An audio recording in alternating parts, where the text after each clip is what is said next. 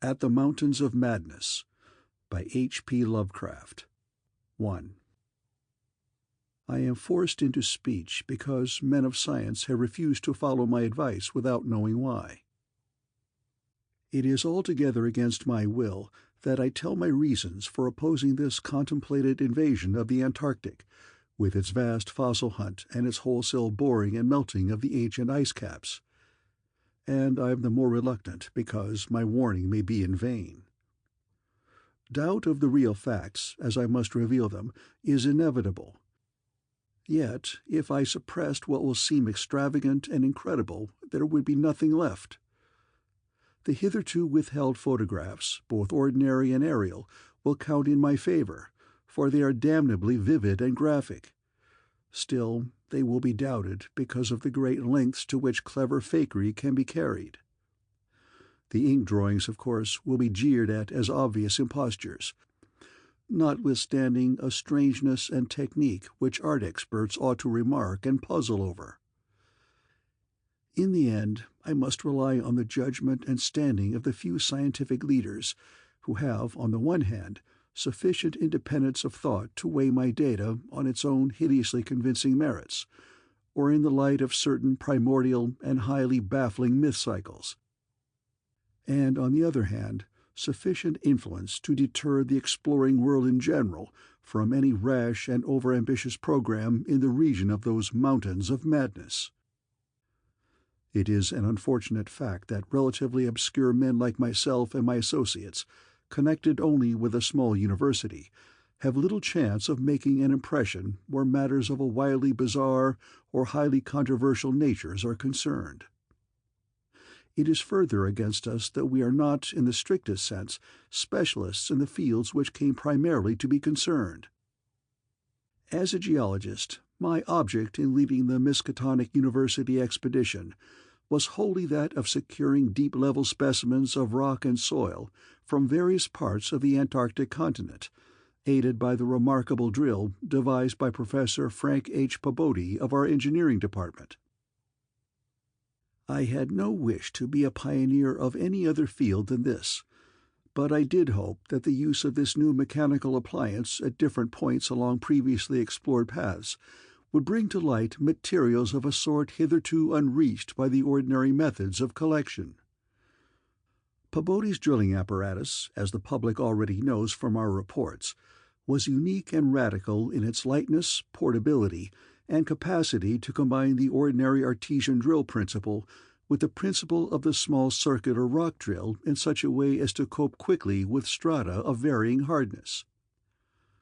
Steel head, jointed rods, gasoline motor, collapsible wooden derrick, dynamiting paraphernalia, cording, rubbish removal auger, and sectional piping for bores 5 inches wide and up to 1,000 feet deep, all formed, with needed accessories, no greater load than 3 7-dog sledges could carry. This was made possible by the clever aluminum alloy of which most of the metal objects were fashioned. 4 large Dornier aeroplanes, designed especially for the tremendous altitude flying necessary on the Antarctic plateau, and with added fuel-warming and quick-starting devices worked out by Pabodie, could transport our entire expedition from a base at the edge of the Great Ice Barrier to various suitable inland points, and from these points a sufficient quota of dogs would serve us. We planned to cover as great an area as one Antarctic season, or longer if absolutely necessary, would permit, operating mostly in the mountain ranges and on the plateaus south of Ross Sea, regions explored in varying degree by Shackleton, Amundsen, Scott, and Bird. With frequent changes of camp, made by aeroplane and involving distances great enough to be of geological significance, we expected to unearth a quite unprecedented amount of material, especially in the Precambrian strata of which so narrow a range of Antarctic specimens had previously been secured. We wished also to obtain as great as possible a variety of the upper fossiliferous rocks, since the primal life history of this bleak realm of ice and death is of the highest importance to our knowledge of the Earth's past. That the Antarctic continent was once temperate and even tropical with the teeming vegetable and animal life of which the lichens, marine fauna, arachnida, and penguins of the northern edge are the only survivors, is a matter of common information. And we hope to expand that information in variety, accuracy, and detail. When a simple boring revealed fossiliferous signs, we would enlarge the aperture by blasting, in order to get specimens of suitable size and condition. Our borings, of varying depth according to the promise held out by the upper soil or rock, were to be confined to exposed or nearly exposed land surfaces, these inevitably being slopes and ridges, because of the mile or 2-mile thickness of solid ice overlying the lower levels. We could not afford to waste drilling depth on any considerable amount of more glaciation, though Pobodi had worked out a plan for sinking copper electrodes in thick clusters of borings and melting off limited areas of ice with current from a gasoline-driven dynamo. It is this plan, which we could not put into effect except experimentally on an expedition such as ours, that the coming Starkweather Moor expedition proposes to follow, despite the warnings I have issued since our return from the Antarctic. The public knows of the Miskatonic expedition through our frequent wireless reports to the Arkham Advertiser and Associated Press, and through the later articles by Pobodi and myself. We consisted of 4 men from the university: Pobodi, Lake of the biology department, Atwood of the physics department, also a meteorologist, and myself, representing geology and having nominal command, also 16 assistants, 7 graduate students from Miskatonic, and 9 skilled mechanics. Of these 16, 12 were qualified aeroplane pilots, all but 2 of whom were competent wireless operators. 8 of them understood navigation with compass and sextant, as did Pobodi, Atwood, and I. In addition, of course, our 2 ships, wooden ex-whalers, reinforced for ice conditions and having auxiliary steam, were fully manned. The Nathaniel Derby Pickman Foundation, aided by a few special contributions, financed the expedition. Hence, our preparations were extremely thorough, despite the absence of great publicity. The dogs, sledges, machines, camp materials, and unassembled parts of our 5 planes were delivered in Boston, and there our ships were loaded. We were marvelously well equipped for our specific purposes, and in all matters pertaining to supplies, regimen, transportation, and camp construction, we profited by the excellent example of our many recent and exceptionally brilliant predecessors. It was the unusual number and fame of these predecessors which made our own expedition, ample though it was, so little noticed by the world at large. As the newspapers told, we sailed from Boston Harbor on September 2, 1930, taking a leisurely course down the coast and through the Panama Canal, and stopping at Samoa and Hobart, Tasmania, at which latter place we took on final supplies. None of our exploring party had ever been in the polar regions before, hence we all relied greatly on our ship captains. J.B. Douglas commanding the brig Arkham, and serving as commander of the sea party, and Jorg Thorfinson commanding the bark Miskatonic, both veteran whalers in Antarctic waters. As we left the inhabited world behind, the sun sank lower and lower in the north, and stayed longer and longer above the horizon each day. At about 62 degrees south latitude, we sighted our first icebergs, table-like objects with vertical sides, and just before reaching the Antarctic Circle, which we crossed on October 20th with appropriately quaint ceremonies, we were considerably troubled with field ice. The falling temperature bothered me considerably after our long voyage through the tropics, but I tried to brace up for the worst rigors to come. On many occasions the curious atmospheric effects enchanted me vastly. These included a strikingly vivid mirage, the first I had ever seen, in which distant bergs became the battlements of unimaginable cosmic castles. Pushing through the ice, which was fortunately neither extensive nor thickly packed, we regained open water at south latitude 67 degrees, east longitude 175 degrees. On the morning of October 26th, a strong land blink appeared on the south, and before noon we all felt a thrill of excitement at beholding a vast, lofty, and snow-clad mountain chain which opened out and covered the whole vista ahead. At last we had encountered an outpost of the great unknown continent and its cryptic world of frozen death. These peaks were obviously the Admiralty Range discovered by Ross, and it would now be our task to round Cape Adair and sail down the east coast of Victorialand to our contemplated base on the shore of McMurdo Sound, at the foot of the volcano Erebus in south latitude 77 degrees 9 minutes. The last lap of the voyage was vivid and fancy-stirring. Great barren peaks of mystery loomed up constantly against the west, as the low northern sun of noon or the still lower horizon-grazing southern sun of midnight poured its hazy reddish rays over the white snow, bluish ice and water lanes and black bits of exposed granite slope. Through the desolate summits swept raging intermittent gusts of the terrible Antarctic wind, whose cadences sometimes held vague suggestions of a wild and half-sentient musical piping, with notes extending over a wide range, and which, for some subconscious mnemonic reason, seemed to me disquieting and even dimly terrible. Something about the scene reminded me of the strange and disturbing Asian paintings of Nicholas Roerich, and of the still stranger and more disturbing descriptions of the evilly fabled plateau of Ling, which occurred in the dreaded Necronomicon of the mad Arab Abdul al-Hazred. I was rather sorry later on that I had ever looked into that monstrous book at the college library.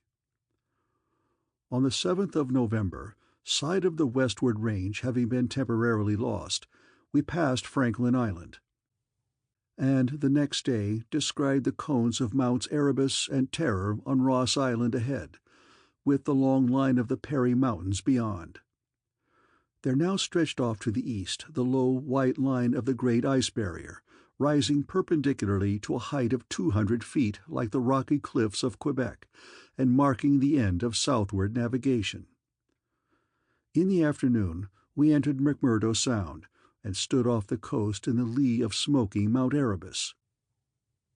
The scoriaceous peak towered up some 12,700 feet against the eastern sky, like a Japanese print of the sacred Fujiyama, while beyond it rose the white, ghost-like height of Mount Terror, 10,900 feet in altitude and now extinct as a volcano. Puffs of smoke from Erebus came intermittently, and one of the graduate assistants, a brilliant young fellow named Danforth, pointed out what looked like lava on the snowy slope, remarking that this mountain, discovered in 1840, had undoubtedly been the source of Poe's image when he wrote 7 years later, "The lavas that restlessly roll their sulphurous currents down Yonok, in the ultimate climes of the pole that groan as they roll down Mount Yonok in the realms of the boreal pole." Danforth was a great reader of bizarre material, and had talked a good deal of Poe. I was interested myself because of the Antarctic scene of Poe's only long story, the disturbing and enigmatical Arthur Gordon Pym. On the barren shore, and on the lofty ice barrier in the background, myriad of grotesque penguins squawked and flapped their fins, while many fat seals were visible on the water, swimming or sprawling across large cakes of slowly drifting ice. Using small boats, we effected a difficult landing on Ross Island shortly after midnight, on the morning of the 9th, carrying a line of cable from each of the ships and preparing to unload supplies by means of a breeches buoy arrangement. Our sensations on first treading Antarctic soil were poignant and complex, even though at this particular point the Scott and Shackleton expeditions had preceded us. Our camp on the frozen shore below the volcano slope was only a provisional one, headquarters being kept aboard the Arkham. We landed all our drilling apparatus, dogs, sledges, tents, provisions, gasoline tanks, experimental ice-melting outfit, cameras, both ordinary and aerial, aeroplane parts and other accessories, including 3 small portable wireless outfits, besides those in the planes, capable of communicating with the Arkham's large outfit from any part of the Antarctic continent that we would be likely to visit. The ship's outfit, communicating with the outside world, was to convey press reports to the Arkham Advertiser's powerful wireless station on Kingsport Head, Massachusetts. We hoped to complete our work during a single Antarctic summer, but if this proved impossible, we would winter on the Arkham, sending the Miskatonic north before the freezing of the ice for another summer's supplies. I need not repeat what the newspapers have already published about our early work, of our ascent of Mount Erebus, our successful mineral borings at several points on Ross Island, and the singular speed with which Peabody's apparatus accomplished them, even through solid rock layers. Our provisional test of the small ice-melting equipment, our perilous ascent of the Great Barrier with sledges and supplies, and our final assembling of 5 huge aeroplanes at the camp atop the barrier. The health of our land party, 20 men and 55 Alaskan sledge dogs, was remarkable, though, of course, we had so far encountered no really destructive temperatures or windstorms. For the most part, the thermometer varied between 0 and 20 degrees or 25 degrees above, and our experience with New England winters had accustomed us to rigors of this sort.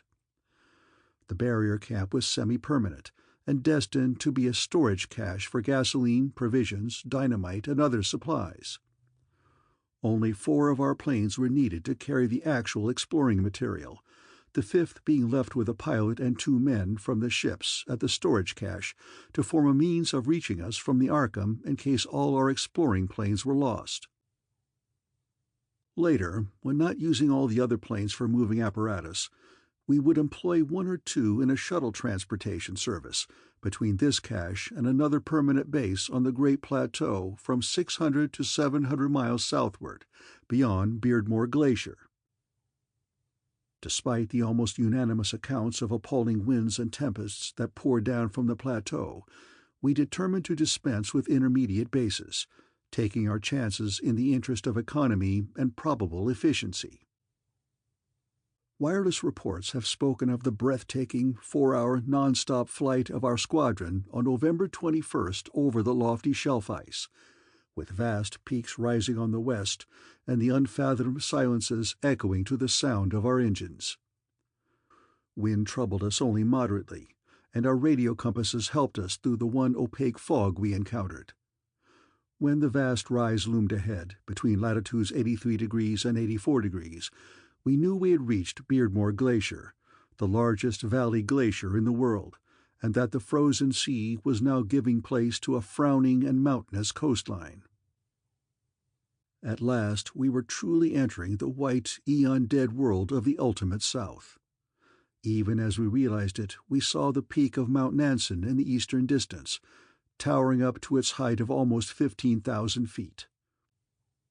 The successful establishment of the southern base above the glacier in latitude 86 degrees 7 minutes, east longitude 174 degrees 23 minutes, and the phenomenally rapid and effective borings and blastings made at various points reached by our sledge trips and short aeroplane flights are matters of history. As is the arduous and triumphant ascent of Mount Nansen by Peabody and 2 of the graduate students, Gedney and Carroll, on December 13th to 15th. We were some 8,500 feet above sea level. When experimental drillings revealed solid ground only 12 feet down through the snow and ice at certain points, we made considerable use of the small melting apparatus and sunk bores and performed dynamiting at many places, where no previous explorer had ever thought of securing mineral specimens. The Precambrian granites and Beacon sandstones thus obtained confirmed our belief that this plateau was homogeneous with the great bulk of the continent to the west, but somewhat different from the parts lying eastward below South America, which we then thought to form a separate and smaller continent divided from the larger one by a frozen junction of Ross and Weddell seas, though Byrd has since disproved the report. In certain of the sandstones, dynamited and chiseled after boring revealed their nature, we found some highly interesting fossil markings and fragments. notably ferns, seaweeds, trilobites, crinoids, and such mollusks as linguini and gastropods, all of which seemed of real significance in connection with the region's primordial history.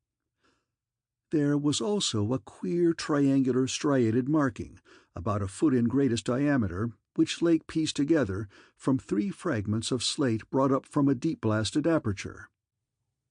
These fragments came from a point to the westward, near the Queen Alexandra Range, and Lake, as a biologist, seemed to find their curious marking unusually puzzling and provocative, though to my geological eye it looked not unlike some of the ripple effects reasonably common in the sedimentary rocks. Since slate is no more than a metamorphic formation into which a sedimentary stratum is pressed, and since the pressure itself produces odd distorting effects on any markings which may exist, I saw no reason for extreme wonder over the striated depression. On January 6, 1931, Lake, Pabodie, Daniels, all 6 of the students, 4 mechanics, and myself flew directly over the South Pole in 2 of the Great Plains, being forced down once by a sudden high wind, which, fortunately, did not develop into a typical storm. This was, as the papers have stated, one of several observation flights, during others of which we tried to discern new topographical features in areas unreached by previous explorers. Our early flights were disappointing in this latter respect, though they afforded us some magnificent examples of the richly fantastic and deceptive mirages of the polar regions, of which our sea voyage had given us some brief foretastes. Distant mountains floated in the sky as enchanted cities, and often the whole white world would dissolve into a gold, silver, and scarlet land of Dunsanian dreams and adventurous expectancy under the magic of the low midnight sun. On cloudy days we had considerable trouble in flying, owing to the tendency of snowy earth and sky to merge into one mystical opalescent void, with no visible horizon to mark the junction of the two. At length we resolved to carry out our original plan, of flying 500 miles eastward with all 4 exploring planes and establishing a fresh subbase, at a point which would probably be on the smaller continental division, as we mistakenly conceived it. Geological specimens obtained there would be desirable for purposes of comparison. Our health so far had remained excellent, lime juice well offsetting the steady diet of tinned and salted food, and temperatures generally above 0 enabling us to do without our thickest furs.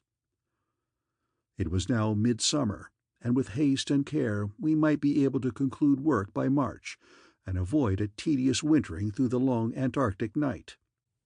Several savage windstorms had burst upon us from the west, but we had escaped damage through the skill of Atwood in devising rudimentary aeroplane shelters and windbreaks of heavy snow blocks, and in reinforcing the principal camp buildings with snow.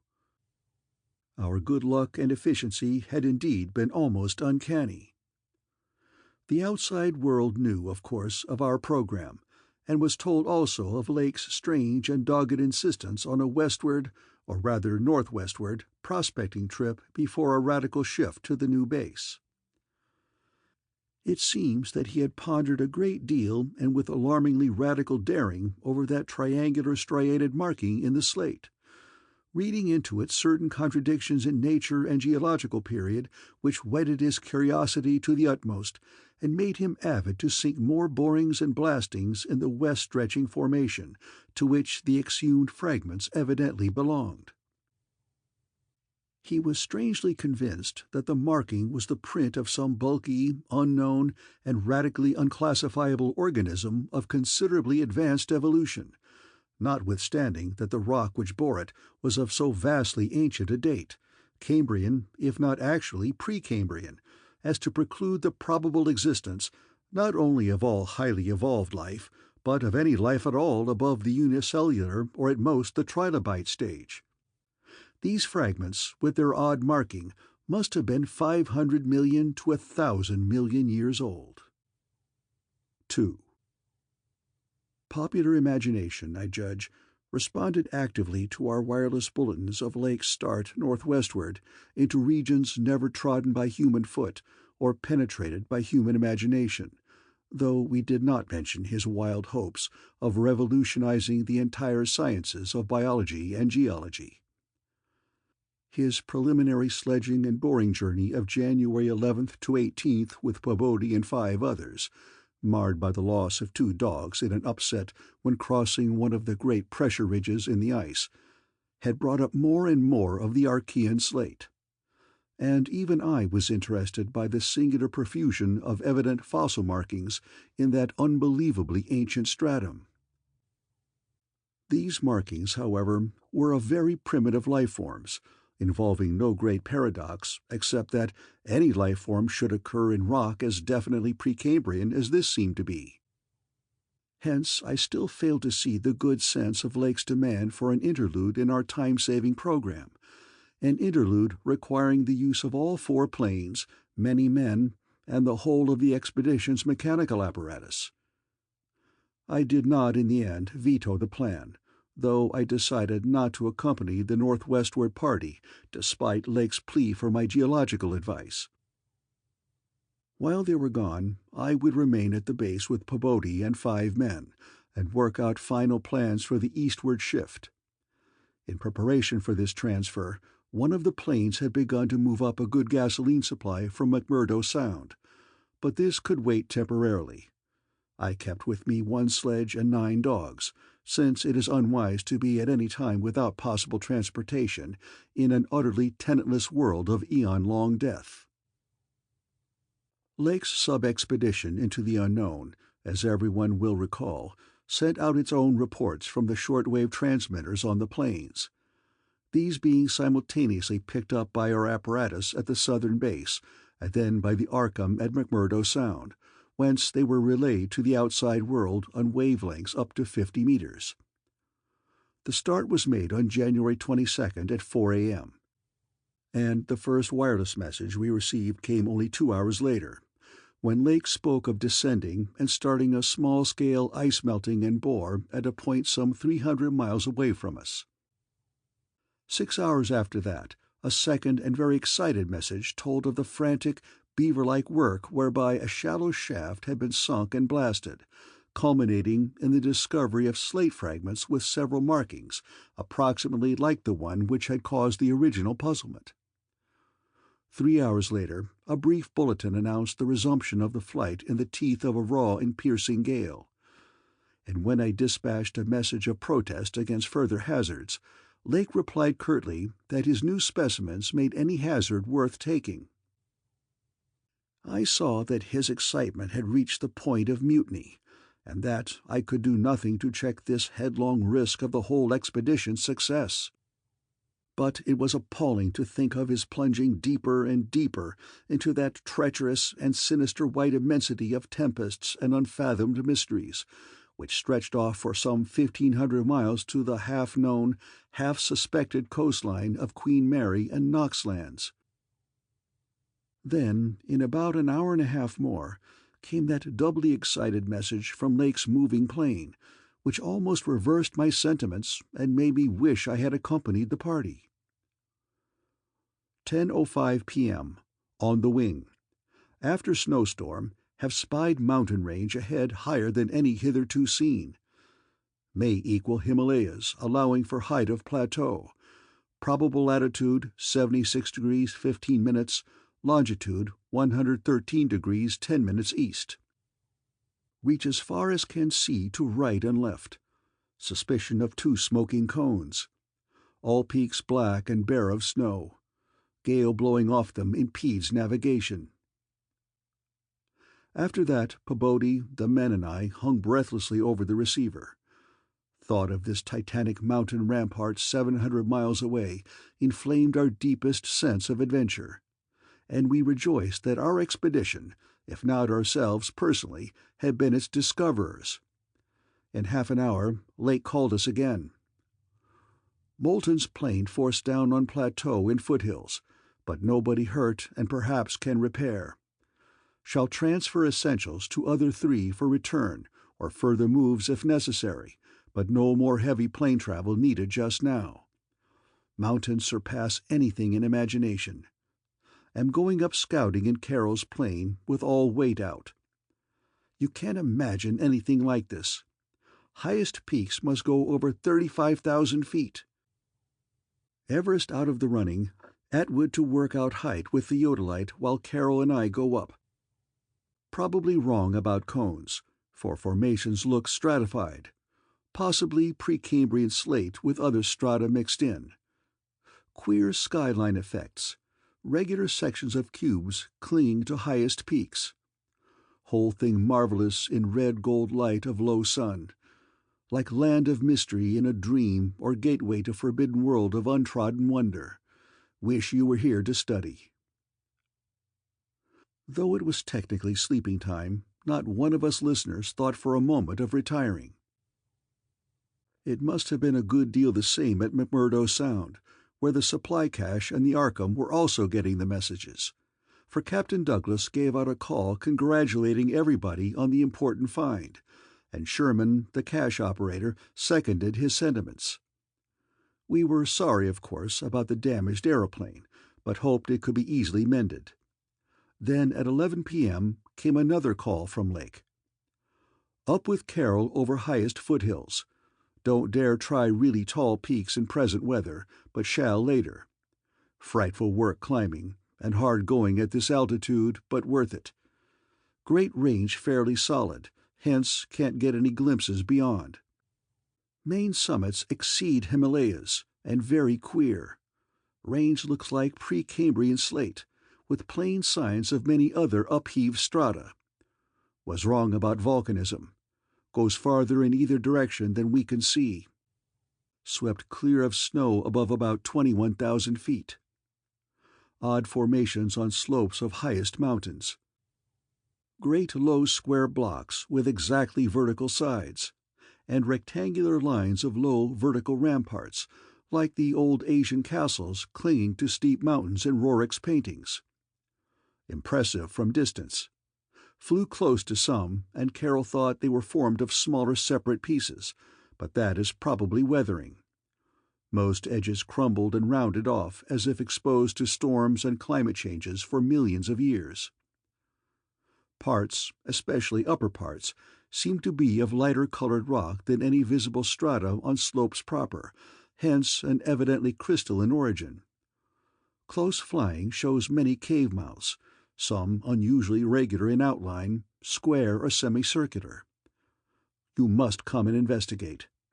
Think I saw ramparts squarely on top of one peak. Height seems about 30,000 to 35,000 feet.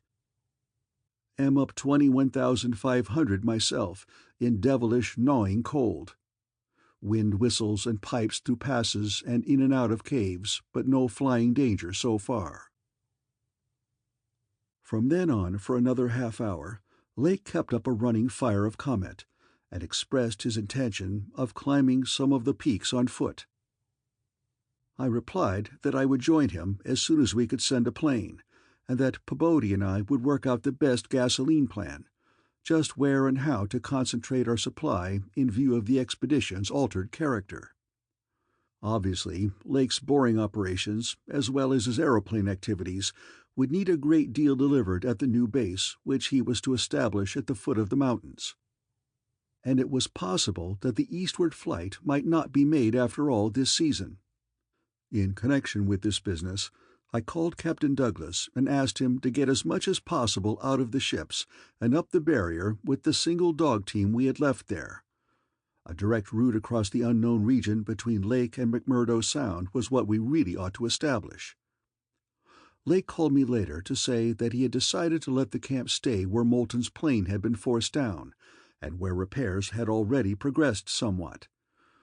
The ice sheet was very thin, with dark ground here and there visible, and he would sink some borings and blasts at that very point before making any sledge trips or climbing expeditions. He spoke of the ineffable majesty of the whole scene, and the queer state of his sensations at being in the lee of vast, silent pinnacles, whose rank shot up like a wall reaching the sky at the world's rim. Atwood's theodolite observations had placed the height of the 5 tallest peaks at from 30,000 to 34,000 feet. The windswept nature of the terrain clearly disturbed Lake, for it argued the occasional existence of prodigious gales, violent beyond anything we had so far encountered. His camp lay a little more than 5 miles from where the higher foothills rose abruptly. I could almost trace a note of subconscious alarm in his words, flashed across a glacial void of 700 miles, as he urged that we all hasten with the matter and get the strange new region disposed of as soon as possible. He was about to rest now, after a continuous day's work of almost unparalleled speed, strenuousness, and results. In the morning, I had a 3-cornered wireless talk with Lake and Captain Douglas at their widely separated bases. It was agreed that one of Lake's planes would come to my base for Pabodie, the 5 men and myself, as well as for all the fuel it could carry. The rest of the fuel question, depending on our decision about an easterly trip, could wait for a few days, since Lake had enough for immediate camp heat and borings. Eventually, the old southern base ought to be restocked, but if we postponed the easterly trip, we would not use it till the next summer, and meanwhile Lake must send a plane to explore a direct route between his new mountains and McMurdo Sound. Pabodie and I prepared to close our base for a short or long period, as the case might be. If we wintered in the Antarctic, we would probably fly straight from Lake's base to the Arkham without returning to this spot.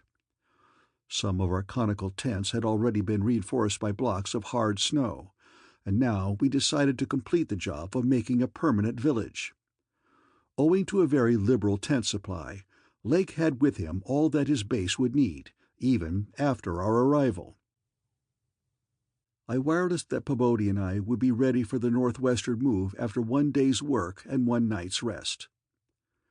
Our labors, however, were not very steady after 4 p.m., for about that time Lake began sending in the most extraordinary and excited messages.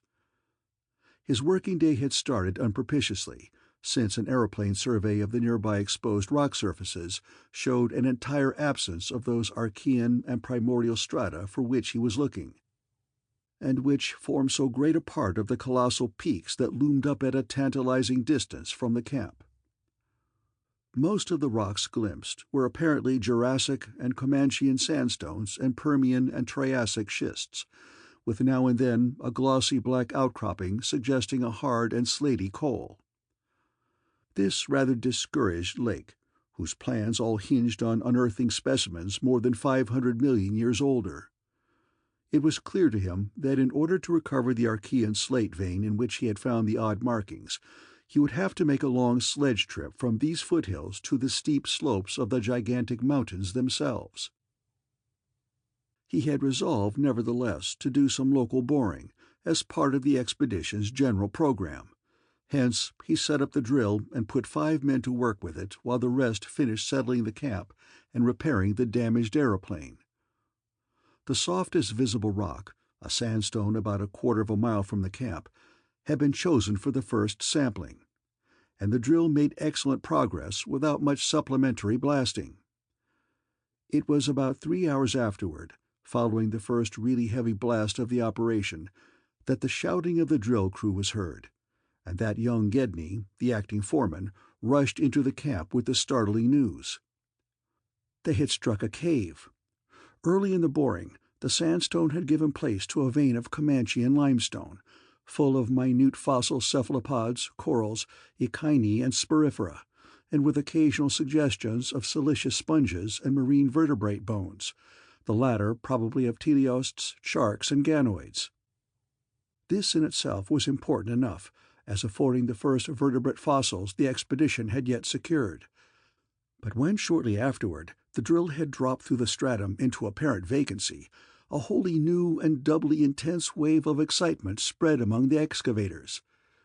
A good-sized blast had laid open the subterranean secret, and now, through a jagged aperture perhaps 5 feet across and 3 feet thick, there yawned before the avid searchers a section of shallow limestone hollowing worn more than 50 million years ago by the trickling groundwaters of a bygone tropic world. The hollow layer was not more than 7 or 8 feet deep, but extended off indefinitely in all directions, and had a fresh, slightly moving air, which suggested its membership in an extensive subterranean system. Its roof and floor were abundantly equipped with large stalactites and stalagmites, some of which met in columnar form. But important above all else was the vast deposit of shells and bones, which in places nearly choked the passage. Washed down from unknown jungles of Mesozoic tree ferns and fungi, and forests of tertiary cycads, fan palms, and primitive angiosperms, this osseous medley contained representatives of more Cretaceous, Eocene, and other animal species than the greatest paleontologist could have counted or classified in a year. Mollusks, crustacean armor, fishes, amphibians, reptiles, birds, and early mammals, great and small, known and unknown. No wonder Gedney ran back to the camp shouting, and no wonder everyone else dropped work and rushed headlong through the biting cold to where the tall derrick marked a new-found gateway to secrets of inner earth and vanished eons. When Lake had satisfied the first keen edge of his curiosity, he scribbled a message in his notebook and had young Moulton run back to the camp to dispatch it by wireless. This was my first word of the discovery, and it told of the identification of early shells, bones of ganoids and placoderms, remnants of labyrinthodonta and thecoidea, great mosasaur skull fragments, dinosaur vertebrae and armor plates, pterodactyl teeth and wing bones, Archaeopteryx debris, Miocene shark's teeth, primitive bird skulls, and other bones of archaic mammals, such as Paleotheres, Xiphodons, Eohippi, Eriodons, and Titanotheridae. There was nothing as recent as a mastodon, elephant, true camel, deer, or bovine animal. Hence, Lake concluded that the last deposits had occurred during the Oligocene age, and that the hollowed stratum had lain in its present dried, dead, and inaccessible state for at least 30 million years. On the other hand, the prevalence of very early life forms was singular in the highest degree.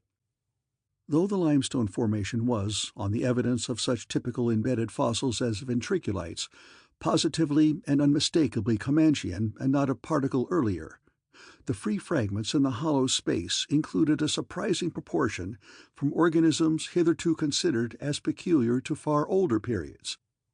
Even rudimentary fishes, mollusks, and corals as remote as the Silurian or Ordovician. The inevitable inference was that, in this part of the world, there had been a remarkable and unique degree of continuity between the life of over 300 million years ago and that of only 30 million years ago. How far this continuity had extended beyond the Oligocene age when the cavern was closed was all, of course, past all speculation. In any event, the coming of the frightful ice in the Pleistocene some 500,000 years ago, a mere yesterday as compared with the age of this cavity, must have put an end to any of the primal forms which had locally managed to outlive their common terms. Lake was not content to let this first message stand, but had another bulletin written and dispatched across the snow to the camp before Moulton could get back. After that, Moulton stayed at the wireless in one of the planes, transmitting to me, and to the Arkham for relaying to the outside world the frequent postscripts which Lake sent him by a succession of messengers. Those who follow the newspapers will remember the excitement created among men of science by that afternoon's reports which have finally led, after all these years, to the organization of that very Starkweather Moor expedition which I am so anxious to dissuade from its purposes. I had better give the messages literally as Lake sent them, and as our base operator McTighe translated them from his pencil shorthand. Fowler makes discovery of highest importance in sandstone and limestone fragments from blasts. Several distinct triangular striated prints like those in Archean slate, proving that source survived from over 600 million years ago to Comanchian times without more than moderate morphological changes and decrease in average size. Comanchian prints apparently more primitive or decadent, if anything, than older ones. Emphasize importance of discovery in press. Will mean to biology what Einstein has meant to mathematics and physics. joins up with my previous work and amplifies conclusions.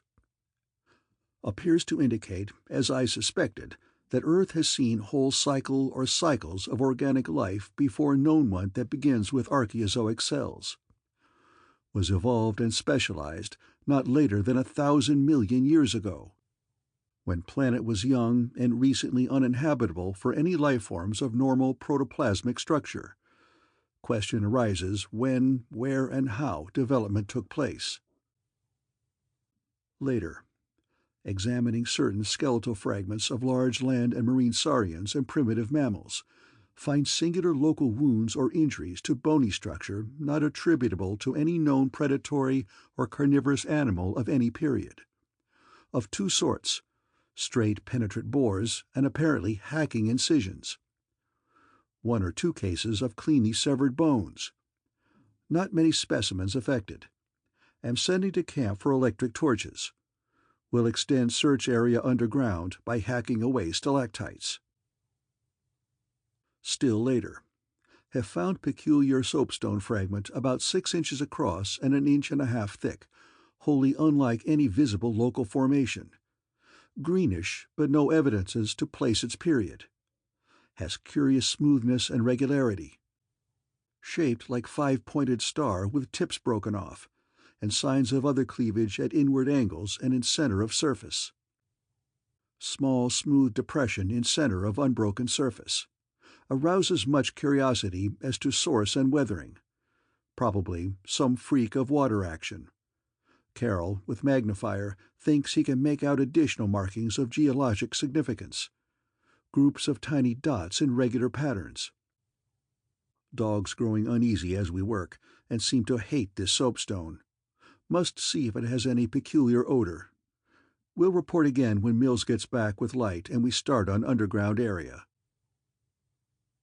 10:15 p.m. Important discovery.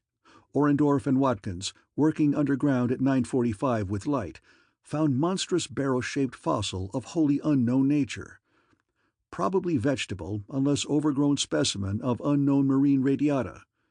Tissue evidently preserved by mineral salts. Tough as leather, but astonishing flexibility retained in places. Marks of broken-off parts at ends and around sides.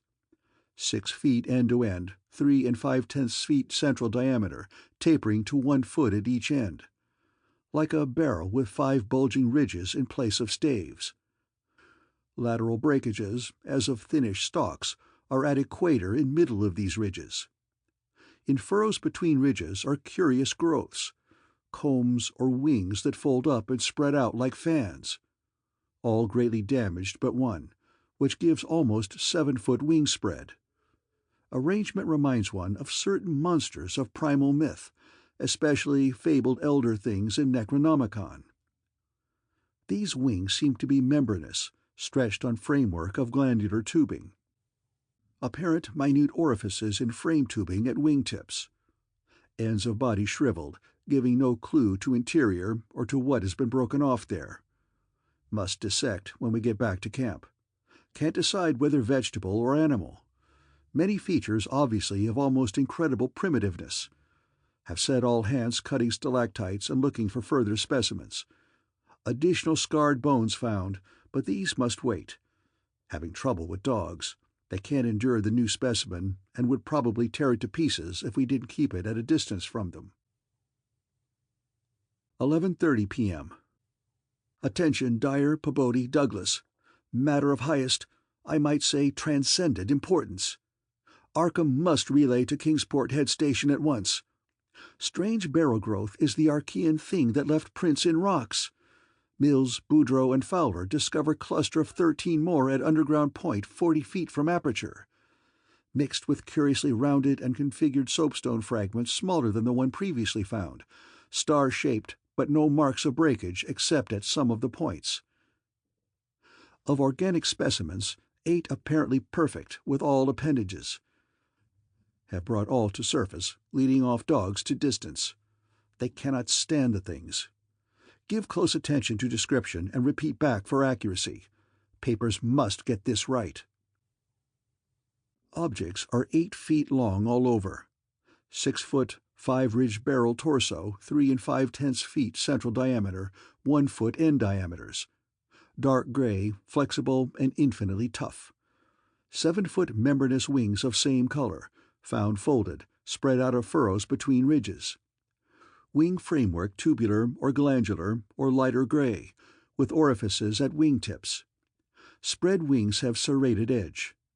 Around equator, one at central apex of each of the 5 vertical stave-like ridges, are 5 systems of light gray flexible arms or tentacles, found tightly folded to torso, but expansible to maximum length of over 3 feet. Like arms of primitive crinoid. Single stalks 3 inches diameter branch after 6 inches into 5 substalks, each of which branches after 8 inches into 5 small, tapering tentacles or tendrils, giving each stalk a total of 25 tentacles. At top of torso, blunt bulbous neck of lighter gray with gill-like suggestions, holds yellowish 5-pointed starfish-shaped apparent head, covered with 3-inch wiry cilia of various prismatic colors. Head thick and puffy, about 2 feet point to point, with 3-inch flexible yellowish tubes projecting from each point. Slit in exact center of top, probably breathing aperture. At end of each tube is spherical expansion, where yellowish membrane rolls back on handling to reveal glassy, red-irised globe, evidently an eye.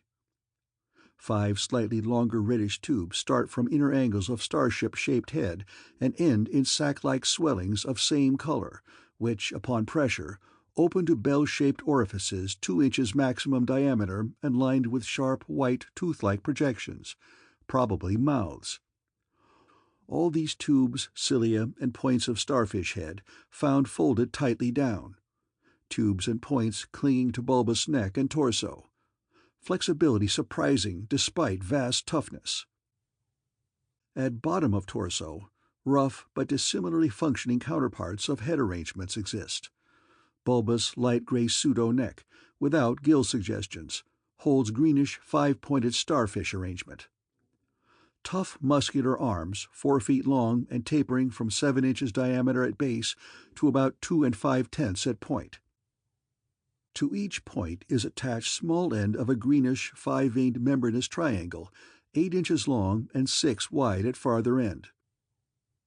This is the paddle, fin, or pseudo-foot which had made prints in rocks from 1,000 million to 50 or 60 million years old. From inner angles of starfish arrangement project 2-foot reddish tubes tapering from 3 inches diameter at base to 1 at tip. Orifices at tips. All these parts infinitely tough and leathery, but extremely flexible. 4-foot arms with paddles undoubtedly used for locomotion of some sort, marine or otherwise.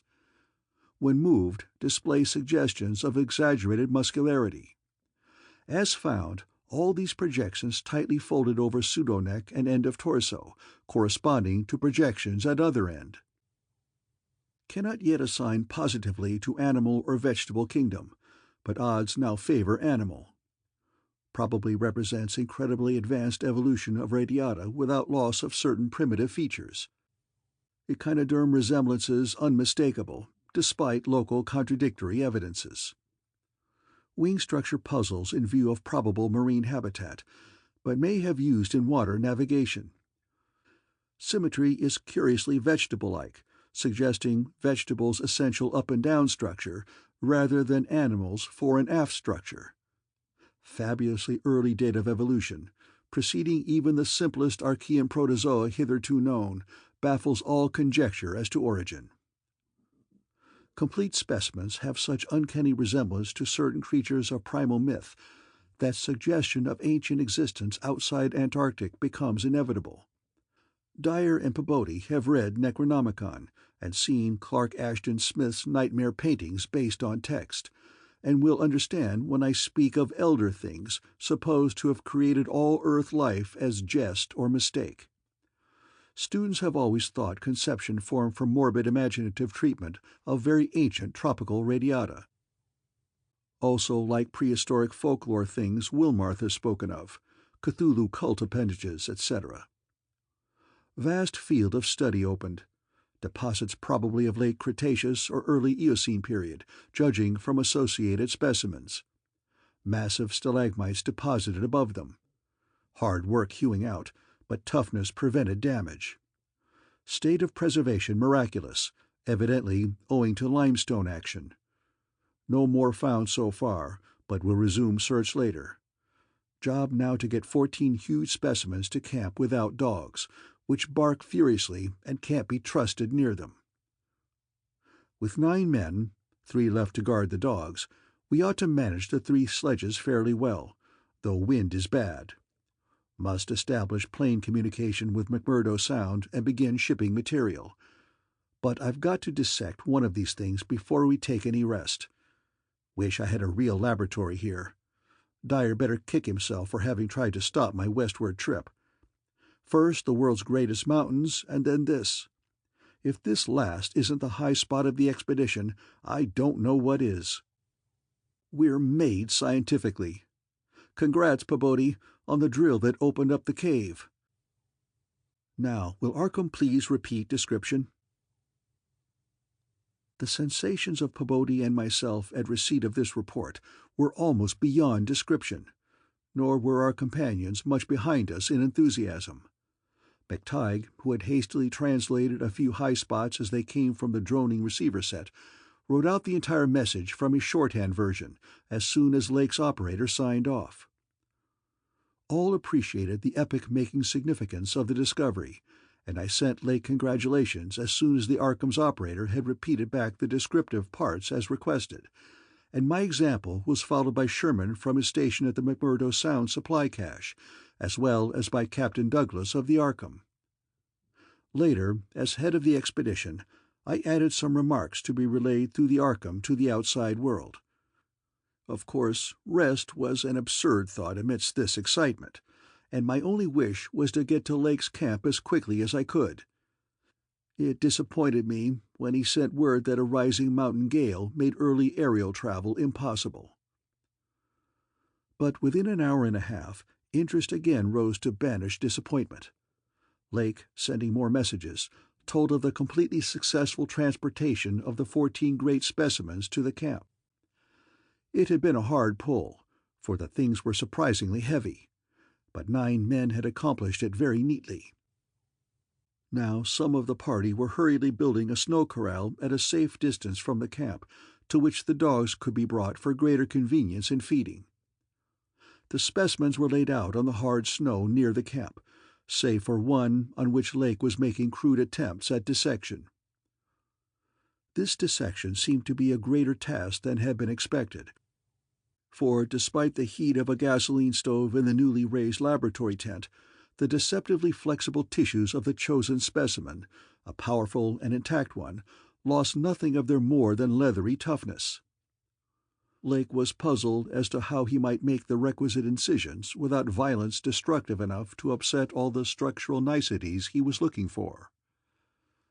He had, it is true, 7 more perfect specimens, but these were too few to use up recklessly, unless the cave might later yield an unlimited supply.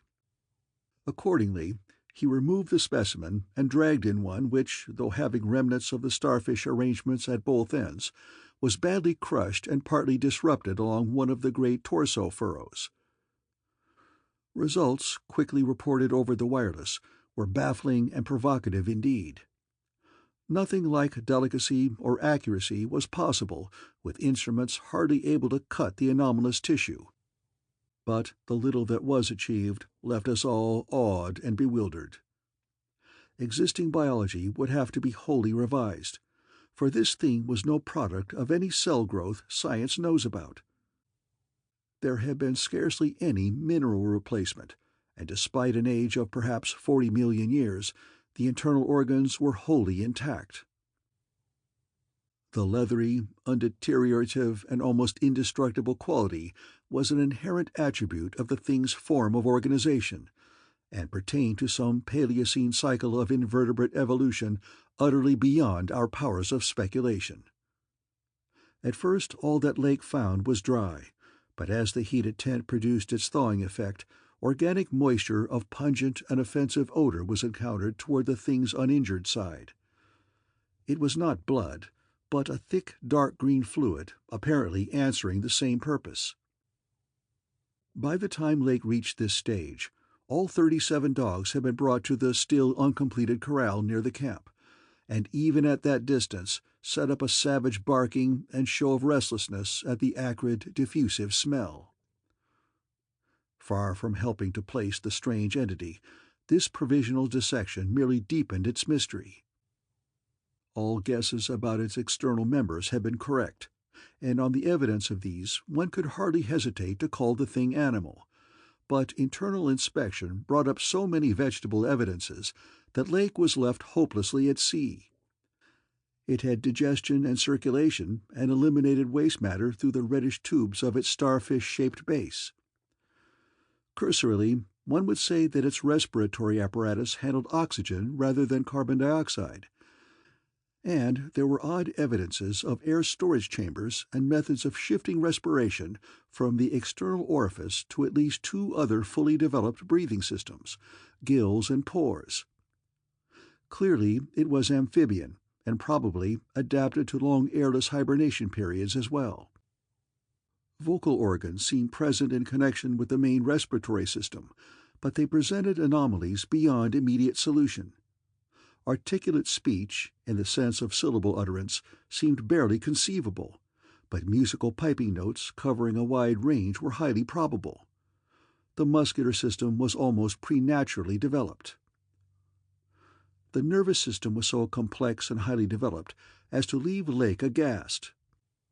Though excessively primitive and archaic in some respects, the thing had a set of ganglion centers and connectives, arguing the very extremes of specialized development.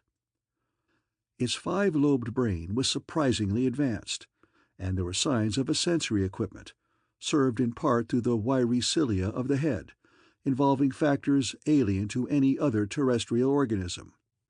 Probably it had more than 5 senses, so that its habits could not be predicted from any existing analogy.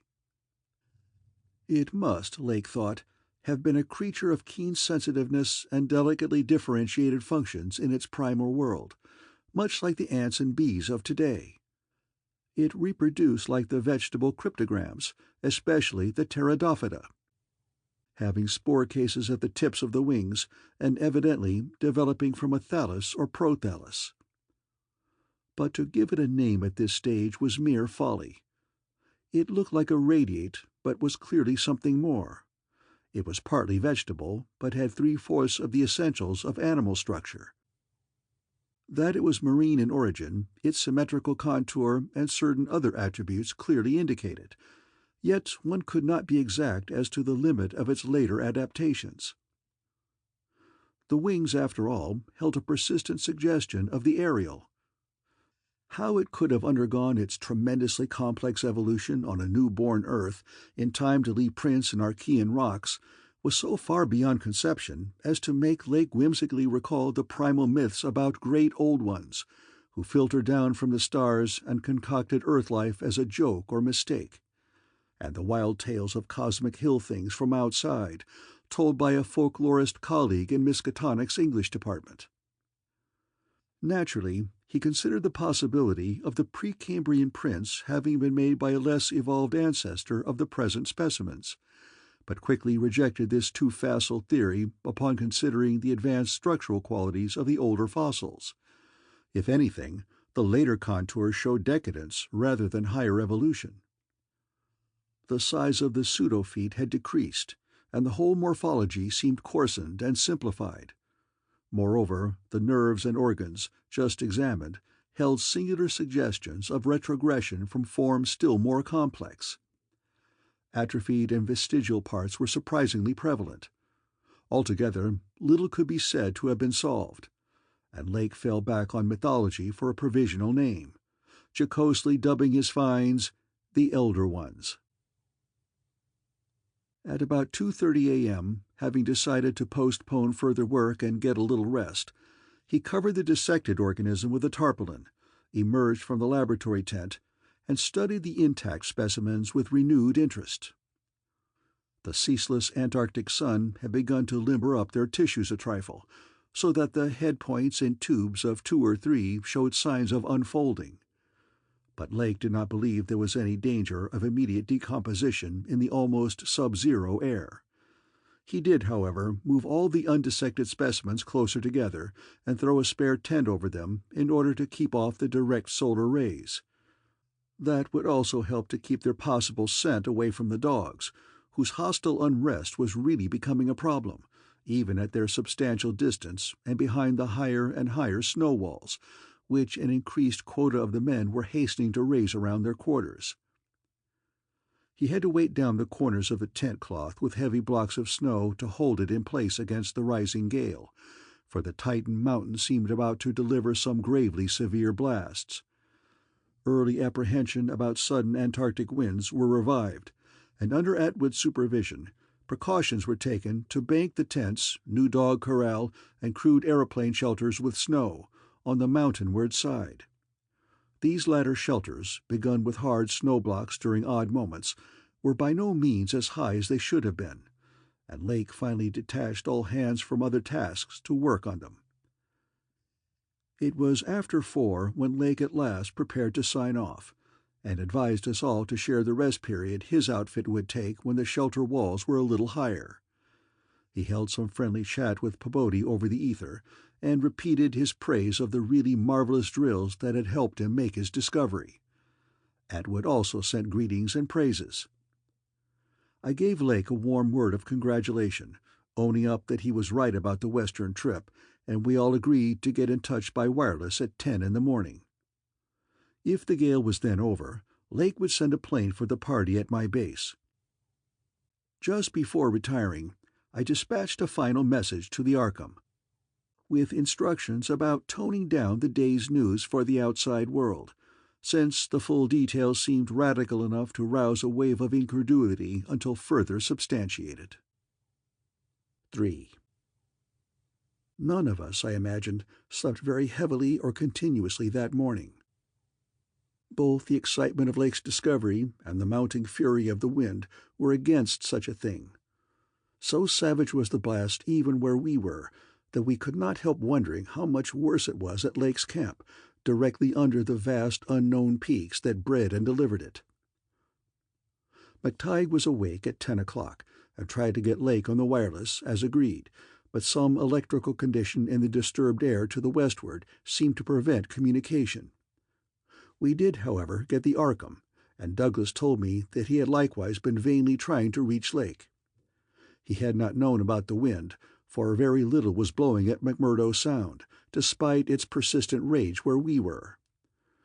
Throughout the day we all listened anxiously and tried to get Lake at intervals, but invariably without results. About noon, a positive frenzy of wind stampeded out of the west, causing us to fear for the safety of our camp, but it eventually died down with only a moderate relapse at 2 p.m. After 3 o'clock it was very quiet, and we redoubled our efforts to get Lake. Reflecting that he had 4 planes, each provided with an excellent short-wave outfit, we could not imagine any ordinary accident capable of crippling all his wireless equipment at once. Nevertheless, the stony silence continued, and when we thought of the delirious force the wind must have had in his locality, we could not help making the most direful conjectures. By 6 o'clock our fears had become intense and definite, and after a wireless consultation with Douglas and Thorfinson, I resolved to take steps toward investigation.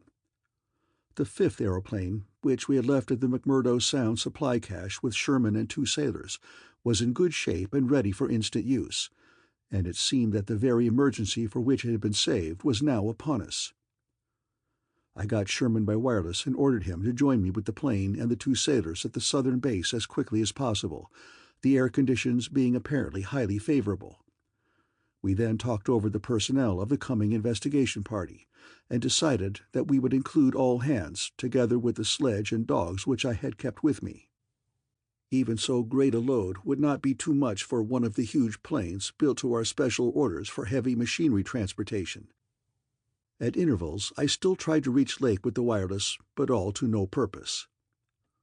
Sherman, with the sailors Gunnarsson and Larson, took off at 7:30, and reported a quiet flight from several points on the wing. They arrived at our base at midnight, and all hands at once discussed the next move. It was risky business sailing over the Antarctic in a single aeroplane without any line of bases, but no one drew back from what seemed like the plainest necessity. We turned in at 2 o'clock for a brief rest after some preliminary loading of the plane, but were up again in 4 hours to finish the loading and packing. At 7:15 a.m., January 25th, we started northwestward under McTighe's pilotage, with 10 men, 7 dogs, a sledge, a fuel and food supply, and other items including the plane's wireless outfit. The atmosphere was clear, fairly quiet, and relatively mild in temperature, and we anticipated very little trouble in reaching the latitude and longitude designated by Lake as the site of his camp. Our apprehensions were over what we might find, or fail to find, at the end of our journey, for silence continued to answer all calls dispatched to the camp. Every incident of that 4.5-hour flight is burned into my recollection because of its crucial position in my life. It marked my loss, at the age of 54, of all that peace and balance which the normal mind possesses through its accustomed conception of external nature and nature's laws. Thenceforward the 10 of us, but the student Danforth and myself above all others, were to face a hideously amplified world of lurking horrors which nothing can erase from our emotions, and which we would refrain from sharing with mankind in general if we could. The newspapers have printed the bulletins we sent from the moving plane, telling of our non-stop course, our 2 battles with treacherous upper air gales, our glimpse of the broken surface where Lake had sunk his mid-journey shaft 3 days before, and our sight of a group of those strange fluffy snow cylinders noted by Amundsen and Bird as rolling in the wind across the endless leagues of frozen plateau. There came a point, though, when our sensations could not be conveyed in any words the press would understand, and a later point when we had to adopt an actual rule of strict censorship.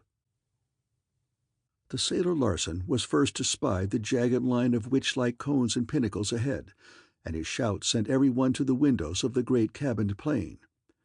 Despite our speed, they were very slow in gaining prominence. Hence we knew that they must be infinitely far off, and visible only because of their abnormal height. Little by little, however, they rose grimly into the western sky, allowing us to distinguish various bare, bleak, blackish summits, and to catch the curious sense of fantasy which they inspired as seen in the reddish Antarctic light against the provocative background of iridescent ice-dust clouds. In the whole spectacle there was a persistent, pervasive hint of stupendous secrecy and potential revelation. It was as if these stark, nightmare spires marked the pylons of a frightful gateway into forbidden spheres of dream and complex gulfs of remote time, space, and ultra-dimensionality. I could not help feeling that they were evil things, mountains of madness whose farther slopes looked out over some accursed ultimate abyss. That seething, half-luminous cloud background held ineffable suggestions of a vague, ethereal beyondness, far more than terrestrially spatial, and gave appalling reminders of the utter remoteness, separateness, desolation, and eon-long death of this untrodden and unfathomed austral world. It was young Danforth who drew our notice to the curious regularities of the higher mountain skyline, regularities like clinging fragments of perfect cubes, which Lake had mentioned in his messages, and which, indeed, justified his comparison with the dreamlike suggestions of primordial temple ruins on cloudy Asian mountain-tops so subtly and strangely painted by Roerich. There was indeed something hauntingly Roerich-like about the whole unearthly continent of mountainous mystery. I had felt it in October when we first caught sight of Victorialand, and I felt it afresh now. I felt, too, another wave of uneasy consciousness of Archean mythical resemblances, of how disturbingly this lethal realm corresponded to the evilly famed plateau of Ling in the primal writings. Mythologists have placed Ling in Central Asia, but the racial memory of man, or of his predecessors, is long, and it may well be that certain tales have come down from the lands and mountains and temples of horror earlier than Asia and earlier than any human world we know. A few daring mystics have hinted at a pre-Pleistocene origin for the fragmentary Naqadic manuscripts, and have suggested that the devotees of Tsathoggua were as alien to mankind as Tsathoggua itself. Ling, wherever in space or time it might brood, was not a region I would care to be in or near, nor did I relish the proximity of a world that had ever bred such ambiguous and Archean monstrosities as those Lake had just mentioned. At the moment, I felt sorry that I had ever read the abhorred Necronomicon, or talked so much with that unpleasantly erudite folklorist Wilmarth at the university. This mood undoubtedly served to aggravate my reaction to the bizarre mirage which burst upon us from the increasingly opalescent zenith as we drew near the mountains and began to make out the cumulative undulations of the foothills. I had seen dozens of polar mirages during the preceding weeks, some of them quite as uncanny and fantastically vivid as the present sample, but this one had a wholly novel and obscure quality of menacing symbolism, and I shuddered as the seething labyrinth of fabulous walls and towers and minarets loomed out of the troubled ice vapors above our heads. The effect was that of a cyclopean city of no architecture known to man or to human imagination, with vast aggregations of night-black masonry embodying monstrous perversions of geometrical laws.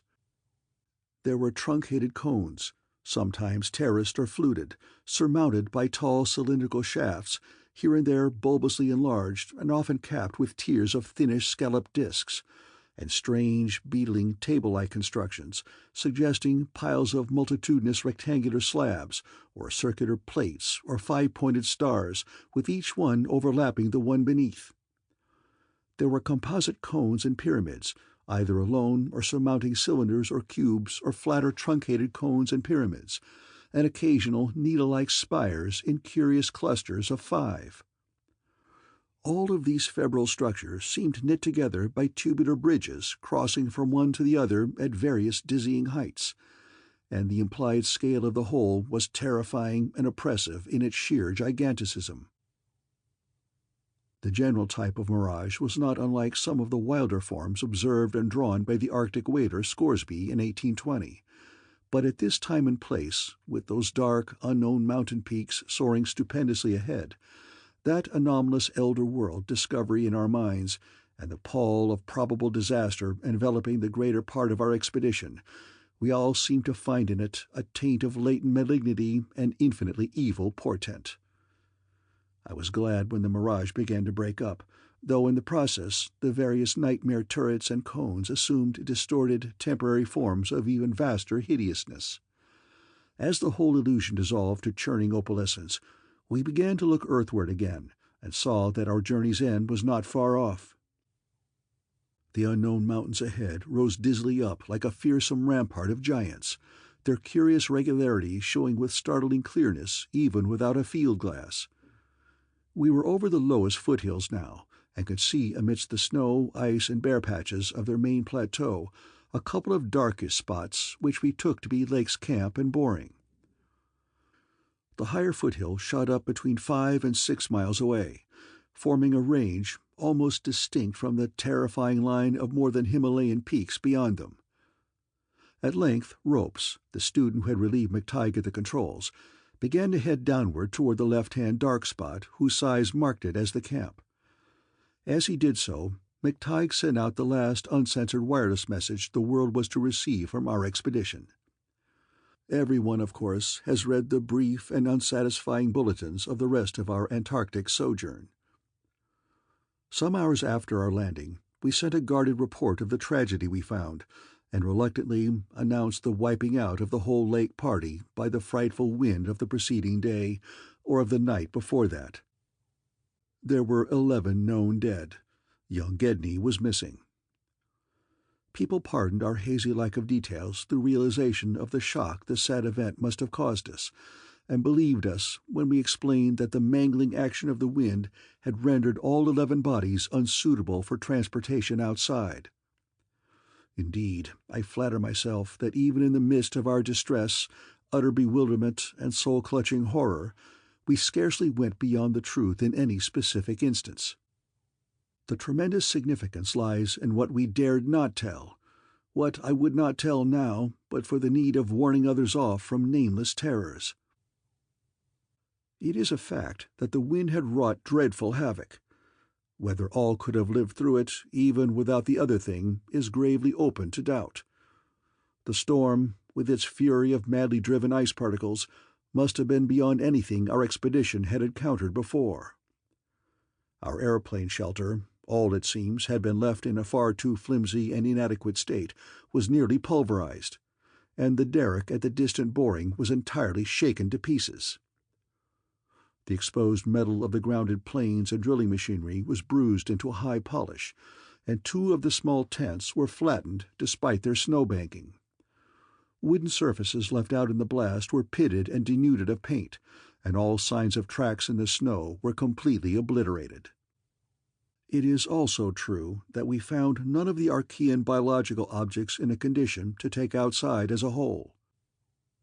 We did gather some minerals from a vast tumbled pile, including several of the greenish soapstone fragments, whose odd, 5-pointed rounding and faint patterns of grouped dots caused so many doubtful comparisons, and some fossil bones, among which were the most typical of the curiously injured specimens.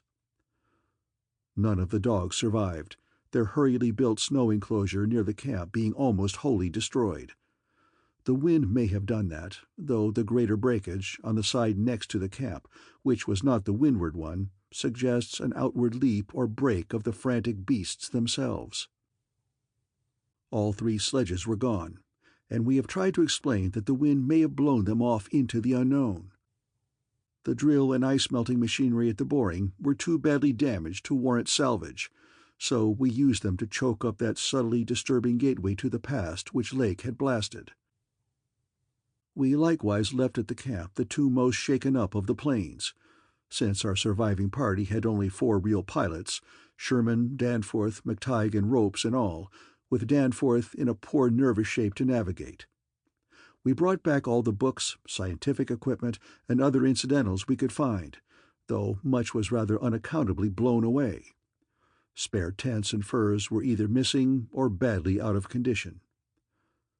It was approximately 4 p.m., after wide plane cruising had forced us to give Gedney up for lost, that we sent our guarded message to the Arkham for relaying. And I think we did well to keep it as calm and non-committal as we succeeded in doing. The most we said about agitation concerned our dogs, whose frantic uneasiness near the biological specimens was to be expected from poor Lake's accounts. We did not mention, I think, their display of the same uneasiness when sniffing around the queer greenish soapstones and certain other objects in the disordered region, objects including scientific instruments, aeroplanes, and machinery, both at the camp and at the boring, whose parts had been loosened, moved, or otherwise tampered with by winds that must have harbored singular curiosity and investigativeness. About 14 biological specimens we were pardonably indefinite. We said that the only ones we discovered were damaged, but that enough was left of them to prove Lake's description wholly and impressively accurate. It was hard work keeping our personal emotions out of this matter, and we did not mention numbers or say exactly how we had found those which we did find. We had by that time agreed not to transmit anything suggesting madness on the part of Lake's men, and it surely looked like madness to find 6 imperfect monstrosities carefully buried upright in 9-foot snow graves under 5-pointed mounds punched over with groups of dots in patterns exactly like those on the queer greenish soapstones dug up from the Mesozoic or Tertiary times. The 8 perfect specimens mentioned by Lake seemed to have been completely blown away. We were careful, too, about the public's general peace of mind. Hence Danforth and I said little about that frightful trip over the mountains the next day. It was the fact that only a radically lightened plane could possibly cross a range of such height which mercifully limited that scouting tour to the 2 of us. On our return at 1 a.m., Danforth was close to hysterics, but kept an admirably stiff upper lip. It took no persuasion to make him promise not to show our sketches and the other things we brought away in our pockets, not to say anything more to the others than what we had agreed to relay outside, and to hide our camera films for private development later on, so that part of my present story will be as new to Peabody, McTighe, Ropes, Sherman, and the rest as it will be to that world in general. Indeed, Danforth is closer-mouthed than I, for he saw, or thinks he saw, one thing he will not tell even me.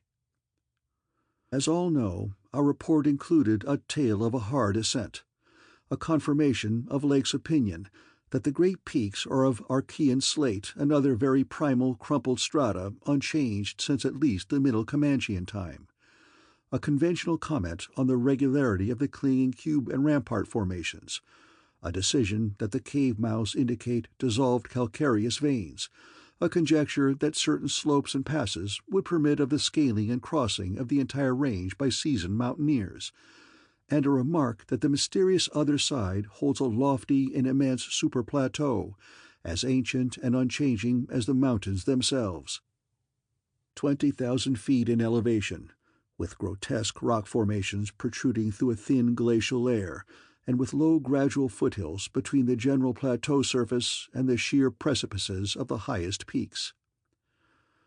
This body of data is in every respect true so far as it goes, and it completely satisfied the men at the camp.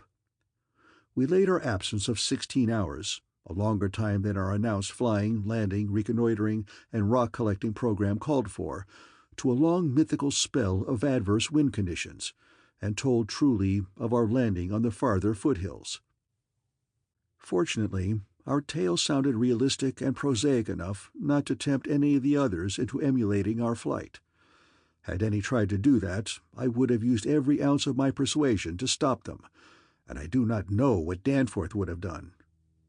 While we were gone, Peabody, Sherman, Ropes, McTighe, and Williamson had worked like beavers over Lake's two best planes, fitting them again for use, despite the altogether unaccountable juggling of their operative mechanism. We decided to load all the planes the next morning and start back for our old base as soon as possible. Even though indirect, that was the safest way to work toward McMurdo Sound, for a straight-line flight across the most utterly unknown stretches of the eon-dead continent would involve many additional hazards. Further exploration was hardly feasible in view of our tragic decimation and the ruin of our drilling machinery. The doubts and horrors around us, which we did not reveal, made us wish only to escape from this austral world of desolation and brooding madness as swiftly as we could. As the public knows, our return to the world was accomplished without further disasters. All planes reached the old base on the evening of the next day, January 27th, after a swift non-stop flight. And on the 28th we made McMurdo Sound in 2 laps, the one pause being very brief and occasioned by a faulty rudder, in the furious wind over the ice shelf after we had cleared the great plateau. In 5 days more, the Arkham and Miskatonic, with all hands and equipment on board, were shaking clear of the thickening field ice and working up the Ross Sea, with the mocking mountains of Victoria Land looming westward against a troubled Antarctic sky, and twisting the wind's wails into wide-ranged musical piping which chilled my soul to the quick. Less than a fortnight later, we left the last hint of Polarland behind us, and thanked heaven that we were clear of a haunted, accursed realm where life and death, space and time, have made black and blasphemous alliances in the unknown epochs since matter first writhed and swam on the planet's scarce-cooled crust. Since our return, we have all constantly worked to discourage Antarctic exploration, and have kept certain doubts and guesses to ourselves with splendid unity and faithfulness. Even young Danforth, with his nervous breakdown, has not flinched or babbled to his doctors. Indeed, as I have said, there is one thing he thinks he alone saw, which he will not tell even me, even though I think it would help his psychological state if he would consent to do so. It might explain and relieve much, though perhaps the thing was no more than the delusive aftermath of an earlier shock. That is the impression I gather after those rare, irresponsible moments when he whispers disjointed things to me, things which he repudiates vehemently as soon as he gets a grip on himself again. It will be hard work deterring others from the Great White South, and some of our efforts may directly harm our cause by drawing inquiring notice. We might have known from the first that human curiosity is undying, and that the results we announced would be enough to spur others ahead on the same age-long pursuit of the unknown. Lake's reports of those biological monstrosities had aroused naturalists and paleontologists to the highest pitch, though we were sensible enough not to show the detached parts we had taken from the actual buried specimens, or our photographs of those specimens as they were found. We also refrained from showing the more puzzling of the scarred bones and greenish soapstones, while Danforth and I have closely guarded the pictures we took or drew on the super plateau across the range, and the crumpled things we smoothed, studied in terror, and brought away in our pockets. But now that Starkweather Moore party is organizing, and with a thoroughness far beyond anything our outfit attempted. If not dissuaded, they will get to the innermost nucleus of the Antarctic and melt and bore till they bring up that which we know may end the world. So I must break through all reticences at last, even about that ultimate, nameless thing beyond the mountains of madness. 4. It is only with vast hesitancy and repugnance that I let my mind go back to Lake's camp and what we really found there, and to that other thing beyond the awful mountain wall. I have told of the wind-ravaged terrain, the damaged shelters, the disarranged machinery, the varied uneasiness of our dogs, the missing sledges and other items, the deaths of men and dogs, the absence of Gedney, and the 6 insanely buried biological specimens, strangely sound in texture for all their structural injuries, from a world 40 million years dead. I do not recall whether I mentioned that upon checking up the canine bodies, we found one dog missing. We did not think much about that till later. Indeed, only Danforth and I have thought of it at all. The principal things I have been keeping back relate to the bodies, and to certain subtle points which may or may not lend a hideous and incredible kind of rationale to the apparent chaos. At the time, I tried to keep the men's minds off those points, for it was so much simpler, so much more normal, to lay everything to an outbreak of madness on the part of some of Lake's party. From the look of things, that demon mountain wind must have been enough to drive any man mad in the midst of this center of all earthly mystery and desolation. The crowning abnormality, of course, was the condition of the bodies, men and dogs alike. They had all been in some terrible kind of conflict, and were torn and mangled in fiendish and altogether inexplicable ways. Death, so far as we could judge, had in each case come from strangulation or laceration. The dogs had evidently started the trouble, for the state of their ill-built corral bore witness to its forcible breakage from within. It had been set some distance from the camp, because of the hatred of the animals for those hellish Archean organisms, but the precaution seemed to have been taken in vain. When left alone in that monstrous wind, behind flimsy walls of insufficient height, they must have stampeded, whether from the wind itself or from some subtle, increasing odor emitted by the nightmare specimens, one could not say. But whatever had happened, it was hideous and revolting enough. Perhaps I had better put squeamishness aside and tell the worst at last. Though with a categorical statement of opinion, based on the first-hand observations and most rigid deductions of both Danforth and myself, that the then-missing Gedney was in no way responsible for the loathsome horrors we found. I have said that the bodies were frightfully mangled. Now I must add that some were incised and subtracted from in the most curious, cold-blooded, and inhuman fashion. It was the same with dogs and men. All the healthier, fatter bodies, quadrupedal or bipedal, had had their most solid masses of tissue cut out and removed, as by a careful butcher.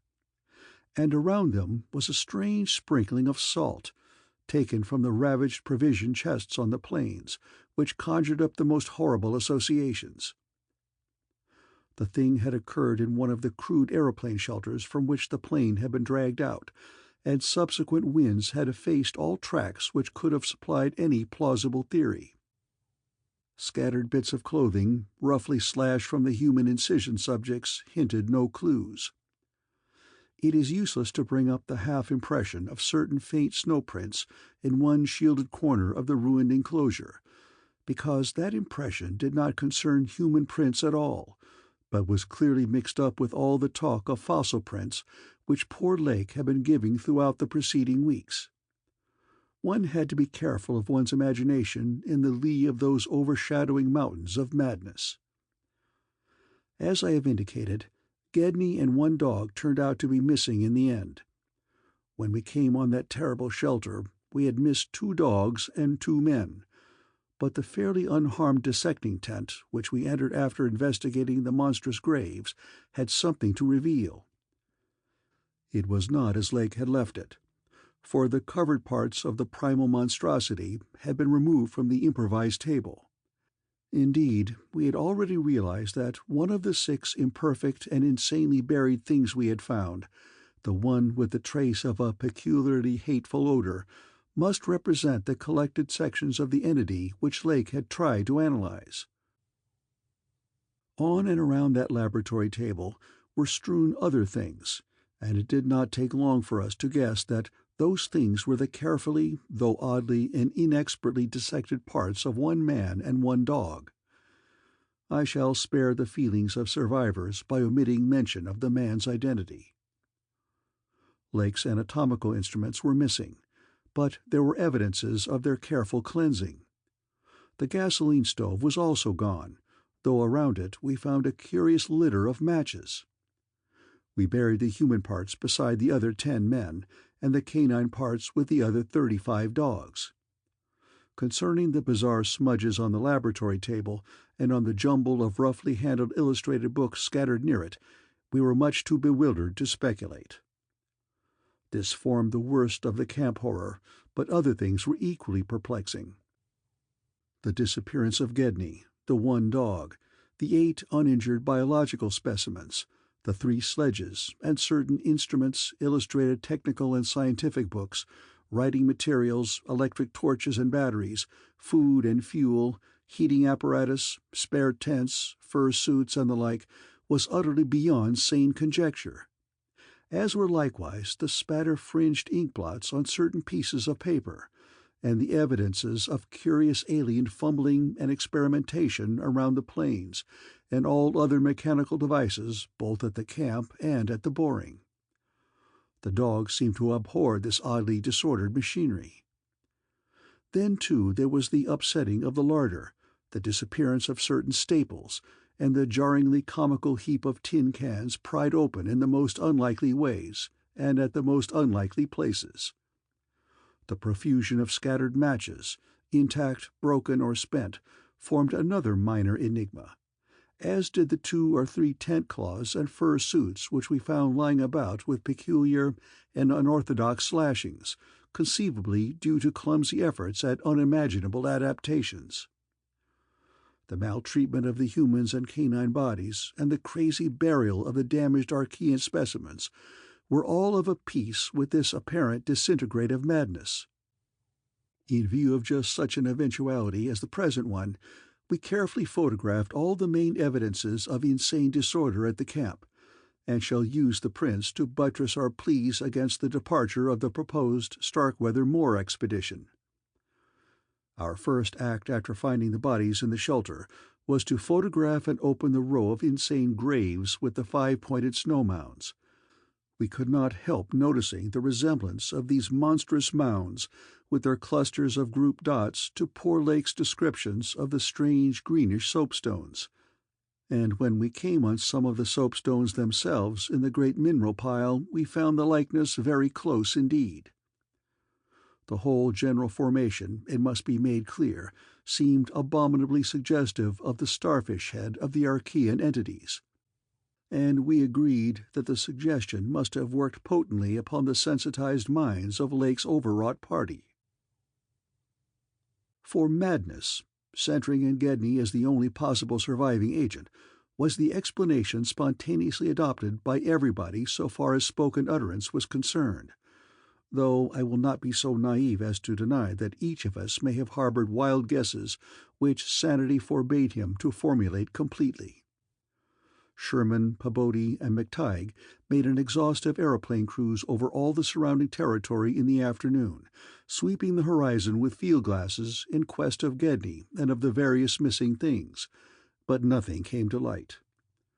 The party reported that the Titan Barrier Range extended endlessly to right and left alike, without any diminution in height or essential structure.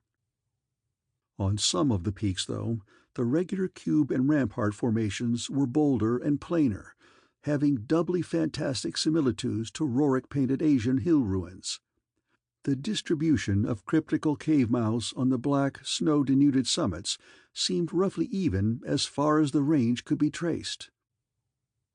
In spite of all the prevailing horrors, we were left with enough sheer scientific zeal and adventurousness to wonder about the unknown realm beyond those mysterious mountains. As our guarded messages stated, we rested at midnight after our day of terror and bafflement, but not without a tentative plan for one or more range-crossing altitude flights in a lightened plane with aerial camera and geologist's outfit, beginning the following morning. It was decided that Danforth and I try it first, and we waked at 7 a.m. intending an early trip, though heavy winds, mentioned in our brief bulletin to the outside world, delayed our start till nearly 9 o'clock. I have already repeated the noncommittal story we told the men at camp, and relayed outside after our return 16 hours later. It is now my terrible duty to amplify this account by filling in the merciful blanks with hints of what we really saw in that hidden transmontane world, hints of the revelations which have finally driven Danforth to a nervous collapse.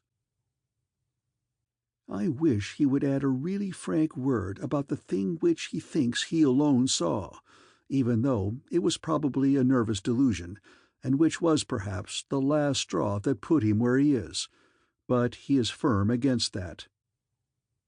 All I can do is to repeat his later disjointed whispers about what set him shrieking as the plane soared back through the wind-tortured mountain pass after that real and tangible shock which I shared. This will form my last word.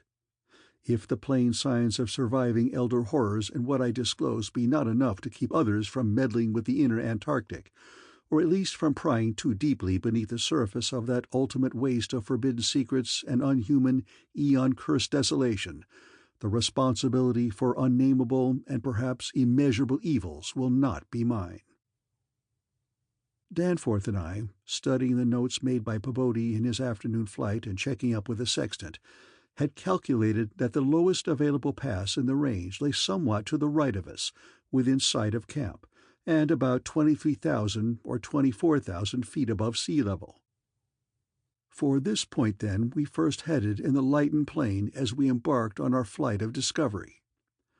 The camp itself, on foothills which sprang from a high continental plateau, was some 12,000 feet in altitude. Hence the actual height increase necessary was not so vast as it might seem. Nevertheless, we were acutely conscious of the rarefied air and intense cold as we rose, for on account of visibility conditions we had to leave the cabin windows open. We were dressed, of course, in our heaviest furs. As we drew near the forbidding peaks, dark and sinister above the line of crevasse-riven snow and interstitial glaciers, we noticed more and more the curiously regular formations clinging to the slopes, and thought again of the strange Asian paintings of Nicholas Roerich. The ancient and wind-weathered rock strata fully verified all of Lake's bulletins, and proved that these pinnacles had been towering up in exactly the same way since a surprisingly early time in Earth's history, perhaps over 50 million years. How much higher they had once been, it was futile to guess, but everything about this strange region pointed to obscure atmospheric influences unfavorable to change, and calculated to retard the usual climatic processes of rock disintegration. But it was the mountainside tangle of regular cubes, ramparts, and cave mouths which fascinated and disturbed us most. I studied them with a field glass and took aerial photographs while Danforth drove, and at times I relieved him at the controls, though my aviation knowledge was purely an amateur's, in order to let him use the binoculars. We could easily see that much of the material of the things was a lightish Archean quartzite, unlike any formation visible over broad areas of the general surface, and that their regularity was extreme and uncanny to an extent which poor Lake had scarcely hinted. As he had said, their edges were crumbled and rounded from untold eons of savage weathering. But their preternatural solidity and tough material had saved them from obliteration. Many parts, especially those closest to the slopes, seemed identical in substance with the surrounding rock surface. The whole arrangement looked like the ruins of Machu Picchu in the Andes, or the primal foundation walls of Kish as dug up by the Oxford Field Museum expedition in 1929, and both Danforth and I obtained that occasional impression of separate cyclopean blocks which Lake had attributed to his flight companion Carroll. How to account for such things in this place was frankly beyond me, and I felt queerly humbled as a geologist. Igneous formations often have strange regularities, like the famous Giant's Causeway in Ireland, but this stupendous range, despite Lake's original suspicion of smoking cones, was above all else non-volcanic in evident structure. The curious cave mouths, near which the odd formation seemed most abundant, presented another, albeit a lesser puzzle because of their regularity of outline. They were, as Lake's bulletin had said, often approximately square or semicircular, as if the natural orifices had been shaped to greater symmetry by some magic hand. Their numerousness and wide distribution were remarkable, and suggested that the whole region was honeycombed with tunnels dissolved out of limestone strata. Such glimpses as we secured did not extend far within the caverns, but we saw that they were apparently clear of stalactites and stalagmites. Outside, those parts of the mountain slopes adjoining the aperture seemed invariably smooth and regular, and Danforth thought that the slight cracks and pittings of the weathering tended toward unusual patterns. Filled as he was with the horrors and strangenesses discovered at the camp, he hinted that the pittings vaguely resembled those baffling groups of dots sprinkled over the primeval greenish soapstones, so hideously duplicated on the madly conceived snow mounds above those 6 buried monstrosities. We had risen gradually in flying over the higher foothills and along toward the relatively low pass we had selected.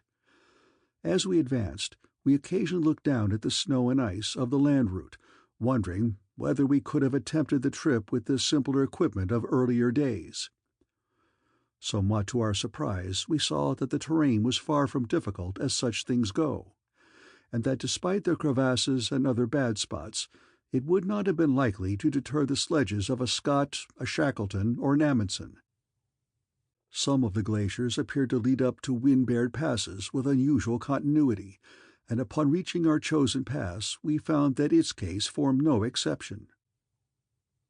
Our sensations of tense expectancy as we prepared to round the crest and peer out over an untrodden world can hardly be described on paper, even though we had no cause to think the regions beyond the range essentially different from those already seen and traversed. The touch of evil mystery in these barrier mountains, and in the beckoning sea of opalescent sky glimpsed betwixt their summits, was a highly subtle and attenuated matter not to be explained in literal words. Rather, it was an affair of vague psychological symbolism and aesthetic association, a thing mixed up with exotic poetry and paintings, and with archaic myths lurking in shunned and forbidden volumes.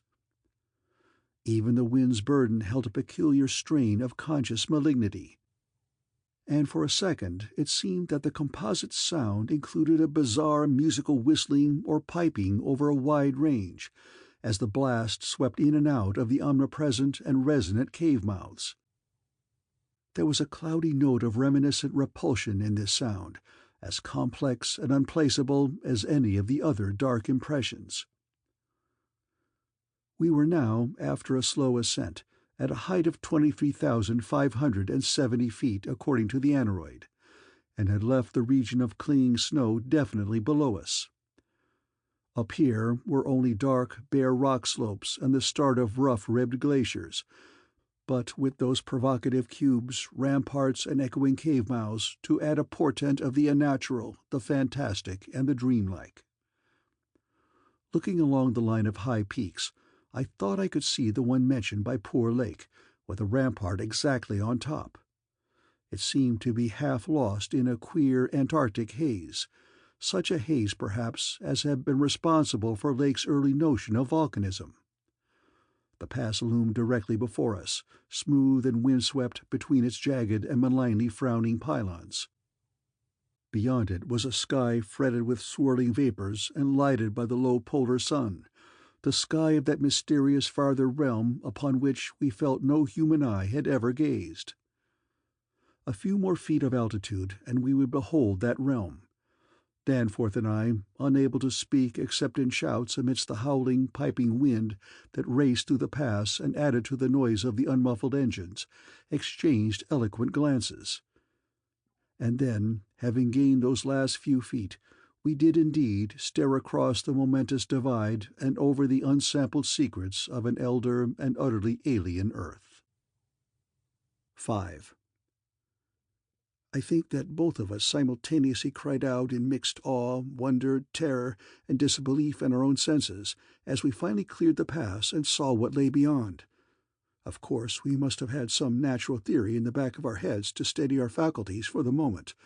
Probably we thought of such things as the grotesquely weathered stones of the Garden of the Gods in Colorado, or the fantastically symmetrical wind-carved rocks of the Arizona desert. Perhaps we even thought the sight a mirage, like that we had seen the morning before on first approaching those mountains of madness. We must have had some normal notions to fall back upon as our eyes swept that limitless, tempest-scarred plateau and grasped the almost endless labyrinth of colossal, regular, and geometrically eurythmic stone masses which reared their crumbled and pitted crests above a glacial sheet not more than 40 or 50 feet deep at its thickest, and in places obviously thinner.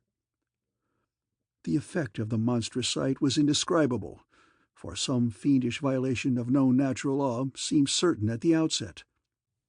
Here, on a hellishly ancient tableland fully 20,000 feet high, and in a climate deadly to habitation since a pre-human age not less than 500,000 years ago, there stretched nearly to the vision's limit a tangle of orderly stone, which only the desperation of mental self-defense could possibly attribute to any but a conscious and artificial cause.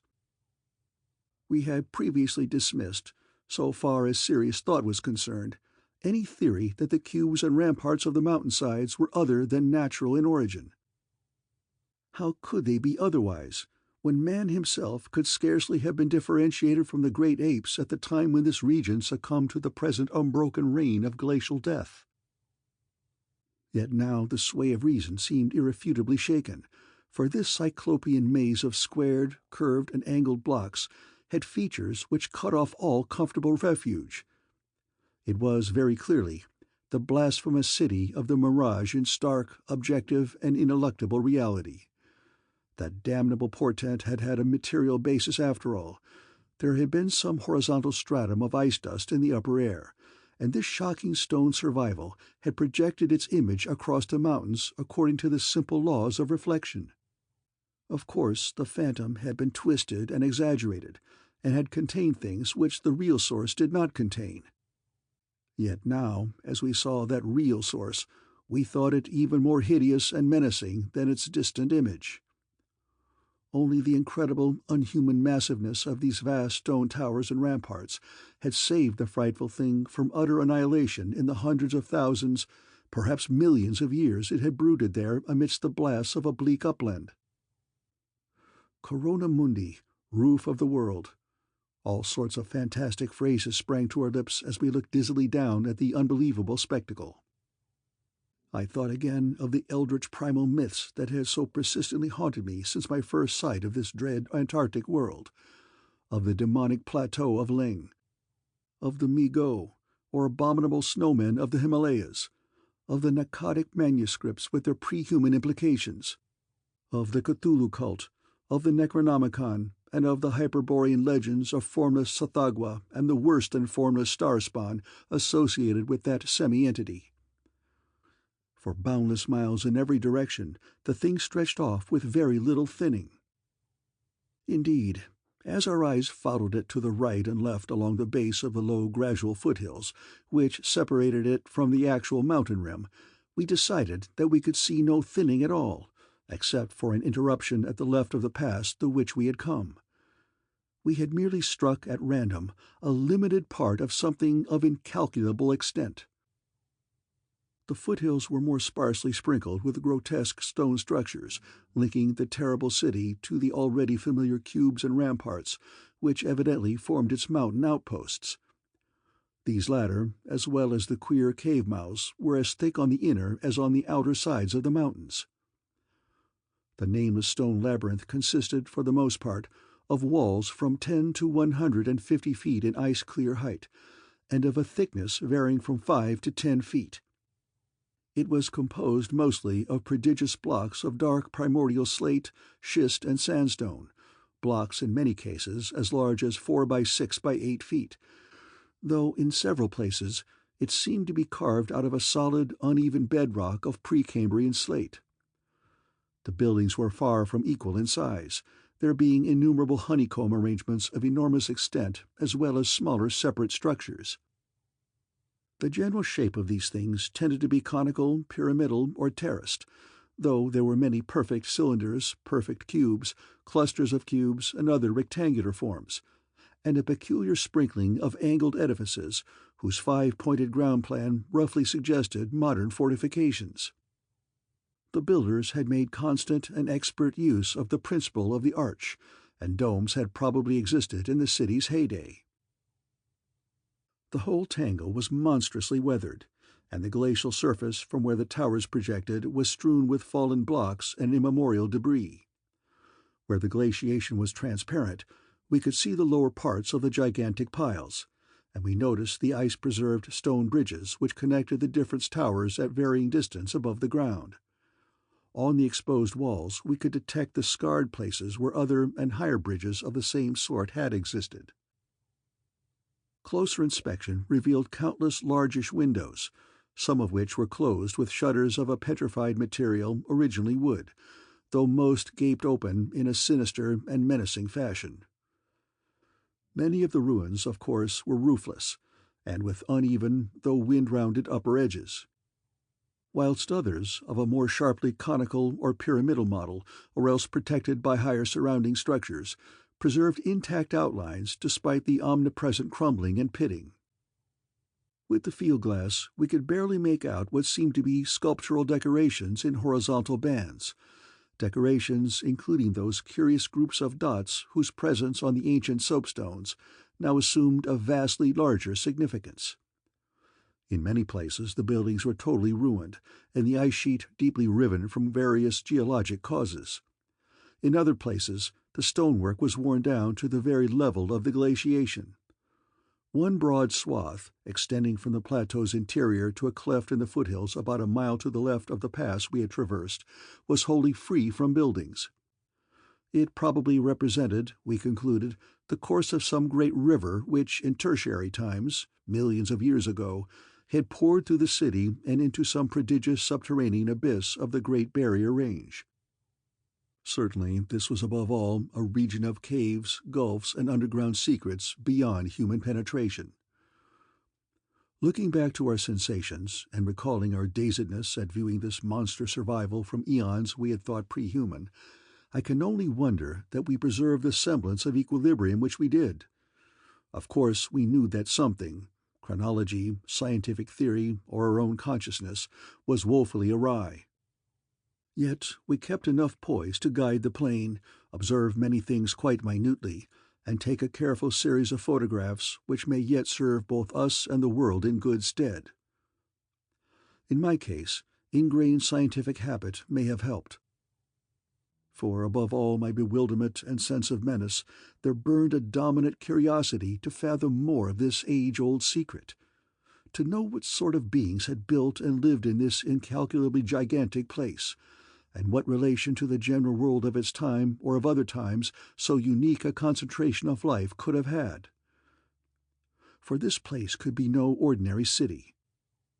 It must have formed the primary nucleus and center of some archaic and unbelievable chapter of Earth's history, whose outward ramifications, recalled only dimly in the most obscure and distorted myths, had vanished utterly amidst the chaos of terrene convulsions long before any human race we know had shambled out of apedom. Here sprawled a Paleogean megalopolis compared with which the fabled Atlantis and Lemuria, Comorium and Azuldarum, and Elathua in the land of Lomar are recent things of today, not even of yesterday. A megalopolis ranking with such whispered pre-human blasphemies as Volusia, Urlay, Ib in the land of Minar, and the nameless city of Arabia Deserta. As we flew above that tangle of stark Titan towers, my imagination sometimes escaped all bounds and roved aimlessly in realms of fantastic associations, even weaving links betwixt this lost world and some of my own wildest dreams concerning the mad horror at the camp.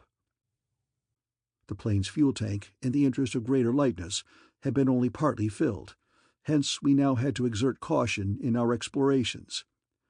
Even so, however, we covered an enormous extent of ground, or rather air, after swooping down to a level where the wind became virtually negligible. There seemed to be no limit to the mountain range or to the length of the frightful stone city which bordered its inner foothills. 50 miles of flight in each direction showed no major change in the labyrinth of rock and masonry that clawed up corpse-like through the eternal ice.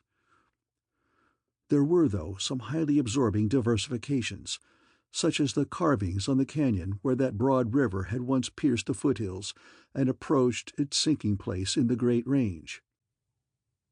The headlands at the stream's entrance had been boldly carved into cyclopean pylons, and something about the ridgy, barrel-shaped designs stirred up oddly vague, hateful, and confusing semi-remembrances in both Danforth and me. We also came upon several star-shaped open spaces, evidently public squares, and noted various undulations in the terrain.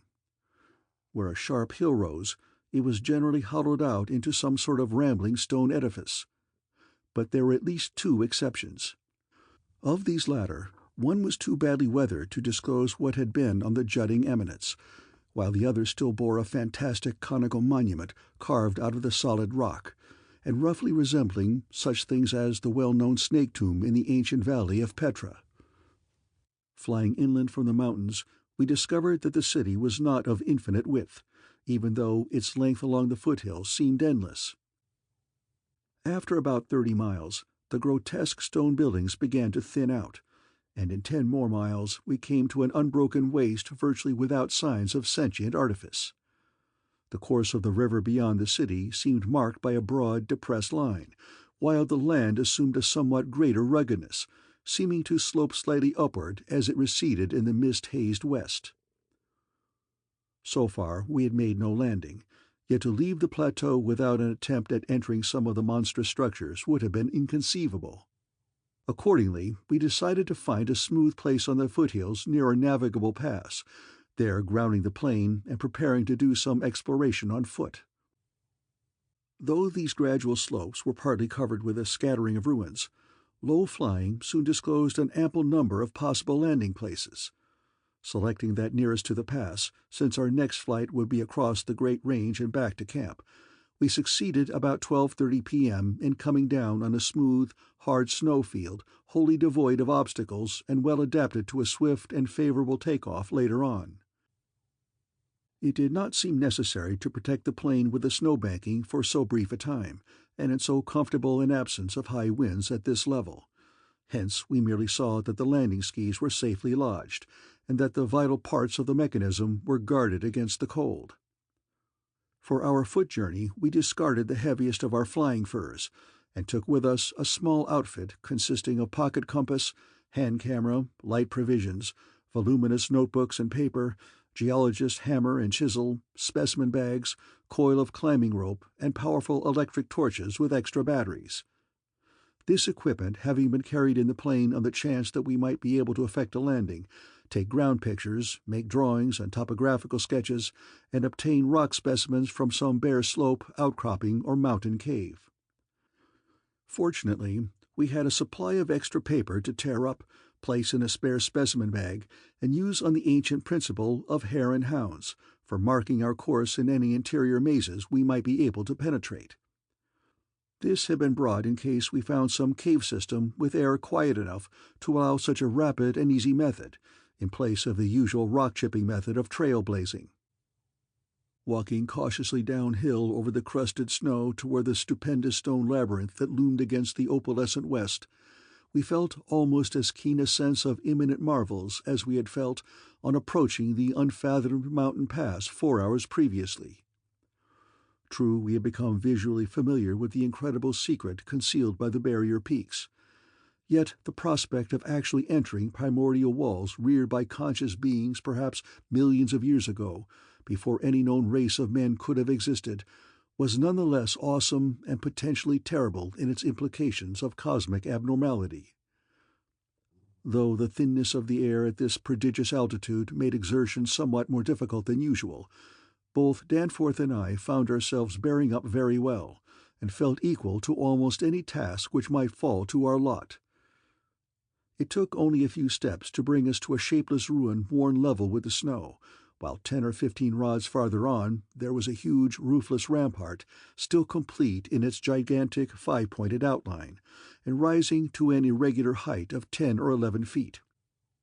For this latter we headed, and when at last we were actually able to touch its weathered cyclopean blocks, we felt that we had established an unprecedented and almost blasphemous link with forgotten eons normally closed to our species. This rampart, shaped like a star and perhaps 300 feet from point to point, was built of Jurassic sandstone blocks of irregular size, averaging 6 by 8 feet in surface. There was a row of arched loopholes or windows about 4 feet wide and 5 feet high, spaced quite symmetrically along the points of the star and at its inner angles, and with the bottoms about 4 feet from the glaciated surface. Looking through these, we could see that the masonry was fully 5 feet thick, that there were no partitions remaining within, and that there were traces of banded carvings or bas-reliefs on the interior walls, facts that we had indeed guessed before, when flying low over this rampart and others like it. Though lower parts must have originally existed, all traces of such things were now wholly obscured by the deep layer of ice and snow at this point. We crawled through one of the windows and vainly tried to decipher the nearly effaced mural designs, but did not attempt to disturb the glaciated floor. Our orientation flights had indicated that many buildings in the city proper were less ice-choked, and that we might perhaps find wholly clear interiors leading down to the true ground level if we entered those structures still roofed at the top. Before we left the rampart, we photographed it carefully, and studied its mortarless cyclopean masonry with complete bewilderment. We wished that Pabodie were present, for his engineering knowledge might have helped us guess how such titanic blocks could have been handled in that unbelievably remote age when the city and its outskirts were built up. The half-mile walk downhill to the actual city, with the upper wind shrieking vainly and savagely through the skyward peaks in the background, was something of which the smallest details will always remain engraved on my mind. Only in fantastic nightmares could any human beings but Danforth and me conceive such optical effects. Between us and the churning vapors of the west lay that monstrous tangle of dark stone towers, its outre and incredible forms impressing us afresh at every new angle of vision. It was a mirage in solid stone, and were it not for the photographs, I would still doubt that such a thing could be. The general type of masonry was identical with that of the rampart we had examined, but the extravagant shapes which this masonry took in its urban manifestations were past all description. Even the pictures illustrate only 1 or 2 phases of its endless variety, preternatural massiveness, and utterly alien exoticism. There were geometrical forms for which an Euclid could scarcely find a name, cones of all degrees of irregularity and truncation, terraces of every sort of provocative disproportion, shafts with odd bulbous enlargements, broken columns in curious groups, and five-pointed or five-ridged arrangements of mad grotesqueness. As we drew nearer, we could see beneath certain transparent parts of the ice sheet, and detect some of the tubular stone bridges that connected the crazily sprinkled structures at various heights. Of orderly streets there seemed to be none, the only broad open swath being a mile to the left, where the ancient river had doubtless flowed through the town into the mountains. Our field glasses showed the external horizontal bands of nearly effaced sculptures and dot groups to be very prevalent, and we could half imagine what the city must once have looked like, even though most of the roofs and tower tops had necessarily perished. As a whole, it had been a complex tangle of twisted lanes and alleys, all of them deep canyons, and some little better than tunnels because of the overhanging masonry or overarching bridges. Now, outspread below us, it loomed like a dream fantasy against a westward mist through whose northern end the low reddish Antarctic sun of early afternoon was struggling to shine. And when, for a moment, that sun encountered a denser obstruction and plunged the scene into temporary shadow, the effect was subtly menacing in a way I could never hope to depict. Even the faint howling and piping of the unfelt wind in the great mountain passes behind us took on a wilder note of purposeful malignity. The last stage of our descent to the town was unusually steep and abrupt, and a rock outcropping at the edge where the grade changed led us to think that an artificial terrace had once existed there. Under the glaciation, we believed, there must be a flight of steps or its equivalent. When at last we plunged into the town itself, clambering over fallen masonry and shrinking from the oppressive nearness and dwarfing height of omnipresent crumbling and pitted walls, our sensations again became such that I marvel at the amount of self-control we retained. Danforth was frankly jumpy, and began making some offensively irrelevant speculations about the horror at the camp, which I resented all the more because I could not help sharing certain conclusions forced upon us by many features of this morbid survival from nightmare antiquity. The speculations worked on his imagination, too, for in one place, where a debris-littered alley turned a sharp corner, he insisted that he saw faint traces of ground markings which he did not like, whilst elsewhere he stopped to listen to a subtle, imaginary sound from some undefined point. A muffled musical piping, he said, not unlike that of the wind in the mountain caves, yet somehow disturbingly different. The ceaseless five-pointedness of the surrounding architecture and of the few distinguishable mural arabesques had a dimly sinister suggestiveness we could not escape, and gave us a touch of a terrible subconscious certainty concerning the primal entities which had reared and dwelt in this unhallowed place. Nevertheless, our scientific and adventurous souls were not wholly dead, and we mechanically carried out our program of chipping specimens from all the different rock types represented in the masonry. We wished a rather full set in order to draw better conclusions regarding the age of the place. Nothing in the greater outer wall seemed to date from later than the Jurassic and Comanchean periods, nor was there any piece of stone in the entire place of a greater recency than the Pliocene age. In stark certainty, we were wandering amidst a death which had reigned at least 500,000 years, and in all probability even longer. As we proceeded through this maze of stone-shadowed twilight, we stopped at all available apertures to study interiors and investigate entrance possibilities. Some were above our reach, whilst others led only into ice-choked ruins as unroofed and barren as the rampart on the hill. One, though spacious and inviting, opened on a seemingly bottomless abyss without visible means of descent. Now and then we had a chance to study the petrified wood of a surviving shutter, and were impressed by the fabulous antiquity implied in the still discernible grain. These things had come from Mesozoic gymnosperms and conifers, especially Cretaceous cycads, and from fan palms and early angiosperms of plainly tertiary date. Nothing definitely later than the Pliocene could be discovered. In the placing of these shutters, whose edges showed the former presence of queer and long-vanished hinges, usage seemed to be varied, some being on the outer and some on the inner side of the deep embrasures. They seemed to have become wedged in place, thus surviving the rusting of their former and probably metallic fixtures and fastenings.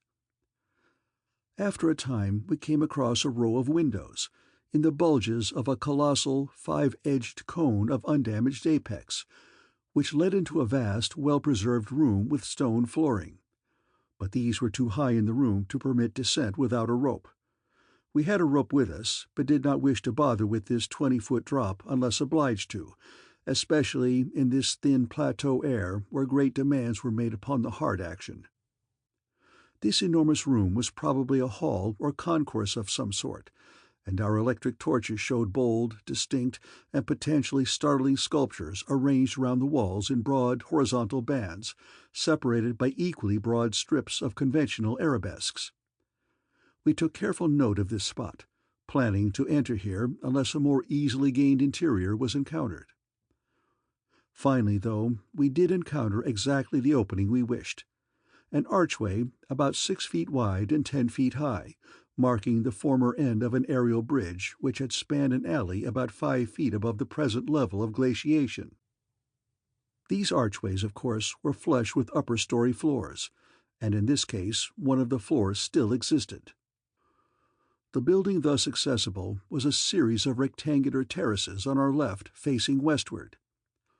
That across the alley, where the other archway yawned, was a decrepit cylinder with no windows, and with a curious bulge about 10 feet above the aperture. It was totally dark inside, and the archway seemed to open on a well of illimitable emptiness. Heaped debris made the entrance to the vast left-hand building doubly easy, yet for a moment we hesitated before taking advantage of the long-wished chance. For though we had penetrated into this tangle of archaic mystery, it required fresh resolution to carry us actually inside a complete and surviving building of a fabulous elder world, whose nature was becoming more and more hideously plain to us. In the end, however, we made the plunge, and scrambled up over the rubble into the gaping embrasure.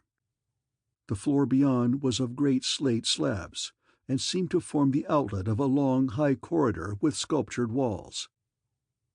Observing the many inner archways which led off from it, and realizing the probable complexity of the nest of apartments within, we decided that we must begin our system of hare-and-hound trail-blazing. Hitherto our compasses, together with frequent glimpses of that vast mountain range between the towers in our rear, had been enough to prevent our losing our way.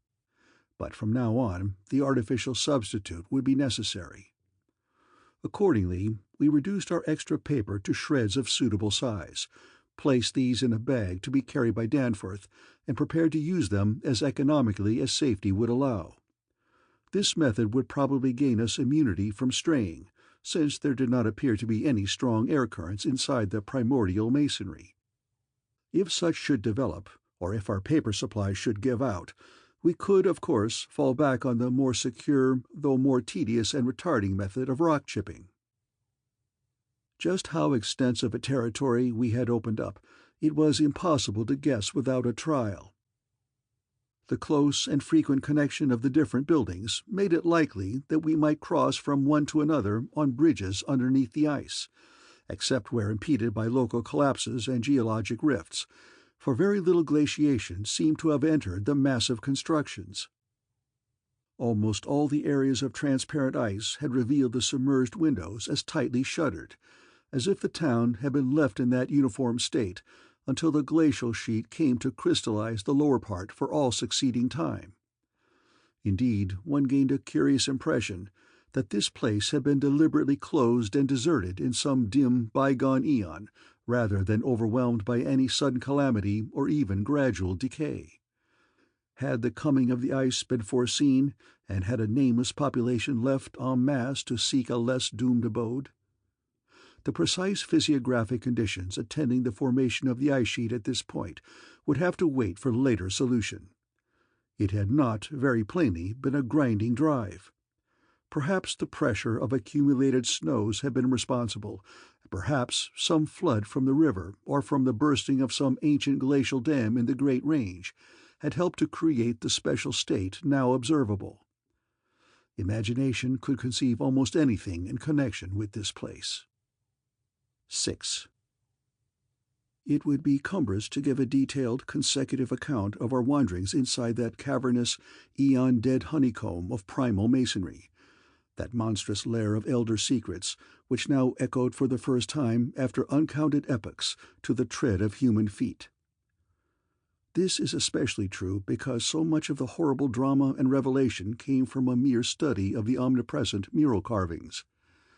Our flashlight photographs of those carvings will do much toward proving the truth of what we are now disclosing, and it is lamentable that we had not a larger film supply with us. As it was, we made crude notebook sketches of certain salient features after all our films were used up. The building which we had entered was one of great size and elaborateness, and gave us an impressive notion of the architecture of that nameless geologic past. The inner partitions were less massive than the outer walls, but on the lower levels were excellently preserved. Labyrinthine complexity, involving curiously irregular differences in floor levels, characterized the entire arrangement, and we should certainly have been lost at the very outset but for the trail of torn paper left behind us. We decided to explore the more decrepit upper parts first of all, hence climbed aloft in the maze for a distance of some 100 feet, to where the topmost tier of chambers yawned snowily and ruinously open to the polar sky. Ascent was effected over the steep, transversely ribbed stone ramps or inclined planes which everywhere served in lieu of stairs. The rooms we encountered were all of imaginable shapes and proportions, ranging from 5-pointed stars to triangles and perfect cubes. It might be safe to say that their general average was about 30 by 30 feet in floor area and 20 feet in height, though many larger apartments existed. After thoroughly examining the upper regions and the glacial level, we descended, story by story, into the submerged part, where indeed we soon saw we were in a continuous maze of connected chambers and passages, probably leading over unlimited areas outside this particular building. The cyclopean massiveness and giganticism of everything about us became curiously oppressive, and there was something vaguely but deeply unhuman in all the contours, dimensions, proportions, decorations, and constructional nuances of the blasphemously archaic stonework. We soon realized from what the carvings revealed that this monstrous city was many million years old. We cannot yet explain the engineering principles used in the anomalous balancing and adjustment of the vast rock masses, though the function of the arch was clearly much relied on. The rooms we visited were wholly bare of all portable contents, a circumstance which sustained our belief in the city's deliberate desertion. The prime decorative feature was the almost universal system of mural sculpture, which tended to run in continuous horizontal bands 3 feet wide and arranged from floor to ceiling in alternation with bands of equal width given over to geometrical arabesques. There were exceptions to this rule of arrangement, but its preponderance was overwhelming. Often, however, a series of smooth cartouches containing oddly patterned groups of dots would be sunk along one of the arabesque bands. The technique, we soon saw, was mature, accomplished, and aesthetically evolved to the highest degree of civilized mastery, though utterly alien in every detail to any known art tradition of the human race. In delicacy of execution, no sculpture I have ever seen could approach it. The minutest details of elaborate vegetation or of animal life were rendered with astonishing vividness despite the bold scale of the carvings, whilst the conventional designs were marvels of skillful intricacy. The arabesques displayed a profound use of mathematical principles, and were made up of obscurely symmetrical curves and angles based on the quantity of 5. The pictorial bands followed a highly formalized tradition, and involved a peculiar treatment of perspective, but had an artistic force that moved us profoundly notwithstanding the intervening gulf of vast geologic periods. Their method of design hinged on a singular juxtaposition of the cross-section with the two-dimensional silhouette, and embodied an analytical psychology beyond that of any known race of antiquity. It is useless to try to compare this art with any represented in our museums. Those who see our photographs will probably find its closest analog in certain grotesque conceptions of the most daring futurists. The arabesque tracery consisted altogether of depressed lines, whose depth on unweathered walls varied from 1 to 2 inches. When cartouches with dot groups appeared, evidently as inscriptions in some unknown and primordial language and alphabet, the depression of the smooth surface was perhaps 1.5 inches, and of the dots perhaps a half-inch more. The pictorial bands were in countersunk low relief, their background being depressed about 2 inches from the original wall surface. In some specimens, marks of a former coloration could be detected, though for the most part the untold eons had disintegrated and banished any pigments which may have been applied. The more one studied the marvelous technique, the more one admired the things. Beneath their strict conventionalization, one could grasp the minute and accurate observation and graphic skill of the artists. And indeed, the very conventions themselves serve to symbolize and accentuate the real essence or vital differentiation of every object delineated. We felt, too, that besides these recognizable excellences there were others lurking beyond the reach of our perceptions. Certain touches here and there gave vague hints of latent symbols and stimuli, which another mental and emotional background, and a fuller or different sensory equipment, might have made of profound and poignant significance to us. The subject matter of the sculptures obviously came from the life of the vanished epoch of their creation, and contained a large proportion of evident history. It is this abnormal historic mindedness of the primal race, a chance circumstance operating through coincidence miraculously in our favor, which made the carving so awesomely informative to us, and which caused us to place their photography and transcription above all other considerations. In certain rooms, the dominant arrangement was varied by the presence of maps, astronomical charts, and other scientific designs on an enlarged scale, these things giving a naive and terrible corroboration to what we gathered from the pictorial friezes and dados. In hinting at what the whole revealed, I can only hope that my account will not arouse a curiosity greater than sane caution on the part of those who believe me at all. It would be tragic if any were to be allured to that realm of death and horror by the very warning meant to discourage them. Interrupting these sculptured walls were high windows and massive 12-foot doorways, but now and then retaining the petrified wooden planks, elaborately carved and polished, of the actual shutters and doors. All metal fixtures had long ago vanished, but some of the doors remained in place and had to be forced aside as we progressed from room to room. Window frames with odd transparent panes, mostly elliptical, survived here and there, though in no considerable quantity. There were also frequent niches of great magnitude, generally empty, but once in a while containing some bizarre object carved from green soapstone which was either broken or perhaps held too inferior to warrant removal. Other apertures were undoubtedly connected with bygone mechanical facilities, heating, lighting, and the like, of a sort suggested in many of the carvings. Ceilings tended to be plain, but had sometimes been inlaid with green soapstone or other tiles, mostly fallen now. Floors were also paved with such tiles, though plain stonework predominated. As I have said, all furniture and other movables were absent, but the sculptures gave a clear idea of the strange devices which had once filled these tomb-like echoing rooms. Above the glacial sheet the floors were generally thick with detritus, litter, and debris, but farther down this condition decreased. In some of the lower chambers and corridors there was little more than gritty dust or ancient incrustations, while occasional areas had an uncanny air of newly swept immaculateness. Of course, where rifts or collapses had occurred, the lower levels were as littered as the upper ones. A central court, as we had seen in other structures from the air, saved the inner regions from total darkness, so that we seldom had to use our electric torches in the upper rooms, except when studying sculptured details. Below the ice cap, however, the twilight deepened, and in many parts of the tangled ground level there was an approach to absolute blackness. To form even a rudimentary idea of our thoughts and feelings as we penetrated this eon-silent maze of unhuman masonry, one must correlate a hopelessly bewildering chaos of fugitive moods, memories, and impressions.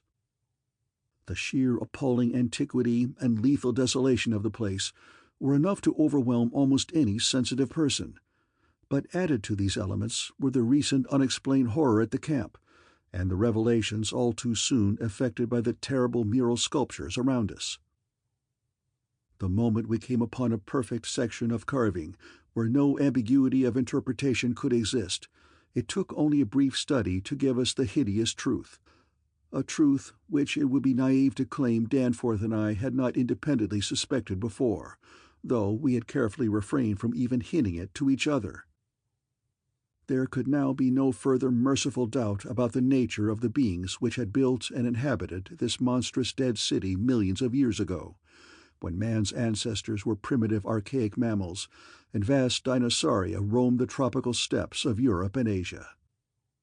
We had previously clung to a desperate alternative and insisted, each to himself, that the omnipresence of the five-pointed motif meant only some cultural or religious exaltation of the Archean natural object which had so patently embodied the quality of five-pointedness. As the decorative motifs of Minoan Crete exalted the sacred bull, those of Egypt the scarabaeus, those of Rome the wolf and the eagle, and those of various savage tribes some chosen totem animal.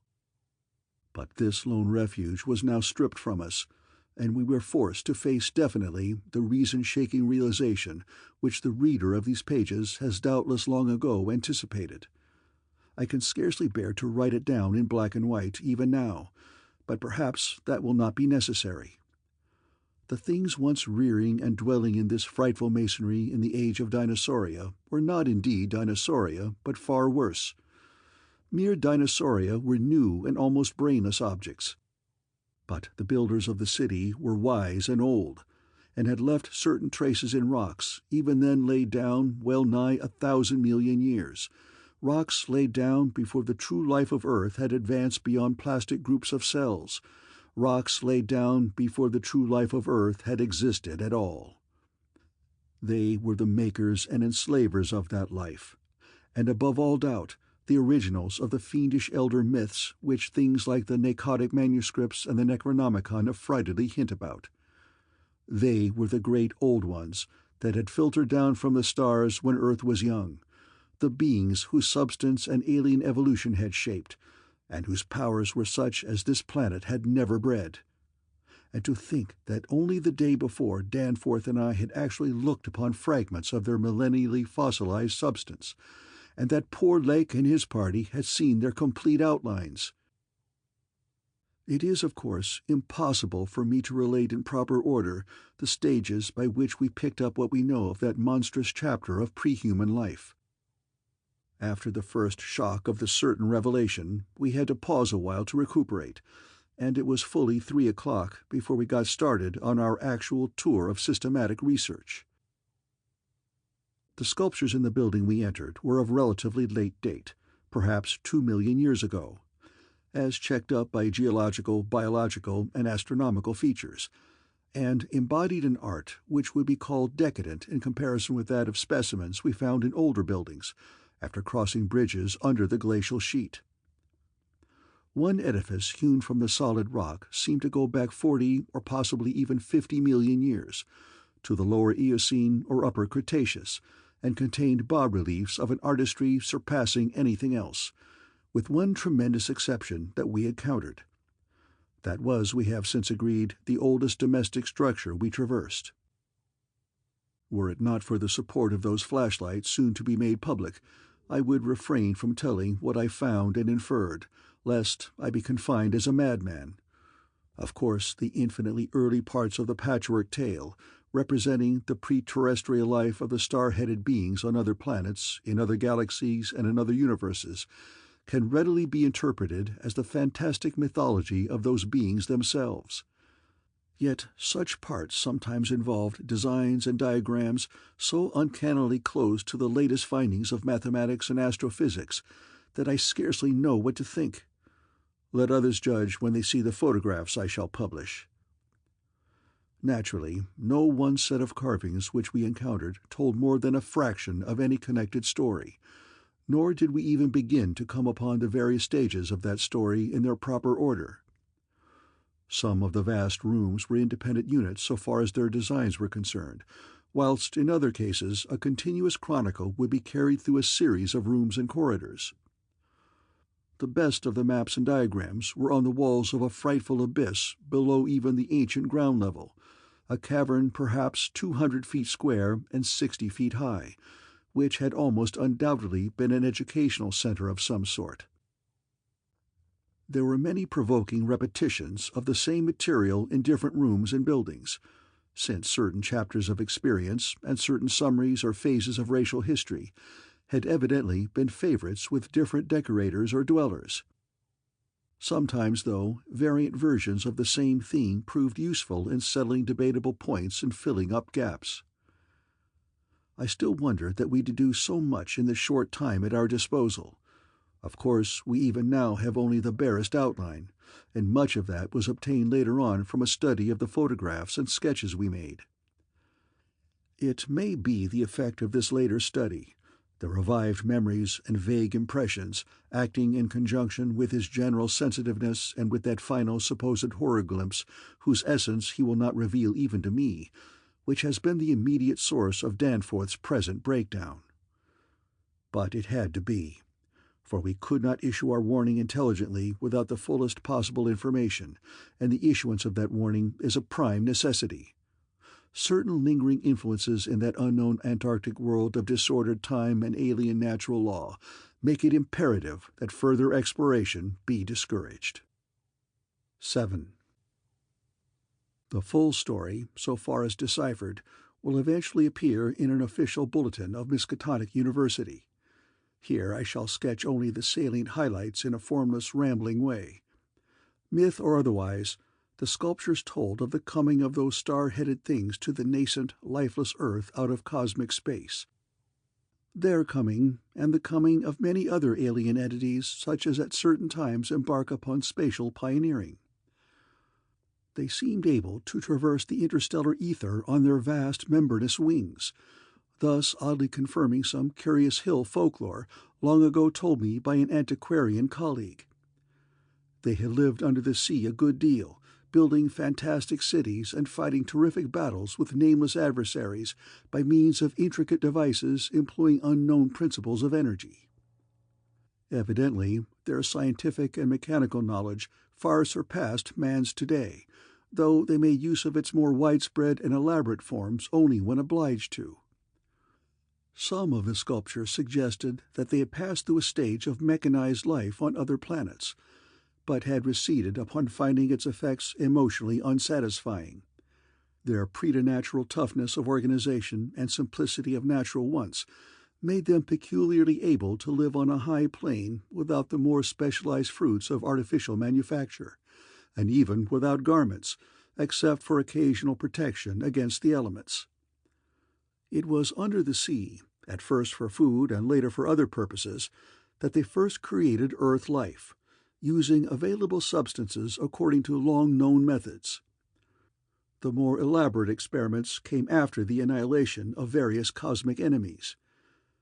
They had done the same thing on other planets, having manufactured not only necessary foods, but certain multicellular protoplasmic masses capable of molding their tissues into all sorts of temporary organs under hypnotic influence, and thereby forming ideal slaves to perform the heavy work of the community. These viscous masses were without doubt what Abdul al-Hazred whispered about as the Shoggoths in his frightful Necronomicon, though even that mad Arab had not hinted that any existed on Earth except in the dreams of those who had chewed a certain alkaloidal herb. When the star-headed Old Ones on this planet had synthesized their simple food forms and bred a good supply of Shoggoths, they allowed other cell groups to develop into other forms of animal and vegetable life for sundry purposes, extirpating any whose presence became troublesome. With the aid of the Shoggoths, whose expansions could be made to lift prodigious weights, The small, low cities under the sea grew to vast and imposing labyrinths of stone, not unlike those which later rose on land. Indeed, the highly adaptable old ones had lived much on land in other parts of the universe, and probably retained many traditions of land construction.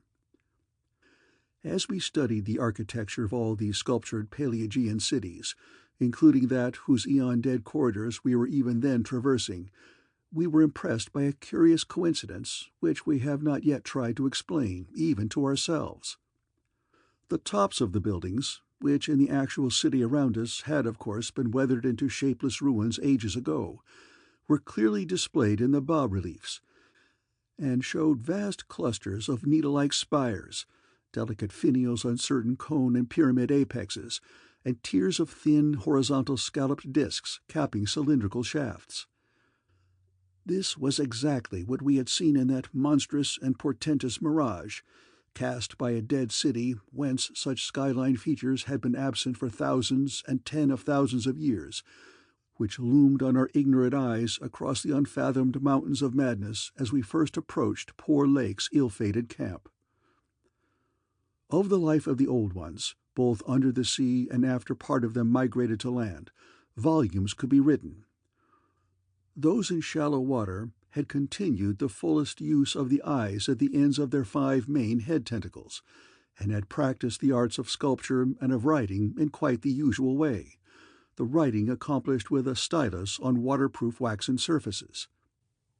Those lower down in the ocean depths, though they used a curious phosphorescent organism to furnish light, pieced out their vision with obscure special senses operating through the prismatic cilia on their heads, senses which rendered all the old ones partly independent of light in emergencies. Their forms of sculpture and writing had changed curiously during the descent, embodying certain apparently chemical coating processes, probably to secure phosphorescence, which the bas-reliefs could not make clear to us. The beings moved in the sea partly by swimming, using the lateral crinoid arms, and partly by wriggling the lower tier of tentacles containing the pseudofeet. Occasionally they accomplished long swoops with the auxiliary use of 2 or more sets of their fan-like folding wings. On land they locally used the pseudofeet, but now and then flew to great heights or over long distances with their wings. The many slender tentacles into which the crinoid arms branched were infinitely delicate, flexible, strong, and accurate in muscular nervous coordination, ensuring the utmost skill and dexterity in all artistic and other manual operations. The toughness of the things was almost incredible. Even the terrific pressure of the deepest sea bottoms appeared powerless to harm them. Very few seemed to die at all except by violence, and their burial places were very limited. The facts that they covered their vertically inhumed dead with 5-pointed inscribed mounds set up thoughts in Danforth and me which made a fresh pause and recuperation necessary after the sculptures revealed it. The beings multiplied by means of spores, like vegetable pteridophyta, as Lake had suspected, but owing to their prodigious toughness and longevity, and consequent lack of replacement needs, they did not encourage the large-scale development of new prothalia except when they had new regions to colonize. The young matured swiftly and received an education evidently beyond any standard we can imagine. The prevailing intellectual and aesthetic life was highly evolved, and produced a tenaciously enduring set of customs and institutions, which I shall describe more fully in my coming monograph. These varied slightly according to sea or land residence, but had the same foundations and essentials. Though able, like vegetables, to derive nourishment from inorganic substances, they vastly preferred organic, and especially animal food. They ate uncooked marine life under the sea, but cooked their viands on land. They hunted game and raised meat herds, slaughtering with sharp weapons whose odd marks on certain fossil bones our expedition had noted. They resisted all ordinary temperatures marvelously, and in their natural state could live in water down to freezing. When the great chill of the Pleistocene drew on, however, nearly 1 million years ago, the land-dwellers had to resort to special measures, including artificial heating, until at last the deadly cold appears to have driven them back into the sea. For their prehistoric flights through cosmic space, legend said, they had absorbed certain chemicals and become almost independent of eating, breathing, or heat conditions, but by the time of the Great Cold they had lost track of the method. In any case, they could not have prolonged the artificial state indefinitely without harm. Being non-pairing and semi-vegetable in structure, the Old Ones had no biological basis for the family phase of mammal life, but seemed to organize large households on the principles of comfortable space utility, and, as we deduce from the pictured occupations and diversions of cod-dwellers, congenial mental association. In furnishing their homes, they kept everything in the center of the huge rooms, leaving all wall spaces free for decorative treatment. Lighting, in the case of the land inhabitants, was accomplished by a device probably electrochemical in nature. Both on land and underwater they used curious tables, chairs, and couches like cylindrical frames, for they rested and slept upright with folded-down tentacles, and racks for the hinged sets of dotted surface forming their books. Government was evidently complex and probably socialistic, though no certainties in this regard could be deduced from the sculptures we saw. There was extensive commerce, both local and between different cities, certain small flat counters, 5-pointed and inscribed, serving as money. Probably the smaller of the various greenish soapstones found by our expedition were pieces of such currency. Though the culture was mainly urban, some agriculture and much stock-raising existed. Mining and a limited amount of manufacturing were also practiced. Travel was very frequent, but permanent migration seemed relatively rare, except for the vast colonizing movements by which the race expanded. For personal locomotion, no external aid was used, since in land, air, and water movement alike, the Old Ones seemed to possess excessively vast capacities for speed. Loads, however, were drawn by beasts of burden, shoggoths under the sea, and a curious variety of primitive vertebrates in the later years of land existence. These vertebrates, as well as an infinity of other life forms, animal and vegetable, marine, terrestrial, and aerial, were the products of unguided evolution acting on life cells made by the Old Ones, but escaping beyond their radius of attention. They had been suffered to develop unchecked because they had not come in conflict with the dominant beings. Bothersome forms, of course, were mechanically exterminated. It interested us to see in some of the very last and most decadent sculptures a shambling primitive mammal, used sometimes for food and sometimes as an amusing buffoon by the land dwellers, whose vaguely simian and human foreshadowings were unmistakable. In the building of land cities, the huge stone blocks of the high towers were generally lifted by vast winged pterodactyls of a species heretofore unknown to paleontology. The persistence with which the Old Ones survived various geologic changes and convulsions of the Earth's crust was little short of miraculous. Though few or none of their first city seem to have remained beyond the Archean age, there was no interruption in their civilization or in the transmission of their records. Their original place of advent to the planet was the Antarctic Ocean, and it is likely that they came not long after the matter forming the moon was wrenched from the neighboring South Pacific. According to one of the sculptured maps, the whole globe was then under water, with stone cities scattered farther and farther from the Antarctic as eons passed. Another map shows a vast bulk of dry land around the South Pole, where it is evident that some of the beings made experimental settlements, though their main centers were transferred to the nearest sea bottom. Later maps, which display this landmass as cracking and drifting and sending certain detached parts northward, uphold in a striking way the theories of continental drift lately advanced by Taylor, Wegener, and Joly. With the upheaval of new land in the South Pacific, tremendous events began. Some of the marine cities were hopelessly shattered, yet that was not the worst misfortune. Another race, a land race of beings shaped like octopi and probably corresponding to the fabulous pre-human spawn of Cthulhu, soon began filtering down from cosmic infinity and precipitated a monstrous war, which for a time drove the Old Ones wholly back to the sea, a colossal blow in view of the increasing land settlements. Later, peace was made, and the new lands were given to the Cthulhu spawn, whilst the old ones held the sea and the older lands. New land cities were founded, the greatest of them in the Antarctic, for this region of first arrival was sacred. From then on, as before, the Antarctic remained the center of the Old One's civilization, and all the cities built there by the Cthulhu spawn were blotted out. Then suddenly the lands of the Pacific sank again, taking with them the frightful stone city of Urlier and all the cosmic octopi, so that the Old Ones were again supreme on the planet, except for one shadowy fear about which they did not like to speak. At a rather later age, their cities dotted all the land and water areas of the globe, hence the recommendation in my coming monograph that some archaeologists make systematic borings with Peabody's type of apparatus in certain widely separated regions. The steady trend down the ages was from water to land, a movement encouraged by the rise of new land masses, though the ocean was never wholly deserted. Another cause of the landward movement was the new difficulty in breeding and managing the shoggoths upon which successful sea life depended. With the march of time, as the sculptor sadly confessed, the art of creating new life from inorganic matter had been lost, so that the old ones had to depend on the molding of forms already in existence.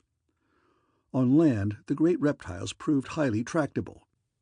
But the shoggoths of the sea, reproducing by fission and acquiring a dangerous degree of accidental intelligence, presented for a time a formidable problem.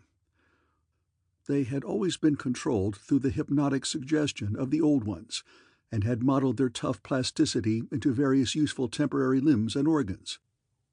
But now their self-modeling powers were sometimes exercised independently, and in various imitative forms implanted by past suggestion.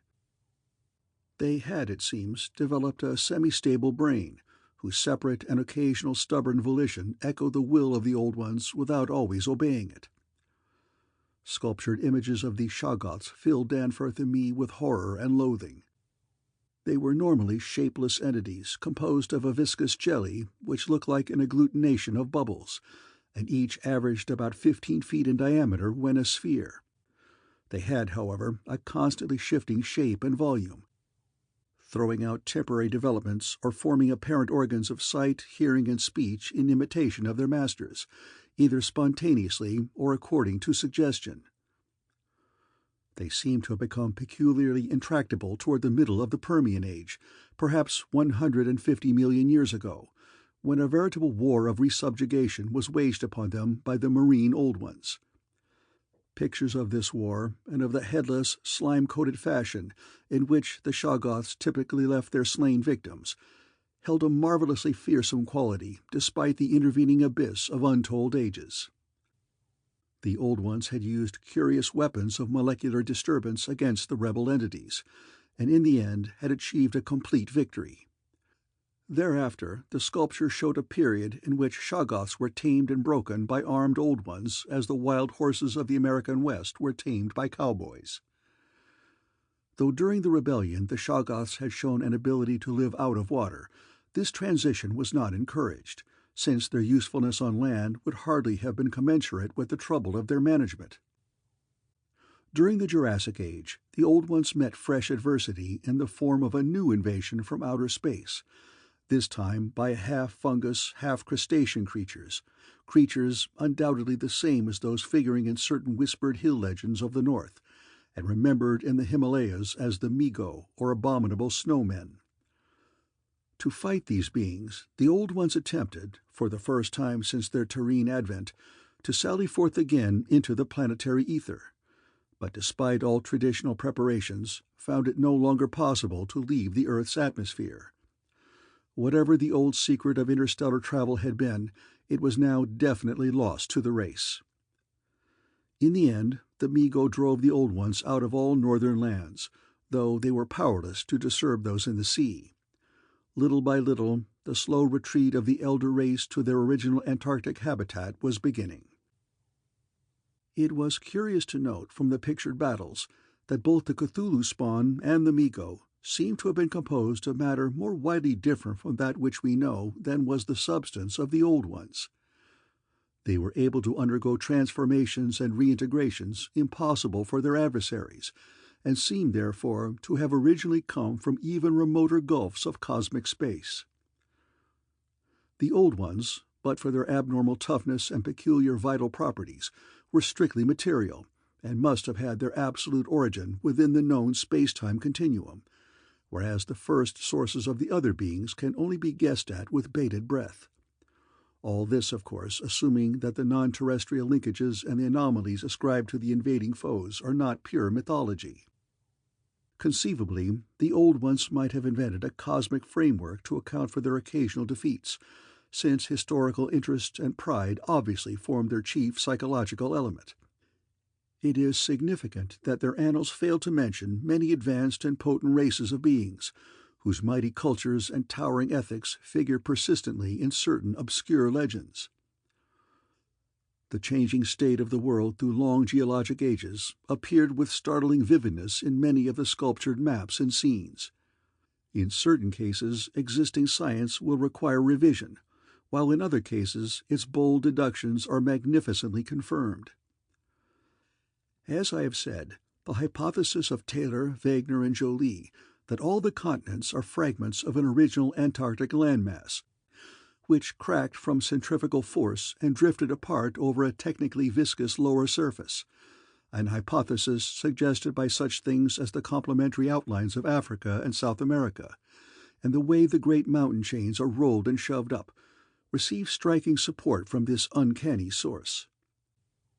Maps evidently showing the Carboniferous of 100 million or more years ago displayed significant rifts and chasms, destined later to separate Africa from the once continuous realms of Europe, then the Volusia of primal legend, Asia, the Americas, and the Antarctic continent.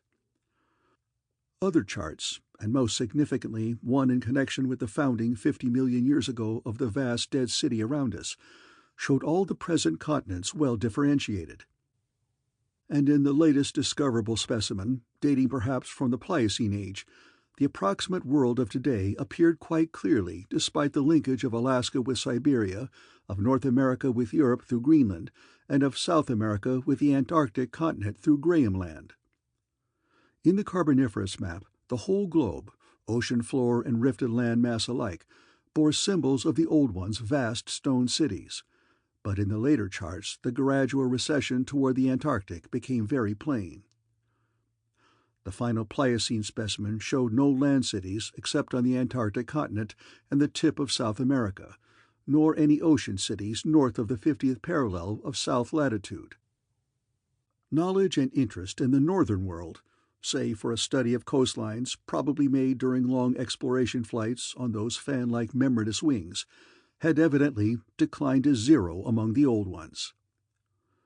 Destruction of cities through the upthrust of mountains, the centrifugal rending of continents, the seismic convulsions of land or sea bottom, and other natural causes, was a matter of common record, and it was curious to observe how fewer and fewer replacements were made as the ages wore on.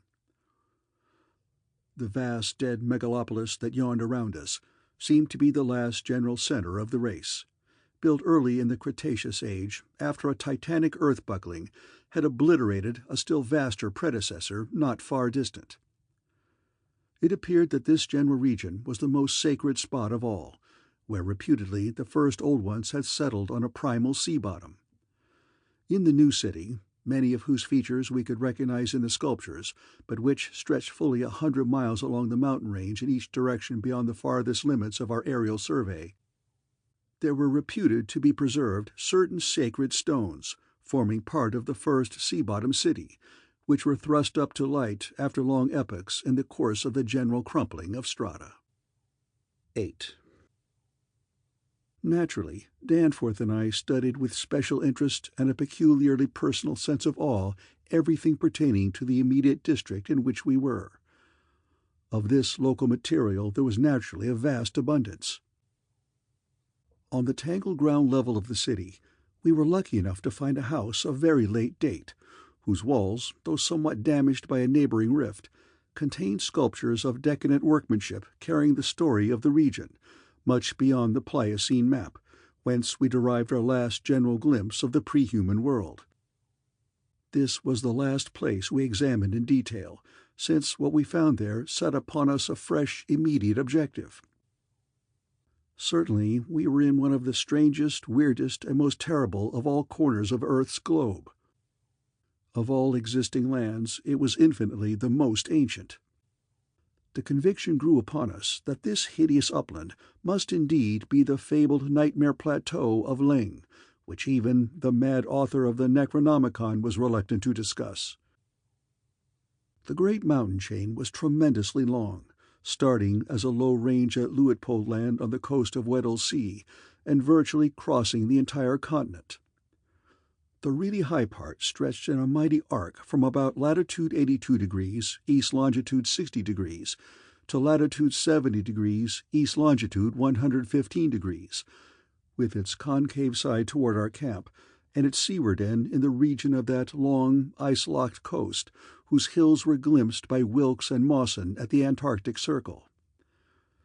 Yet even more monstrous exaggerations of nature seemed disturbingly close at hand. I have said that these peaks are higher than the Himalayas, but the sculptures forbid me to say that they are Earth's highest.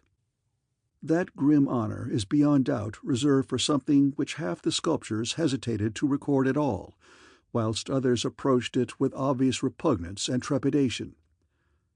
It seems that there was one part of the ancient land, the first part that ever rose from the waters after the earth had flung off the moon and the old ones had seeped down from the stars, which had come to be shunned as vaguely and namelessly evil. Cities built there had crumbled before their time, and had been found suddenly deserted.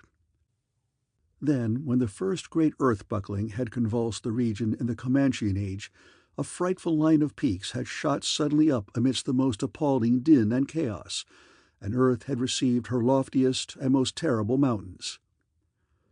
If the scale of the carvings was correct, these abhorred things must have been much over 40,000 feet high, radically vaster than even the shocking mountains of madness we had crossed. They extended, it appeared, from about latitude 77 degrees, east longitude 70 degrees, to latitude 70 degrees, east longitude 100 degrees, less than 300 miles away from the dead city, so that we would have spied their dreaded summits in the dim western distance, had it not been for that vague opalescent haze. Their northern end must likewise be visible from the long Antarctic Circle coastline at Queen Mary Land. Some of the old ones, in the decadent days, had made strange prayers to those mountains, but none ever went near them or dared to guess what lay beyond. No human eye had ever seen them, and as I studied the emotions conveyed in the carvings, I prayed that none ever might. They are protecting hills along the coast beyond them, Queen Mary and Kaiser Wilhelm lands, and I thank heaven no one has been able to land and climb those hills.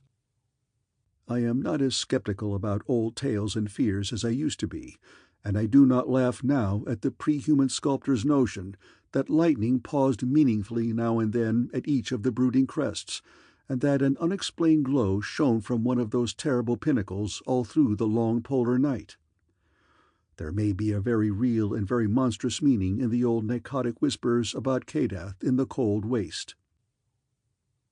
But the terrain close at hand was hardly less strange, even if less namelessly accursed. Soon after the founding of the city, the great mountain range became the seat of the principal temples, and many carvings showed what grotesque and fantastic towers had pierced the sky where now we saw only the curiously clinging cubes and ramparts. In the course of ages the caves had appeared, and had been shaped into adjuncts of the temples.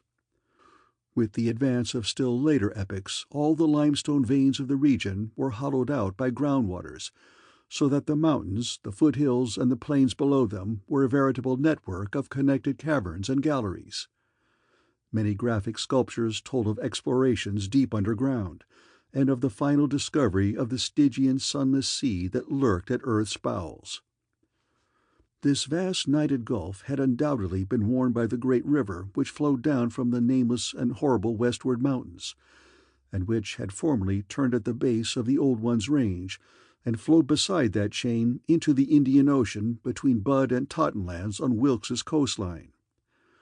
Little by little It had eaten away the limestone hill base at its turning, till at last its sapping currents reached the caverns of the groundwaters and joined with them in digging a deeper abyss.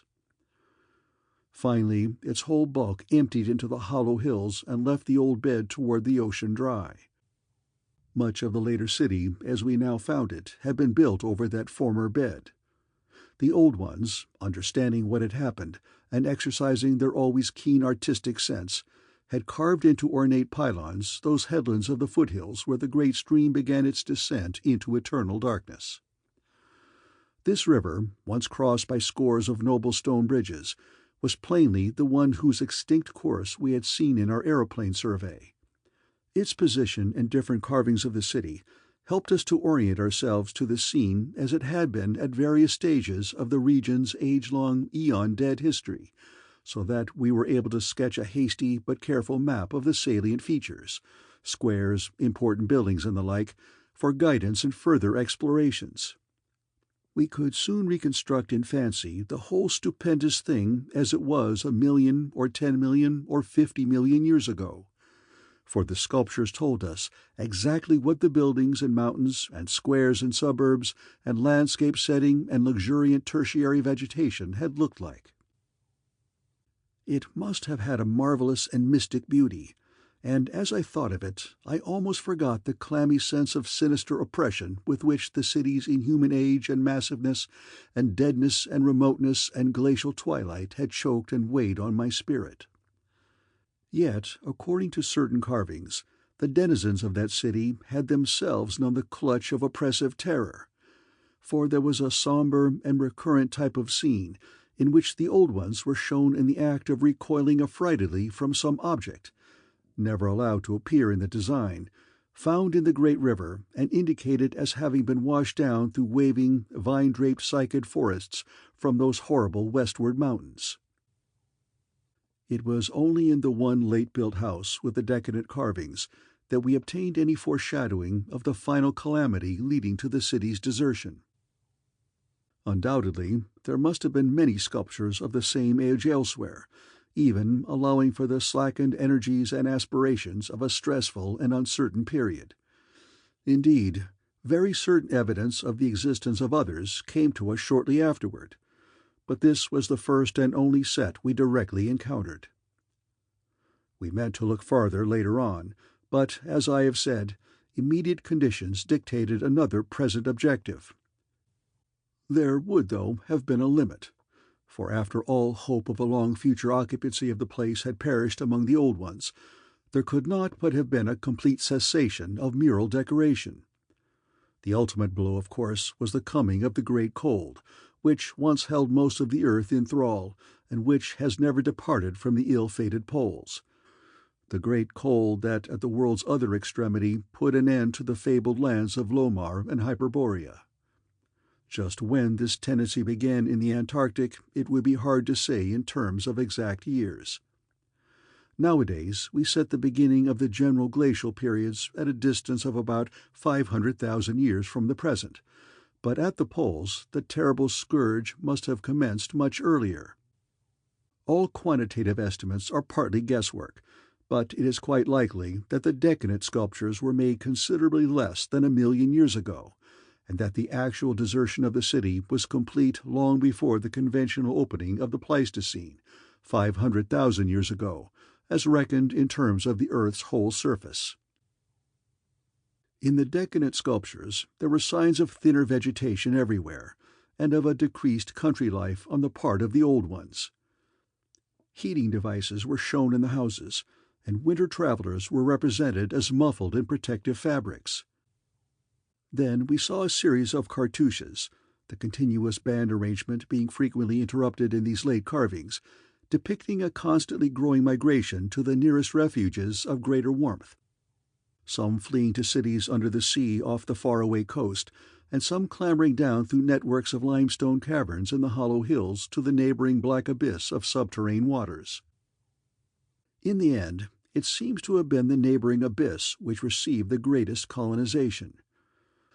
This was partly due, no doubt, to the traditional sacredness of this special region, but may have been more conclusively determined by the opportunities it gave for continuing the use of the great temples on the honeycombed mountains, and for retaining the vast land city as a place of summer residence and base of communication with various minds.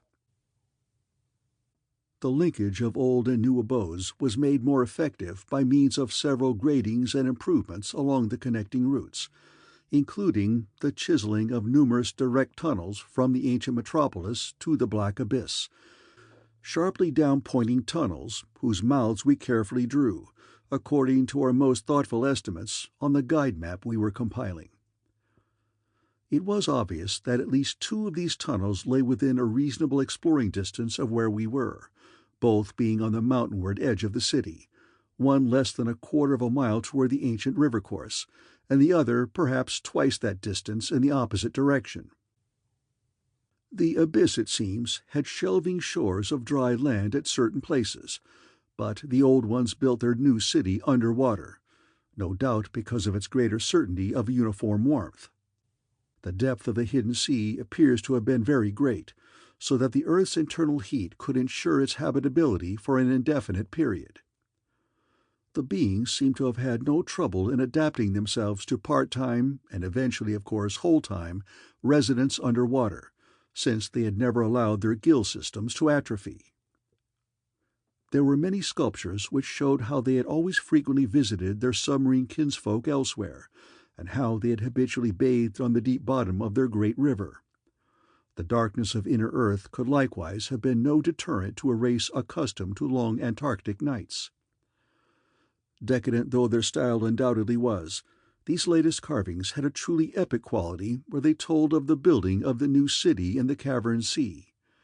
The old ones had gone about it scientifically, quarrying insoluble rocks from the heart of the honeycombed mountains, and employing expert workers from the nearest submarine city to perform the construction according to the best methods. These workers brought with them all that was necessary to establish the new venture: Shoggoth tissue from which to breed stone-lifters and subsequent beasts of burden for the cavern city, and other protoplasmic matter to mold into phosphorescent organisms for lighting purposes. At last a mighty metropolis rose on the bottom of that Stygian sea, its architecture much like that of the city above, and its workmanship displaying relatively little decadence because of the precise mathematical element inherent in building operations. The newly bred Shoggoths grew to enormous size and singular intelligence, and were represented as taking and executing orders with marvelous quickness. They seemed to converse with the old ones by mimicking their voices, a sort of musical piping over a wide range, if poor Lake's dissection had indicated aright, and to work more from spoken commands than from hypnotic suggestions as in earlier times. They were, however, kept in admirable control. The phosphorescent organism supplied light with vast effectiveness, and doubtless atoned for the loss of the familiar polar auroras of the outer world night. Art and decoration were pursued, though, of course, with a certain decadence. The old ones seemed to realize this falling off themselves, and in many cases anticipated the policy of Constantine the Great by transplanting especially fine blocks of ancient carving from their land city, just as the emperor, in a similar age of decline, stripped Greece and Asia of their finest art to give his new Byzantine capital greater splendors than its own people could create. That the transfer of sculptured blocks had not been more extensive was doubtless owing to the fact that the land city was not at first wholly abandoned. By the time total abandonment did occur, and it surely must have occurred before the polar Pleistocene was far advanced, the old ones had perhaps become satisfied with their decadent art, or had ceased to recognize the superior merit of the older carvings. At any rate, the eon-silent ruins around us had certainly undergone no wholesale sculptural denudation, though all the best separate statues, like other movables, had been taken away. The decadent cartouches and dados telling this story were, as I have said, the latest we could find in our limited search. They left us with a picture of the old ones shuttling back and forth betwixt the land city in summer and the sea cavern city in winter, and sometimes trading with the sea-bottom cities off the Antarctic coast. By this time, the ultimate doom of the land city must have been recognized, for the sculpture showed many signs of the cold's malign encroachments. Vegetation was declining, and the terrible snows of the winter no longer melted completely even in midsummer. The saurian livestock were nearly all dead, and the mammals were standing it none too well. To keep on with the work of the upper world, it had become necessary to adapt some of the amorphous and curiously cold-resistant shoggoths to land life, a thing the old ones had formerly been reluctant to do. The great river was now lifeless, and the upper sea had lost most of its denizens except the seals and whales. All the birds had flown away, save only the great, grotesque penguins. What had happened afterward we could only guess. How long had the new sea cavern city survived? Was it still down there, a stony corpse in eternal blackness?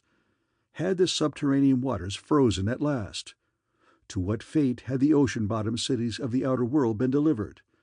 Had any of the old ones shifted north ahead of the creeping ice cap?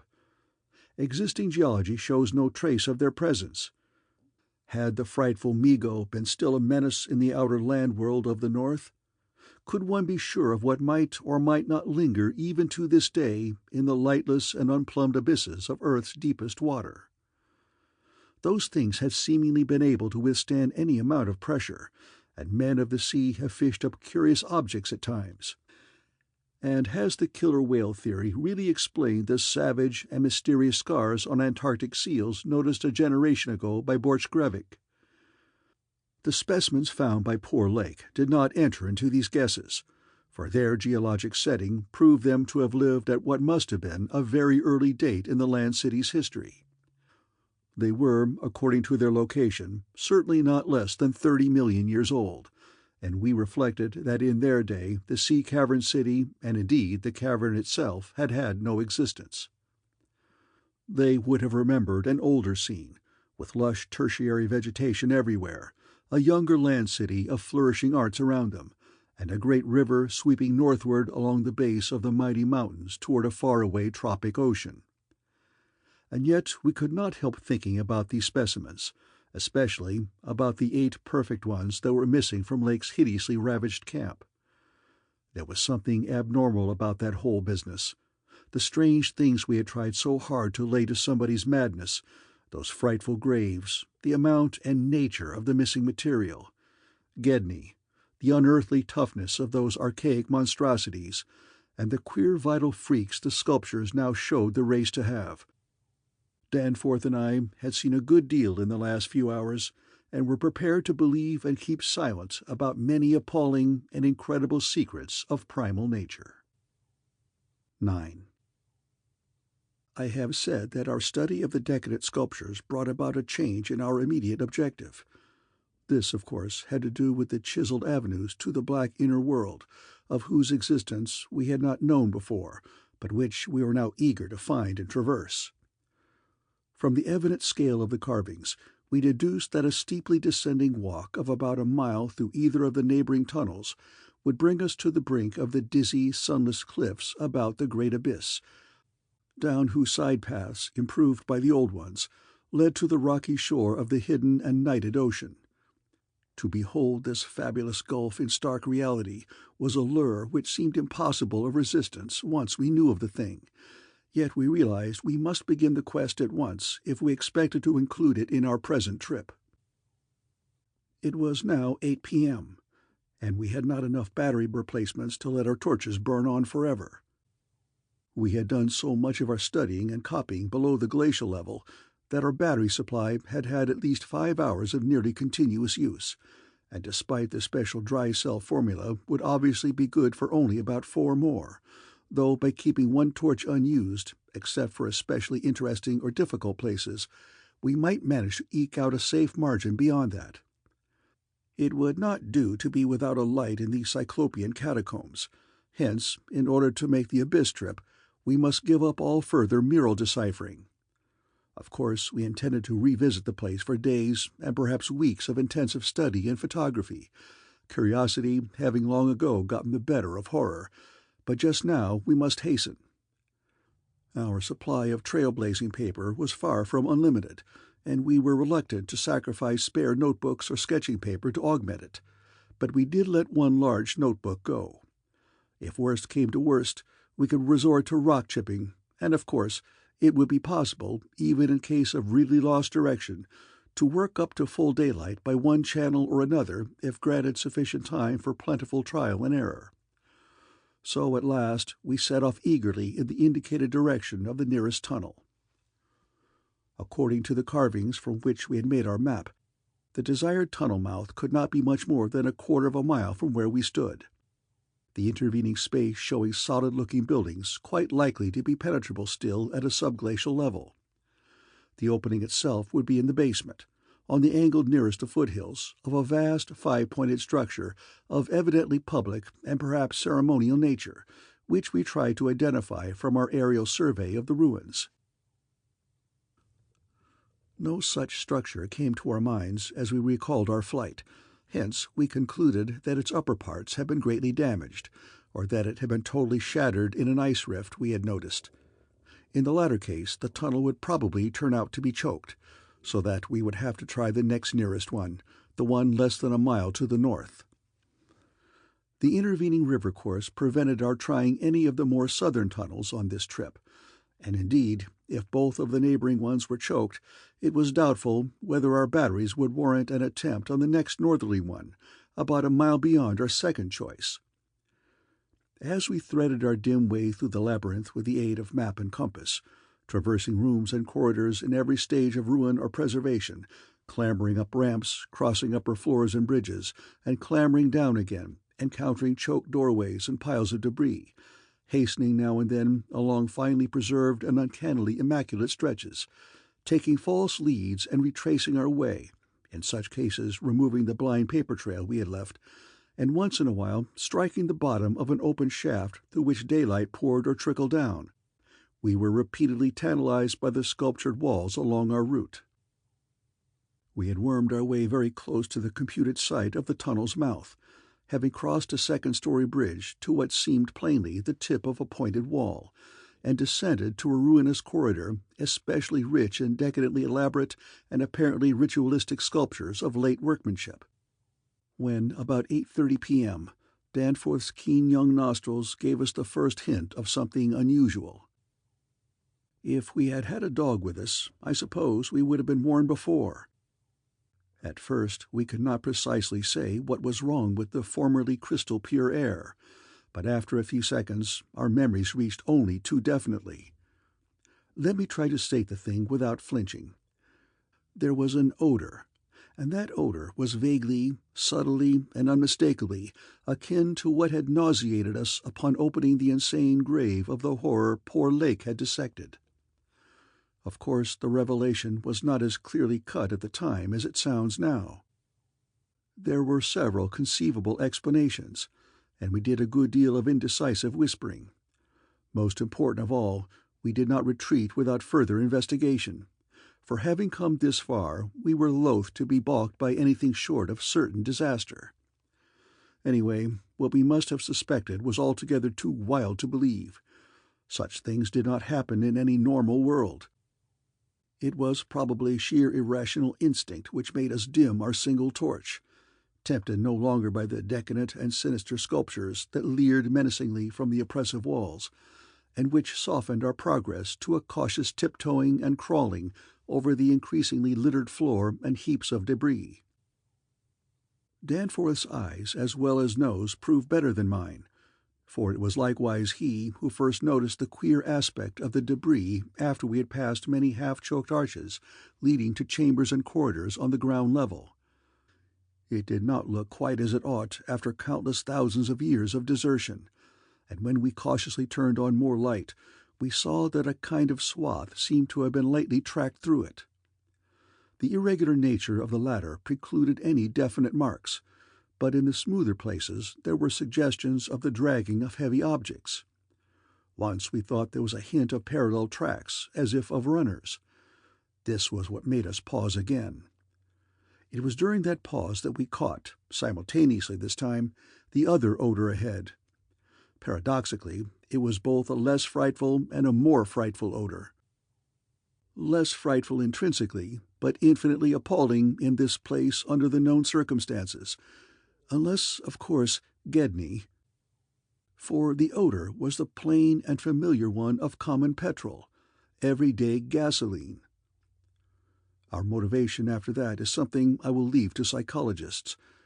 We knew now that some terrible extension of the camp horrors must have crawled into this nighted burial place of the eons, hence could not doubt any longer the existence of nameless conditions, present or at least recent, just ahead.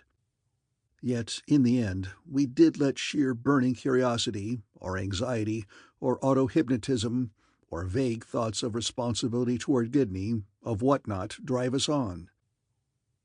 Danforth whispered again of the print he thought he had seen at the alley turning in the ruins above, and of the faint musical piping, potentially of tremendous significance in the light of Lake's dissection report, despite its close resemblance to the cave-mouth echoes of the Windy Peaks, which he thought he had shortly afterward half heard from unknown depths below. I, in my turn, whispered of how the camp was left, of what had disappeared, and how the madness of a lone survivor might have conceived the inconceivable, a wild trip across the monstrous mountains and a descent into the unknown primal masonry. But we could not convince each other, or even ourselves, of anything definite. We had turned off all light as we stood still, and vaguely noticed that a trace of deeply filtered upper daylight kept the blackness from being absolute.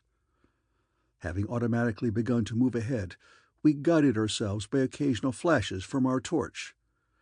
The disturbed debris formed an impression we could not shake off, and the smell of gasoline grew stronger. More and more ruin met our eyes and hampered our feet, until very soon we saw that the forward way was about to cease. We had been all too correct in our pessimistic guess about that rift glimpsed from the air. Our tunnel quest was a blind one, and we were not even going to be able to reach the basement out of which the abyssward aperture opened. The torch, flashing over the grotesquely carved walls of the blocked corridor in which we stood, showed several doorways in various states of obstruction, and from one of them the gasoline odor, quite submerging that other hint of odor, came with a special distinctness. As we looked more steadily, we saw that beyond a doubt there had been a slight and recent clearing away of debris from that particular opening. Whatever the lurking horror might be, we believed the direct avenue toward it was now plainly manifest. I do not think anyone will wonder that we waited an appreciable time before making any further motion.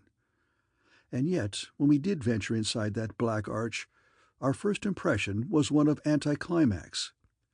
For amidst the littered expanse of that sculptured crypt, a perfect cube with sides of about 20 feet, there remained no recent object of instantly discernible size, so that we looked instinctively, though in vain, for a farther doorway. In another moment, however, Danforth's sharp vision had discovered a place where the floor debris had been disturbed. We turned on both torches full strength. Though what we saw in that light was actually simple and trifling, I am none the less reluctant to tell of it because of what it implied. It was a rough leveling of the debris, upon which several small objects lay carelessly scattered, and at one corner of which a considerable amount of gasoline must have been spilled lately enough to leave a strong odor even at this extreme superplateau altitude. In other words, it could not be other than a sort of camp, a camp made by questing beings, who, like us, had been turned back by the unexpectedly choked way to the abyss. Let me be plain. The scattered objects were, so far as substance was concerned, all from Lake's camp, and consisted of tin cans as queerly opened as those we had seen at that ravaged place, many spent matches, 3 illustrated books more or less curiously smudged, an empty ink bottle with its pictorial and instructional carton, a broken fountain pen, some oddly snipped fragments of fur and tent cloth, a used electric battery with circular of directions, a folder that came with our type of tent heater, and a sprinkling of crumpled papers. It was all bad enough, but when we smoothed out the papers and looked at what was on them, we felt we had come to the worst. We had found certain inexplicably blotted papers at the camp which might have prepared us, yet the effect of the sight, down there in the pre-human vaults of a nightmare city, was almost too much to bear. A mad Gedney might have made the groups of dots in imitation of those found on the greener soapstones, just as the dots on those insane five-pointed grave mounds might have been made. And he might conceivably have prepared rough, hasty sketches, varying in their accuracy or lack of it, which outlined the neighboring parts of the city and traced the way from a circularly represented place outside our previous route, a place we identified as a great cylindrical tower in the carvings and as a vast circular gulf glimpsed in our aerial survey, to the present five-pointed structure and the tunnel mouth therein. He might, I repeat, have prepared such sketches, for those before us were quite obviously compiled, as our own had been, from late sculptures somewhere in the glacial labyrinth, though not from the ones which we had seen and used. But what this art-blind bungler could never have done was to execute those sketches in a strange and assured technique, perhaps superior, despite haste and carelessness, to any of the decadent carvings from which they were taken, the characteristic and unmistakable technique of the old ones themselves in the dead city's heyday. There are those who will say Danforth and I were utterly mad not to flee for our lives after that, since our conclusions were now, notwithstanding their wildness, completely fixed, and of a nature I need not even mention to those who have read my account as far as this. Perhaps we were mad, for have I not said those horrible peaks were mountains of madness? But I think I can detect something of the same spirit, albeit in a less extreme form, in the men who stalk deadly beasts through African jungles to photograph them or study their habits. Half paralyzed with terror though we were, there was nevertheless fanned within us a blazing flame of awe and curiosity which triumphed in the end.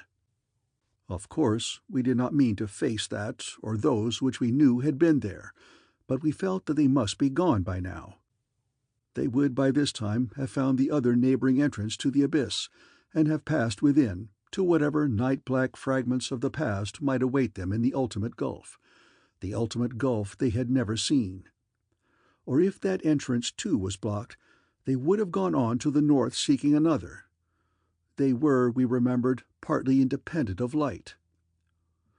Looking back to that moment, I can scarcely recall just what precise form our new emotions took, just what change of immediate objective it was that so sharpened our sense of expectancy. We certainly did not mean to face what we feared, yet I will not deny that we may have had a lurking, unconscious wish to spy certain things from some hidden vantage point. Probably we had not given up our zeal to glimpse the abyss itself, though there was interposed a new goal in the form of that great circular place shown on the crumpled sketches we had found. We had at once recognized it as a monstrous cylindrical tower in the carvings, but appearing only as a prodigious round aperture from above. Something about the impressiveness of its rendering, even in these hasty diagrams, made us think that its subglacial levels must still form a feature of peculiar importance. Perhaps it embodied architectural marvels as yet unencountered by us. It was certainly of incredible age, according to the sculptures in which it figured, being indeed among the first things built in the city. Its carvings, if preserved, could not but be highly significant. Moreover, it might form a good present link with the upper world. A shorter route than the one we were so carefully blazing, and probably that by which those others had descended. At any rate, the thing we did was to study the terrible sketches, which quite perfectly confirmed our own, and start back over the indicated course to the circular place, the course which our nameless predecessors must have traversed twice before us. The other neighboring gate to the abyss would lie beyond that.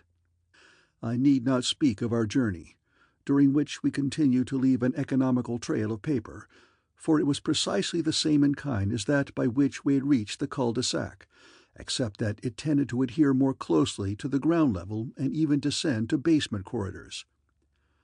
Every now and then we could trace certain disturbing marks in the debris or litter underfoot, and, after we had passed outside the radius of the gasoline scent, we were again faintly conscious, spasmodically, of that more hideous and more persistent scent. After the way had branched from our former course, we sometimes gave the rays of our single torch a furtive sweep along the walls, noting in almost every case the well-nigh omnipresent sculptures, which indeed seemed to have formed a main aesthetic outlet for the old ones. About 9:30 p.m., while traversing a vaulted corridor whose increasingly glaciated floor seemed somewhat below the ground level, and whose roof grew lower as we advanced, we began to see strong daylight ahead, and were able to turn off our torch. It appeared that we were coming to the vast circular place, and that our distance from the upper air could not be very great. The corridor ended in an arch, surprisingly low for these megalith ruins, but we could see much through it even before we emerged. Beyond there stretched a prodigious round space, fully 200 feet in diameter, strewn with debris and containing many choked archways corresponding to the one we were about to cross.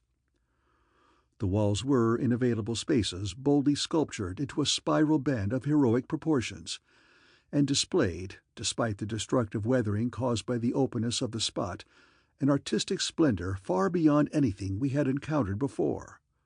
The littered floor was quite heavily glaciated, and we fancied that the true bottom lay at a considerably lower depth.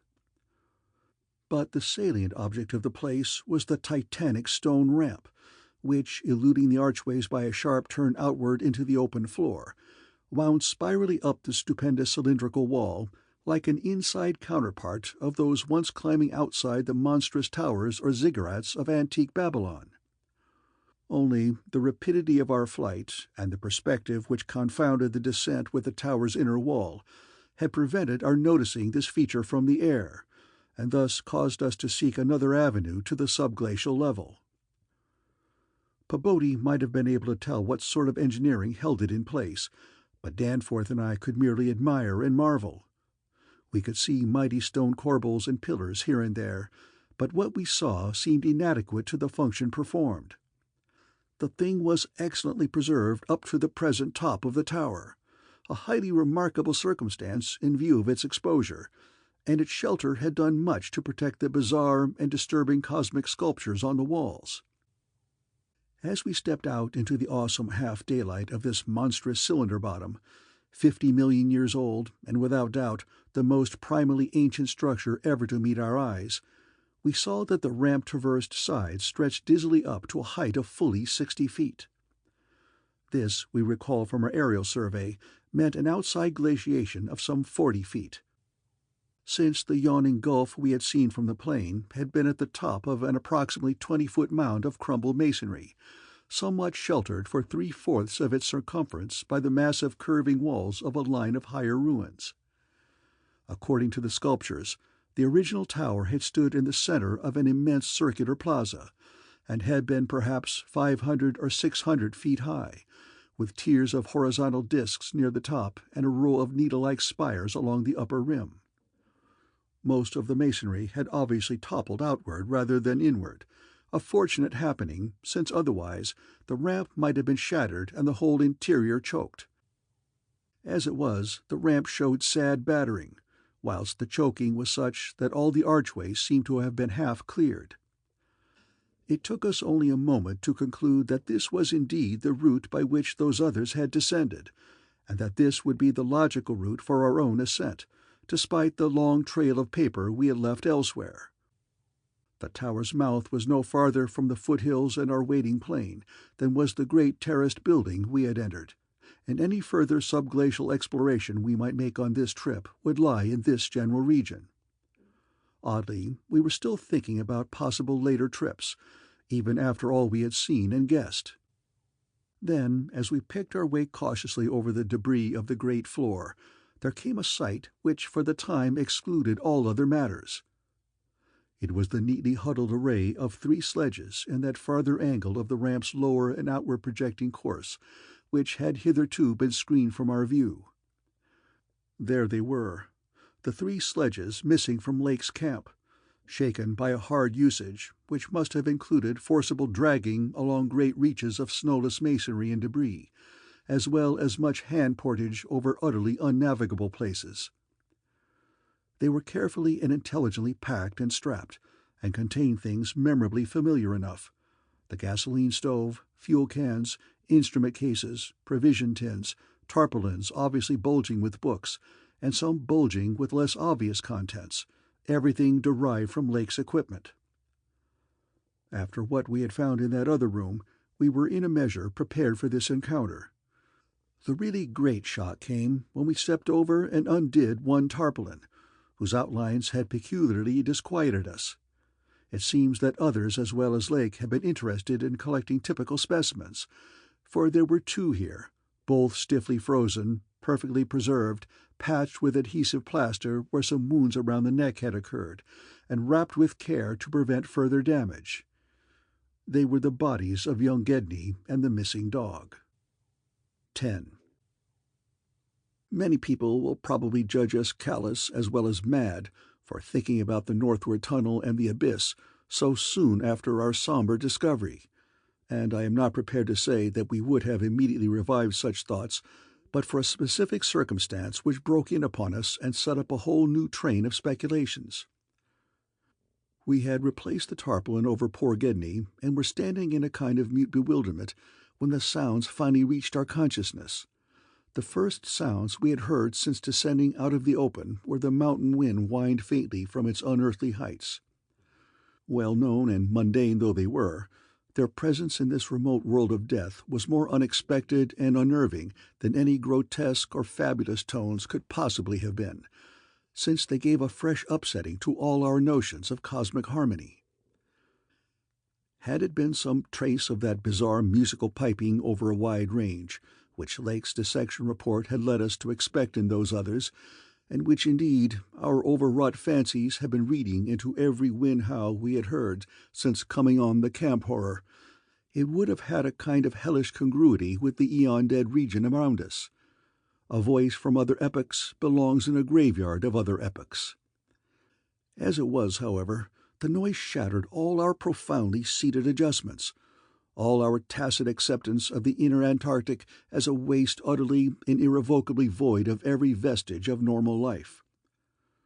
What we heard was not the fabulous note of any buried blasphemy of elder Earth, from whose supernal toughness an age-denied polar sun had evoked a monstrous response.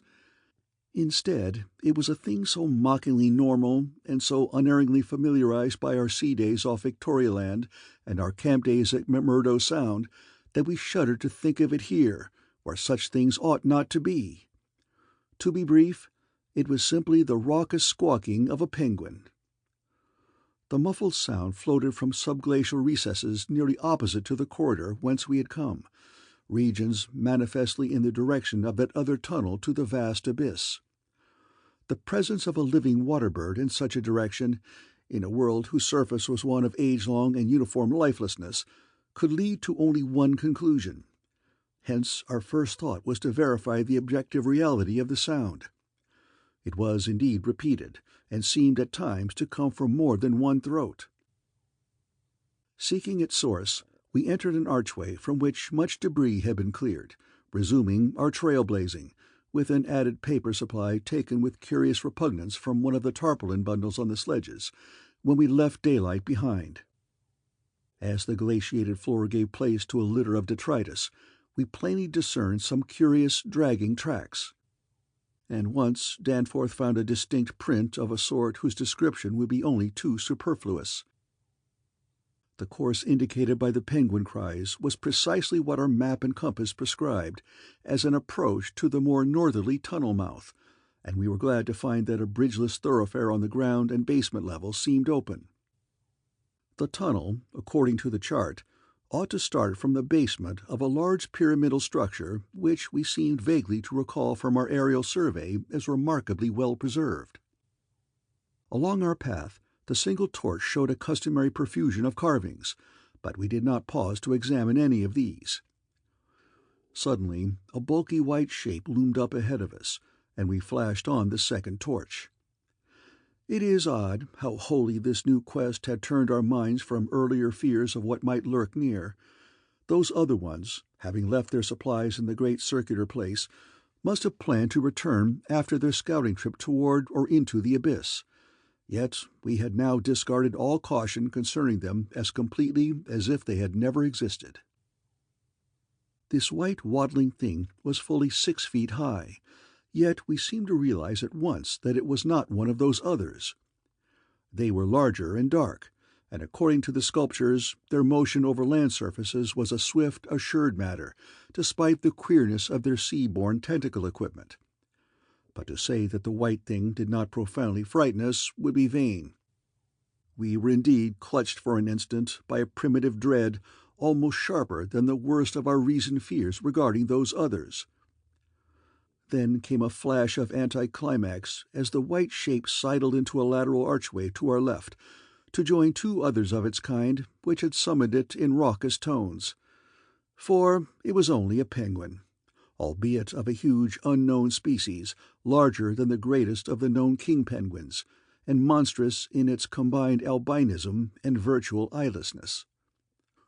When we had followed the thing into the archway and turned both our torches on the indifferent and unheeding group of 3, we saw that they were all eyeless albinos of the same unknown and gigantic species. Their size reminded us of some of the archaic penguins depicted in the Old One's sculptures, and it did not take us long to conclude that they were descended from the same stock, undoubtedly surviving through a retreat to some warmer inner region whose perpetual blackness had destroyed their pigmentation and atrophied their eyes to mere useless slits. That their present habitat was the vast abyss we sought was not for a moment to be doubted, and this evidence of the gulf's continued warmth and habitability filled us with the most curious and subtly perturbing fancies. We wondered, too, what had caused these 3 birds to venture out of their usual domain. The state and silence of the great dead city made it clear that it had at no time been a habitual seasonal rookery, whilst the manifest indifference of the trio to our presence made it seem odd that any passing party of those others should have startled them. Was it possible that those others had taken some aggressive notion or tried to increase their meat supply? We doubted whether that pungent odor which the dogs had hated could cause an equal antipathy in these penguins, since their ancestors had obviously lived on excellent terms with the Old Ones, an amicable relationship which must have survived in the abyss below as long as any of the Old Ones remained. Regretting, in a flare-up of the old spirit of pure science, that we could not photograph these anomalous creatures, we shortly left them to their squawking and pushed on toward the abyss, whose openness was now so positively proved to us, and whose exact direction occasional penguin tracks made clear. Not long afterward, a steep descent in a long, low, doorless, and peculiarly sculptureless corridor led us to believe that we were approaching the tunnel mouth at last. We had passed 2 more penguins. Then the corridor ended in a prodigious open space which made us gasp involuntarily, a perfect inverted hemisphere, obviously deep underground, fully 100 feet in diameter and 50 feet high, with low archways opening around all parts of the circumference but one, and that one yawning cavernously with a black, arched aperture which broke the symmetry of the vault to a height of nearly 15 feet. It was the entrance to the great abyss. In this vast hemisphere, whose concave roof was impressively though decadently carved to a likeness of the primordial celestial dome, a few albino penguins waddled, aliens there, but indifferent and unseeing. The black tunnel yawned indefinitely off at a steep descending grade, its aperture adorned with grotesquely chiseled jambs and lintel. From that cryptical mouth we fancied a current of slightly warmer air, and perhaps even a suspicion of vapor proceeded. And we wondered what living entities other than penguins the limitless void below, and the contiguous honeycombings of the land and the Titan mountains might conceal.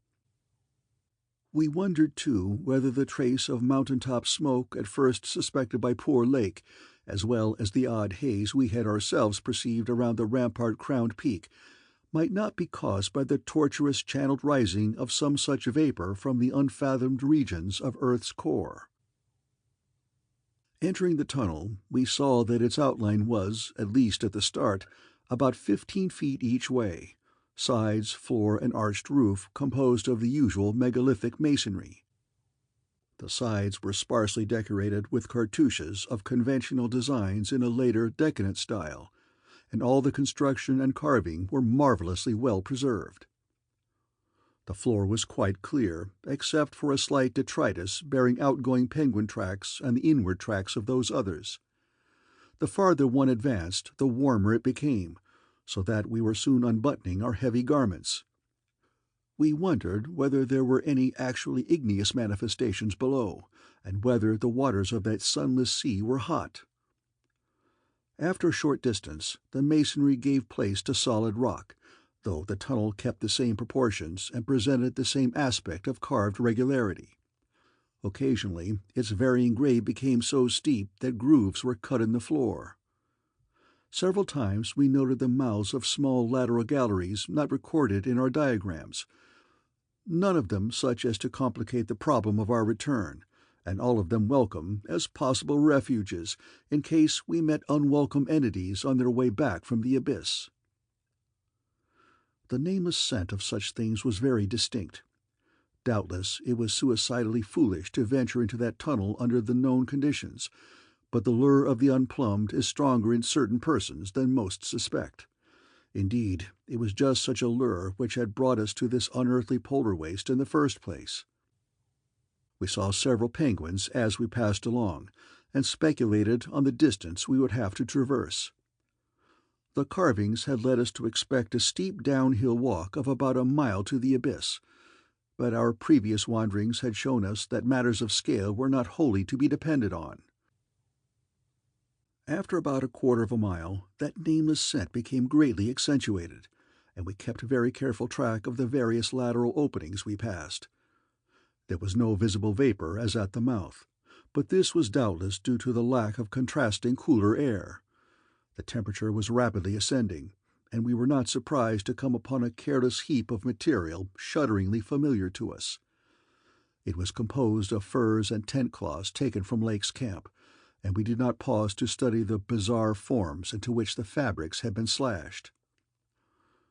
Slightly beyond this point we noticed a decided increase in the size and number of the side galleries, and concluded that the densely honeycombed region beneath the higher foothills must now have been reached. The nameless scent was now curiously mixed with another and scarcely less offensive odor, of what nature we could not guess, though we thought of decaying organisms and perhaps unknown subterranean fungi.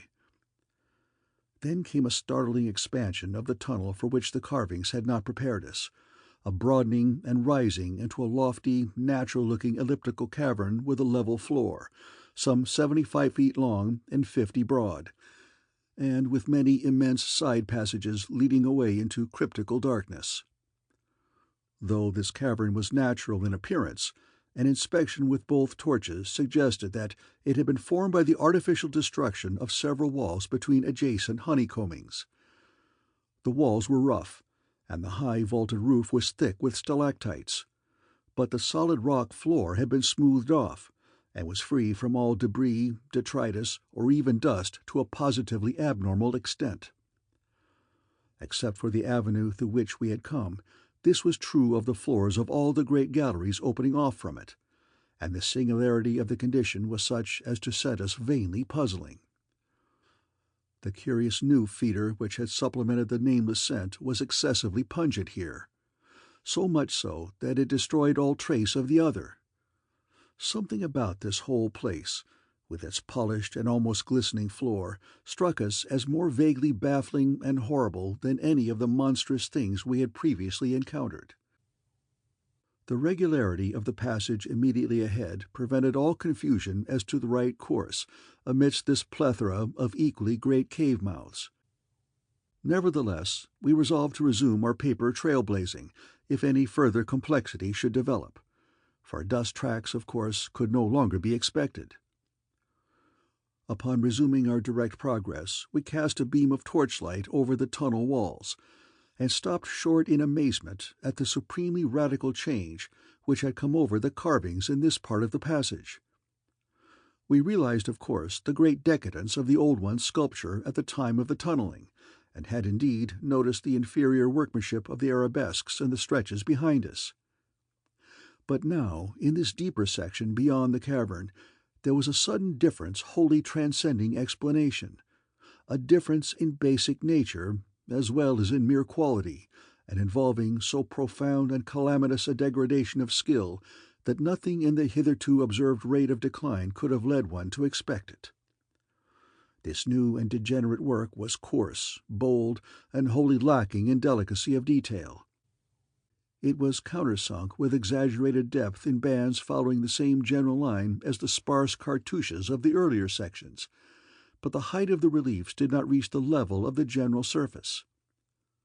Danforth had the idea that it was a second carving, a sort of palimpsest formed after the obliteration of a previous design. In nature it was wholly decorative and conventional, and consisted of crude spirals and angles roughly following the quintile mathematical tradition of the old ones, yet seeming more like a parody than a perpetuation of that tradition. Since we could not afford to spend any considerable time in study, we resumed our advance after a cursory look. We saw and heard fewer penguins, but thought we caught a vague suspicion of an infinitely distant chorus of them somewhere deep within the earth. The new and inexplicable odor was abominably strong, and we could detect scarcely a sign of that other nameless scent. Puffs of visible vapor ahead bespoke increasing contrasts in temperature, and the relative nearness of the sunless sea cliffs of the great abyss. Then, quite unexpectedly, we saw certain obstructions on the polished floor ahead, obstructions which were quite definitely not penguins, and turned on our second torch after making sure that the objects were quite stationary. 11. Still another time have I come to a place where it is very difficult to proceed. I ought to be hardened by this stage, but there are some experiences and intimations which scar too deeply to permit of healing, and leave only such added sensitiveness that memory re-inspired all the original horror. We saw, as I have said, certain obstructions on the polished floor ahead, and I may add that our nostrils were assailed almost simultaneously by a very curious intensification of the strange prevailing fetor, now quite plainly mixed with the nameless stench of those others which had gone before us. The light of the second torch left no doubt of what the obstructions were, and we dared approach them only because we could see, even from a distance, that they were quite as past all harming power as had been the 6 similar specimens unearthed from the monstrous star-mounded graves at Poor Lake's camp. They were indeed as lacking in completeness as most of those we had unearthed, though it grew plain from the thick, dark green pool gathering around them that their incompleteness was of infinitely greater recency. There seemed to be only 4 of them, whereas Lake's bulletins would have suggested no less than 8 as forming the group which had preceded us. To find them in this state was wholly unexpected, and we wondered what sort of monstrous struggle had occurred down here in the dark. Penguins, attacked in a body, retaliate savagely with their beaks, and our ears now made certain the existence of a rookery far beyond. Had those others disturbed this place and aroused murderous pursuit? The obstructions did not suggest it, for penguins' beaks against the tough tissues Lake had dissected could hardly account for the terrible damage our approaching glance was beginning to make out. Besides, the huge blind birds we had seen appeared to be singularly peaceful. Had there, then, been a struggle among those others, and were the absent 4 responsible? If so, where were they? Were they close at hand and likely to form an immediate menace to us? We glanced anxiously at some of the smooth-floored lateral passages as we continued our slow and frankly reluctant approach. Whatever the conflict was, it had clearly been that which had frightened the penguins into their unaccustomed wandering. It must, then, have arisen near that faintly heard rookery in the incalculable gulf beyond, since there were no signs that any birds had normally dwelt here. Perhaps, we reflected, there had been a hideous running fight, with the weaker party seeking to get back to the cached sledges when their pursuers finished them. One could picture the demonic fray between namelessly monstrous entities as it surged out of the black abyss with great clouds of frantic penguins squawking and scurrying ahead. I say that we approached those sprawling and incomplete obstructions slowly and reluctantly. Would to heaven we had never approached them at all, but had run back at top speed out of that blasphemous tunnel with the greasily smooth floors and the degenerate murals aping and mocking the things they had superseded, run back before we had seen what we did see, and before our minds were burned with something which will never let us breathe easily again. Both of our torches were turned on the prostrate objects, so that we soon realized the dominant factor in their incompleteness. Mauled, compressed, twisted, and ruptured as they were, their chief common injury was total decapitation. From each one the tentacled starfish head had been removed, and as we drew near we saw that the manner of removal looked more like some hellish tearing or suction than like any ordinary form of cleavage.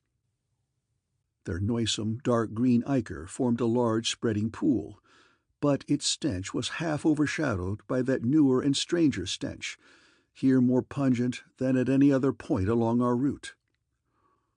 Only when we had come very close to the sprawling obstructions could we trace that second, unexplainable feeder to any immediate source. And the instant we did so, Danforth, remembering certain very vivid sculptures of the Old One's history in the Permian Age, 150 million years ago, gave vent to a nerve-tortured cry which echoed hysterically through that vaulted and archaic passage with the evil palimpsest carvings. I came only just short of echoing his cry myself, for I had seen those primal sculptures, too, and had shudderingly admired the way the nameless artist had suggested that hideous slime coating found on certain incomplete and prostrate Old Ones, those whom the frightful Shoggoths had characteristically slain and sucked to a ghastly headlessness in the great war of resubjugation. They were infamous nightmare sculptures, even when telling of age-old bygone things, for Shoggoths and their work ought not to be seen by human beings or portrayed by any beings. The mad author of the Necronomicon had nervously tried to swear that none had been bred on this planet, and that only drugged dreamers had ever conceived of them. Formless protoplasm able to mock and reflect all forms and organs and processes, viscous agglutinations of bubbling cells, rubbery 15-foot spheroids infinitely plastic and ductile, slaves of suggestion, builders of cities, more and more sullen, more and more intelligent, more and more amphibious, more and more imitative. Great heaven! What madness made even those blasphemous Old Ones willing to use and to carve such things? And now, when Danforth and I saw the freshly glistening and reflectively iridescent black slime which clung thickly to those headless bodies and stank obscenely with that new, unknown odor whose cause only a diseased fancy could envisage, clung to those bodies and sparkled less voluminously on a smooth part of the accursedly resculptured wall in a series of grouped dots, we understood the quality of cosmic fear to its uttermost depths. It was not fear of those 4 missing others, for all too well did we suspect they would do no harm again. Poor devils! After all, they were not evil things of their kind. They were the men of another age and another order of being. Nature had played a hellish jest on them, as it will on any others that human madness, callousness, or cruelty may hereafter drag up in that hideously deep or sleeping polar waste, and this was their tragic homecoming. They had not been even savages, for what indeed had they done? That awful awakening in the cold of an unknown epoch, perhaps an attack by the furry, frantically barking quadrupeds, and a dazed defense against them and the equally frantic white simians with the queer wrappings and paraphernalia. Poor Lake, poor Gedney, and poor Old Ones. Scientists to the last, what had they done that we would not have done in their place? Lord, what intelligence and persistence! What a facing of the incredible, just as those carven kinsmen and forebears had faced things only a little less incredible. Radiates, vegetables, monstrosities, star-spawn, whatever they had been, they were men. They had crossed the icy peaks on whose templed slopes they had once worshipped and roamed among the tree ferns. They had found their dead city brooding under its curse, and had read its carven latter days as we had done. They had tried to reach their living fellows in fabled depths of blackness they had never seen, and what had they found? All this flashed in unison through the thoughts of Danforth and me as we looked from those headless, slime-coated shapes to the loathsome palimpsest sculptures and the diabolical dot groups of fresh slime on the wall beside them, looked and understood what must have triumphed and survived down there in the cyclopean water city of that nighted, penguin-fringed abyss, whence even now a sinister curling mist had begun to belch pallidly as if in answer to Danforth's hysterical scream. The shock of recognizing that monstrous slime and headlessness had frozen us into mute, motionless statues, and it is only through later conversations that we have learned of the complete identity of our thoughts at that moment. It seemed eons that we stood there, but actually it could not have been more than 10 or 15 seconds. That hateful, pallid mist curled forward as if veritably driven by some remoter advancing bulk. And then came a sound which upset much of what we had just decided, and in so doing broke the spell and enabled us to run like mad past squawking, confused penguins over our former trail back to the city, along ice-sunken megalithic corridors to the great open circle, and up that archaic spiral ramp in a frenzied automatic plunge for the sane outer air and light of day. The new sound, as I have intimated, upset much that we had decided, because it was what poor Lake's dissection had led us to attribute to those we had just judged dead. It was, Danforth later told me, precisely what he had caught in infinitely muffled form when at that spot beyond the alley corner above the glacial level, and it certainly had a shocking resemblance to the wind-pipings we had both heard around the lofty mountain caves. At the risk of seeming puerile, I will add another thing too, if only because of the surprising way Danforth's impression chimed with mine. Of course, common reading is what prepared us both to make the interpretation, though Danforth has hinted at queer notions about unsuspected and forbidden sources to which Poe may have had access when writing his Arthur Gordon Pym a century ago. It will be remembered that in that fantastic tale there was a word of unknown but terrible and prodigious significance connected with the Antarctic, and screamed eternally by the gigantic, spectrally snowy birds of that malign region's core. "Tikidi-lee, tikidi-lee." That, I may admit, is exactly what we thought we heard conveyed by that sudden sound behind the advancing white mist, that insidious musical piping over a singularly wide range. We were in full flight before 3 notes or syllables had been uttered, though we knew that the swiftness of the old ones would enable any scream-roused and pursuing survivor of the slaughter to overtake us in a moment if it really wished to do so. We had a vague hope, however, that non-aggressive conduct and a display of kindred reason might cause such a being to spare us in case of capture, if only from scientific curiosity. After all, if such a one had nothing to fear for itself, it would have no motive in harming us. Concealment being futile at this juncture, we used our torch for a running glance behind, and perceived that the mist was thinning. Would we see at last a complete and living specimen of those others? Again came that insidious musical piping, "Tikidi-lee, tikidi-lee." Then, noting that we were actually gaining on our pursuer, it occurred to us that the entity might be wounded.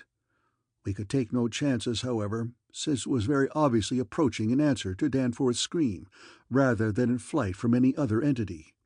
The timing was too close to admit of doubt. Of the whereabouts of that less conceivable and less mentionable nightmare, that fetid, unglimpsed mountain of slime-spewing protoplasm whose race had conquered the abyss and sent land pioneers to recarve and squirm through the burrows of the hills, we could form no guess, and it cost us a genuine pang to leave this probably crippled old one, perhaps a lone survivor, to the peril of recapture and a nameless fate. Thank heaven we did not slacken our run. The curling mist had thickened again, and was driving ahead with increased speed, whilst the straying penguins in our rear were squawking and screaming and displaying signs of a panic really surprising in view of their relatively minor confusion when we had passed them. Once more came that sinister, wide-ranged piping. "Te-kee-li-lee! Te-kee-li-lee!" We had been wrong. The thing was not wounded, but had merely paused on encountering the bodies of its fallen kindred, and the hellish slime inscription above them. We could never know what that demon message was, but those burials at Lake's camp had shown how much importance the beings attached to their dead. Our recklessly used torch now revealed ahead of us the large open cavern where various ways converged, and we were glad to be leaving those morbid palimpsest sculptures, almost felt even when scarcely seen, behind. Another thought which the advent of the cave inspired was the possibility of losing our pursuer at this bewildering focus of large galleries. There were several of the blind albino penguins in the open space, and it seemed clear that their fear of the oncoming entity was extreme to the point of unaccountability. If at that point we dimmed our torch to the very lowest limit of traveling need, keeping it strictly in front of us, the frightened squawking motions of the huge birds in the mist might muffle our footfalls, screen our true course, and somehow set up a false lead. Amidst the churning, spiraling fog, the littered and unglistening floor of the main tunnel beyond this point, as differing from the other morbidly polished burrows, could hardly form a highly distinguishing feature. Even so far as we could conjecture, for those indicated special senses which made the old ones partly, though imperfectly, independent of light in emergencies. In fact, we were somewhat apprehensive lest we go astray ourselves in our haste. For we had, of course, decided to keep straight on toward the dead city, since the consequences of loss in those unknown foothill honeycombings would be unthinkable. The fact that we survived and emerged is sufficient proof that the thing did take a wrong gallery, whilst we providentially hit on the right one. The penguins alone could not have saved us, but in conjunction with the mist they seemed to have done so. Only a benign fate kept the curling vapors thick enough at the right moment, for they were constantly shifting and threatening to vanish. Indeed, they did lift for a second just before we emerged from the nauseously resculptured tunnel into the cave, so that we actually caught one first and only half glimpse of the oncoming entity as we cast a final, desperately fearful glance backward before dimming the torch and mixing with the penguins in the hope of dodging pursuit. If the fate which had screened us was benign, that which gave us the half glimpse was infinitely the opposite. For to that flash of semi-vision can be traced a full half of the horror which has ever since haunted us. Our exact motive in looking back again was perhaps no more than the immemorial instinct of the pursued to gauge the nature and course of its pursuer. Or perhaps it was an automatic attempt to answer a subconscious question raised by one of our senses. In the midst of our flight, with all our faculties centered on the problem of escape, we were in no condition to observe and analyze details. Yet, even so, our latent brain cells must have wondered at the message brought them by our nostrils. Afterward, we realized what it was, that our retreat from the fetid slime coating on those headless obstructions, and the coincident approach of the pursuing entity, had not brought us the exchange of stenches which logic called for. In the neighborhood of the prostrate things, that new and lately unexplainable fetor had been wholly dominant. But by this time it ought to have largely given place to the nameless stench associated with those others. This it had not done, for instead the newer and less bearable smell was now virtually undiluted, and growing more and more poisonously insistent each second. So we glanced back, simultaneously it would appear, though no doubt the incipient motion of one prompted the imitation of the other. As we did so, we flashed both torches full strength at the momentarily thinned mist, either from sheer primitive anxiety to see all we could, or in a less primitive but equally unconscious effort to dazzle the entity before we dimmed our light and dodged among the penguins of the labyrinth center ahead. Unhappy act. Not Orpheus himself or Lot's wife paid much more dearly for a backward glance. And again came that shocking, wide-ranged piping, "Te-kee-lee-lee! Te-kee-lee-lee!"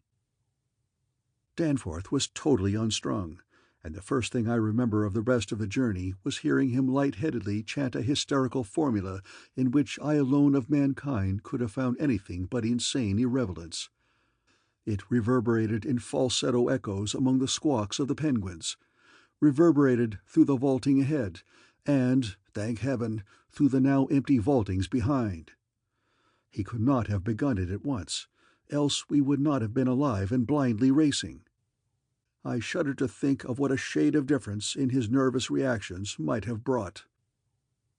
South Station under, Washington under, Park Street under, Kendall, Central, Harvard.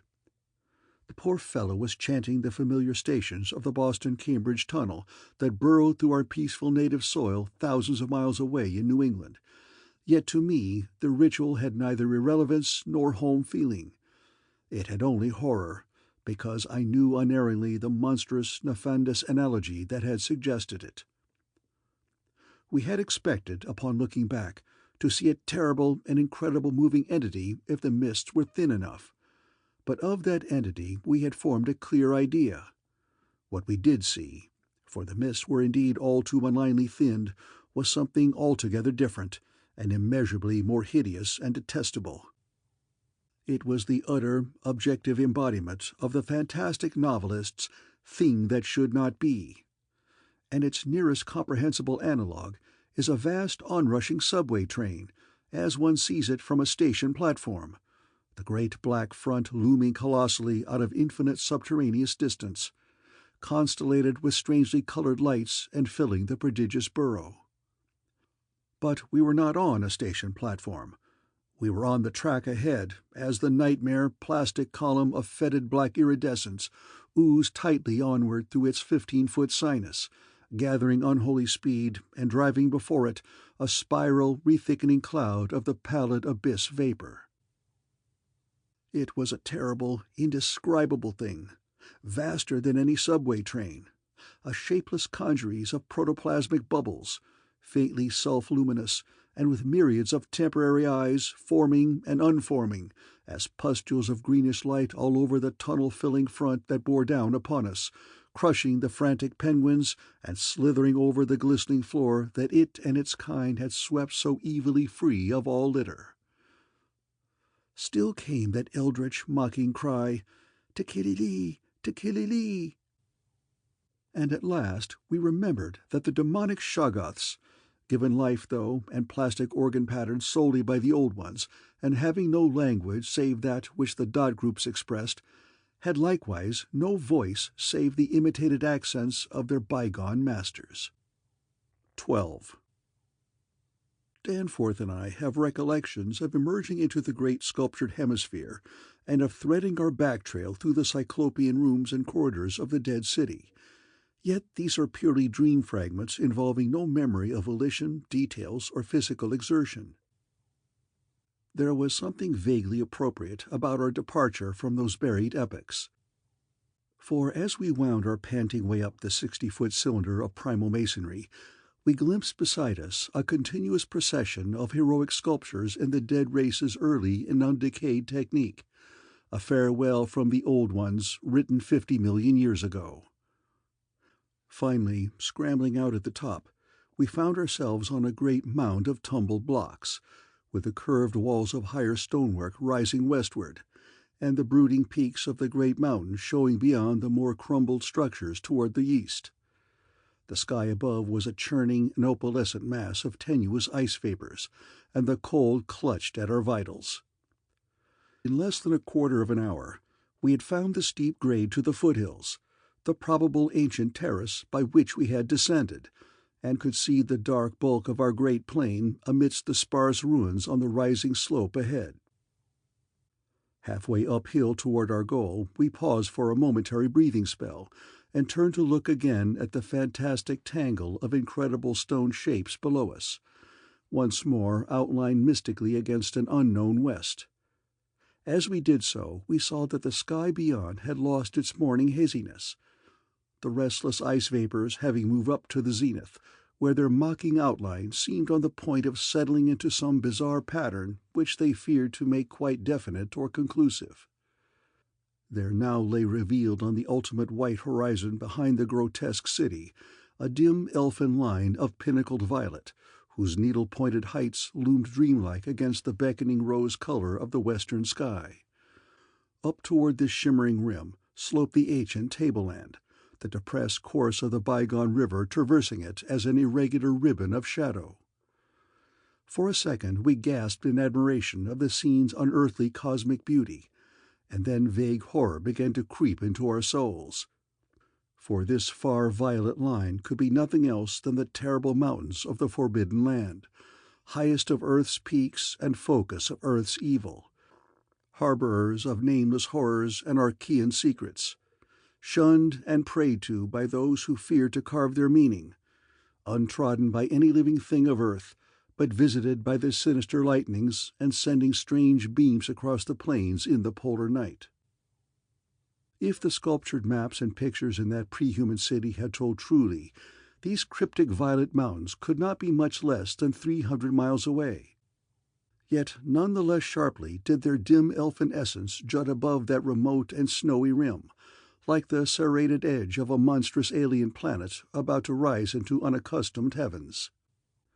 Looking at them, I thought nervously of certain sculptured hints of what the great bygone river had washed down into the city from their accursed sloping, and wondered how much sense and how much folly had lain in the fears of those old ones who carved them so reticently. I recalled how their northerly end must come near the coast at Queen Maryland, where even at that moment Sir Douglas Mawson's expedition was doubtless working less than 1,000 miles away, and hoped that no evil fate would give Sir Douglas and his men a glimpse of what might lie beyond the protecting coastal range. Such thoughts formed a measure of my overwrought condition at the time, and Danforth seemed to be even worse. Yet, before we had passed the great star-shaped ruin and reached our plain, our fears had become transferred to the lesser but vast enough range whose recrossing lay ahead of us. From these foothills the black ruin-crusted slopes reared up starkly and hideously against the east, again reminding us of those strange Asian paintings of Nicholas Roerich, and when we thought of the damnable honeycombings inside them, and of the frightful amorphous entities that might have pushed their fetidly squirming sway even to the topmost hollow pinnacles, we could not face without panic the prospect of again sailing by those suggestive skyward cave mouths, where the wind made sounds like an evil musical piping over a wide range. To make matters worse, we saw distinct traces of local mist around several of the summits, as poor Lake must have done when he had made that early mistake about volcanism, and thought shiveringly of that kindred mist from which we had just escaped, of that and of the blasphemous, horror-fostering abyss whence all such vapors came. All was well with the plane, and we clumsily hauled on our heavy flying furs. Danforth got the engine started without trouble, and we made a very smooth take-off over the nightmare city. At a very high level there must have been great disturbance, since the ice-dust clouds of the zenith were doing all sorts of fantastic things.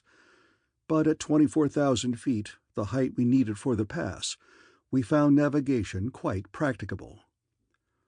As we drew close to the jutting peaks, the wind's strange piping again became manifest, and I could see Danforth's hands trembling at the controls.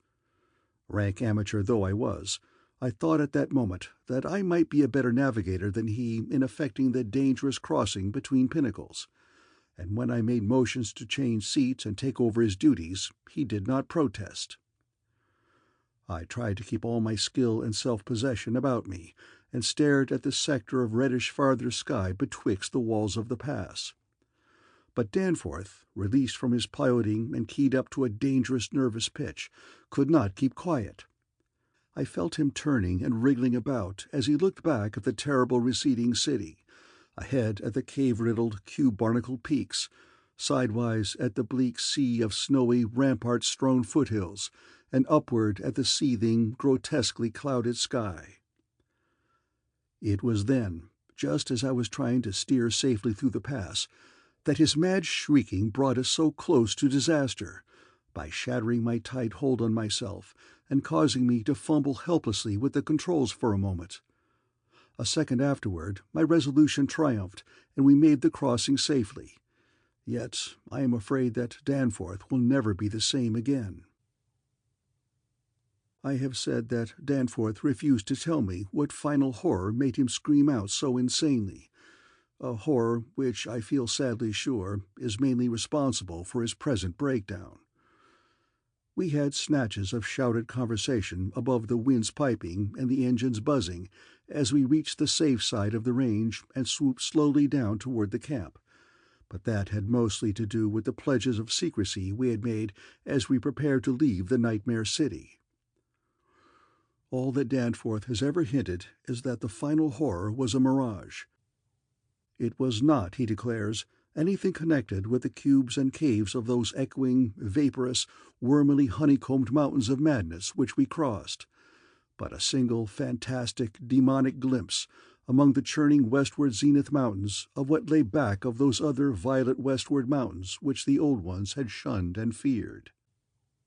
He has, on rare occasions, whispered disjointed and irresponsible things about the Black Pit, the Carven Rim, the Proto-Shoggoths, the windowless solids with 5 dimensions, the nameless cylinders, the elder pharaohs, Yog-Sothoth, the primal white jelly, the color out of space, the wings, the eyes in darkness, the moon ladder, the original, the eternal, the undying, and other bizarre conceptions.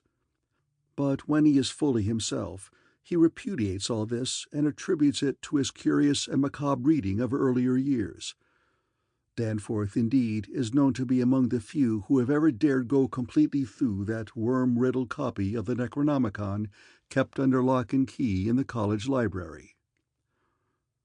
The higher sky, as we crossed the range, was surely vaporous and disturbed enough, and although I did not see the zenith, I can well imagine that its swirls of ice dust may have taken strange forms.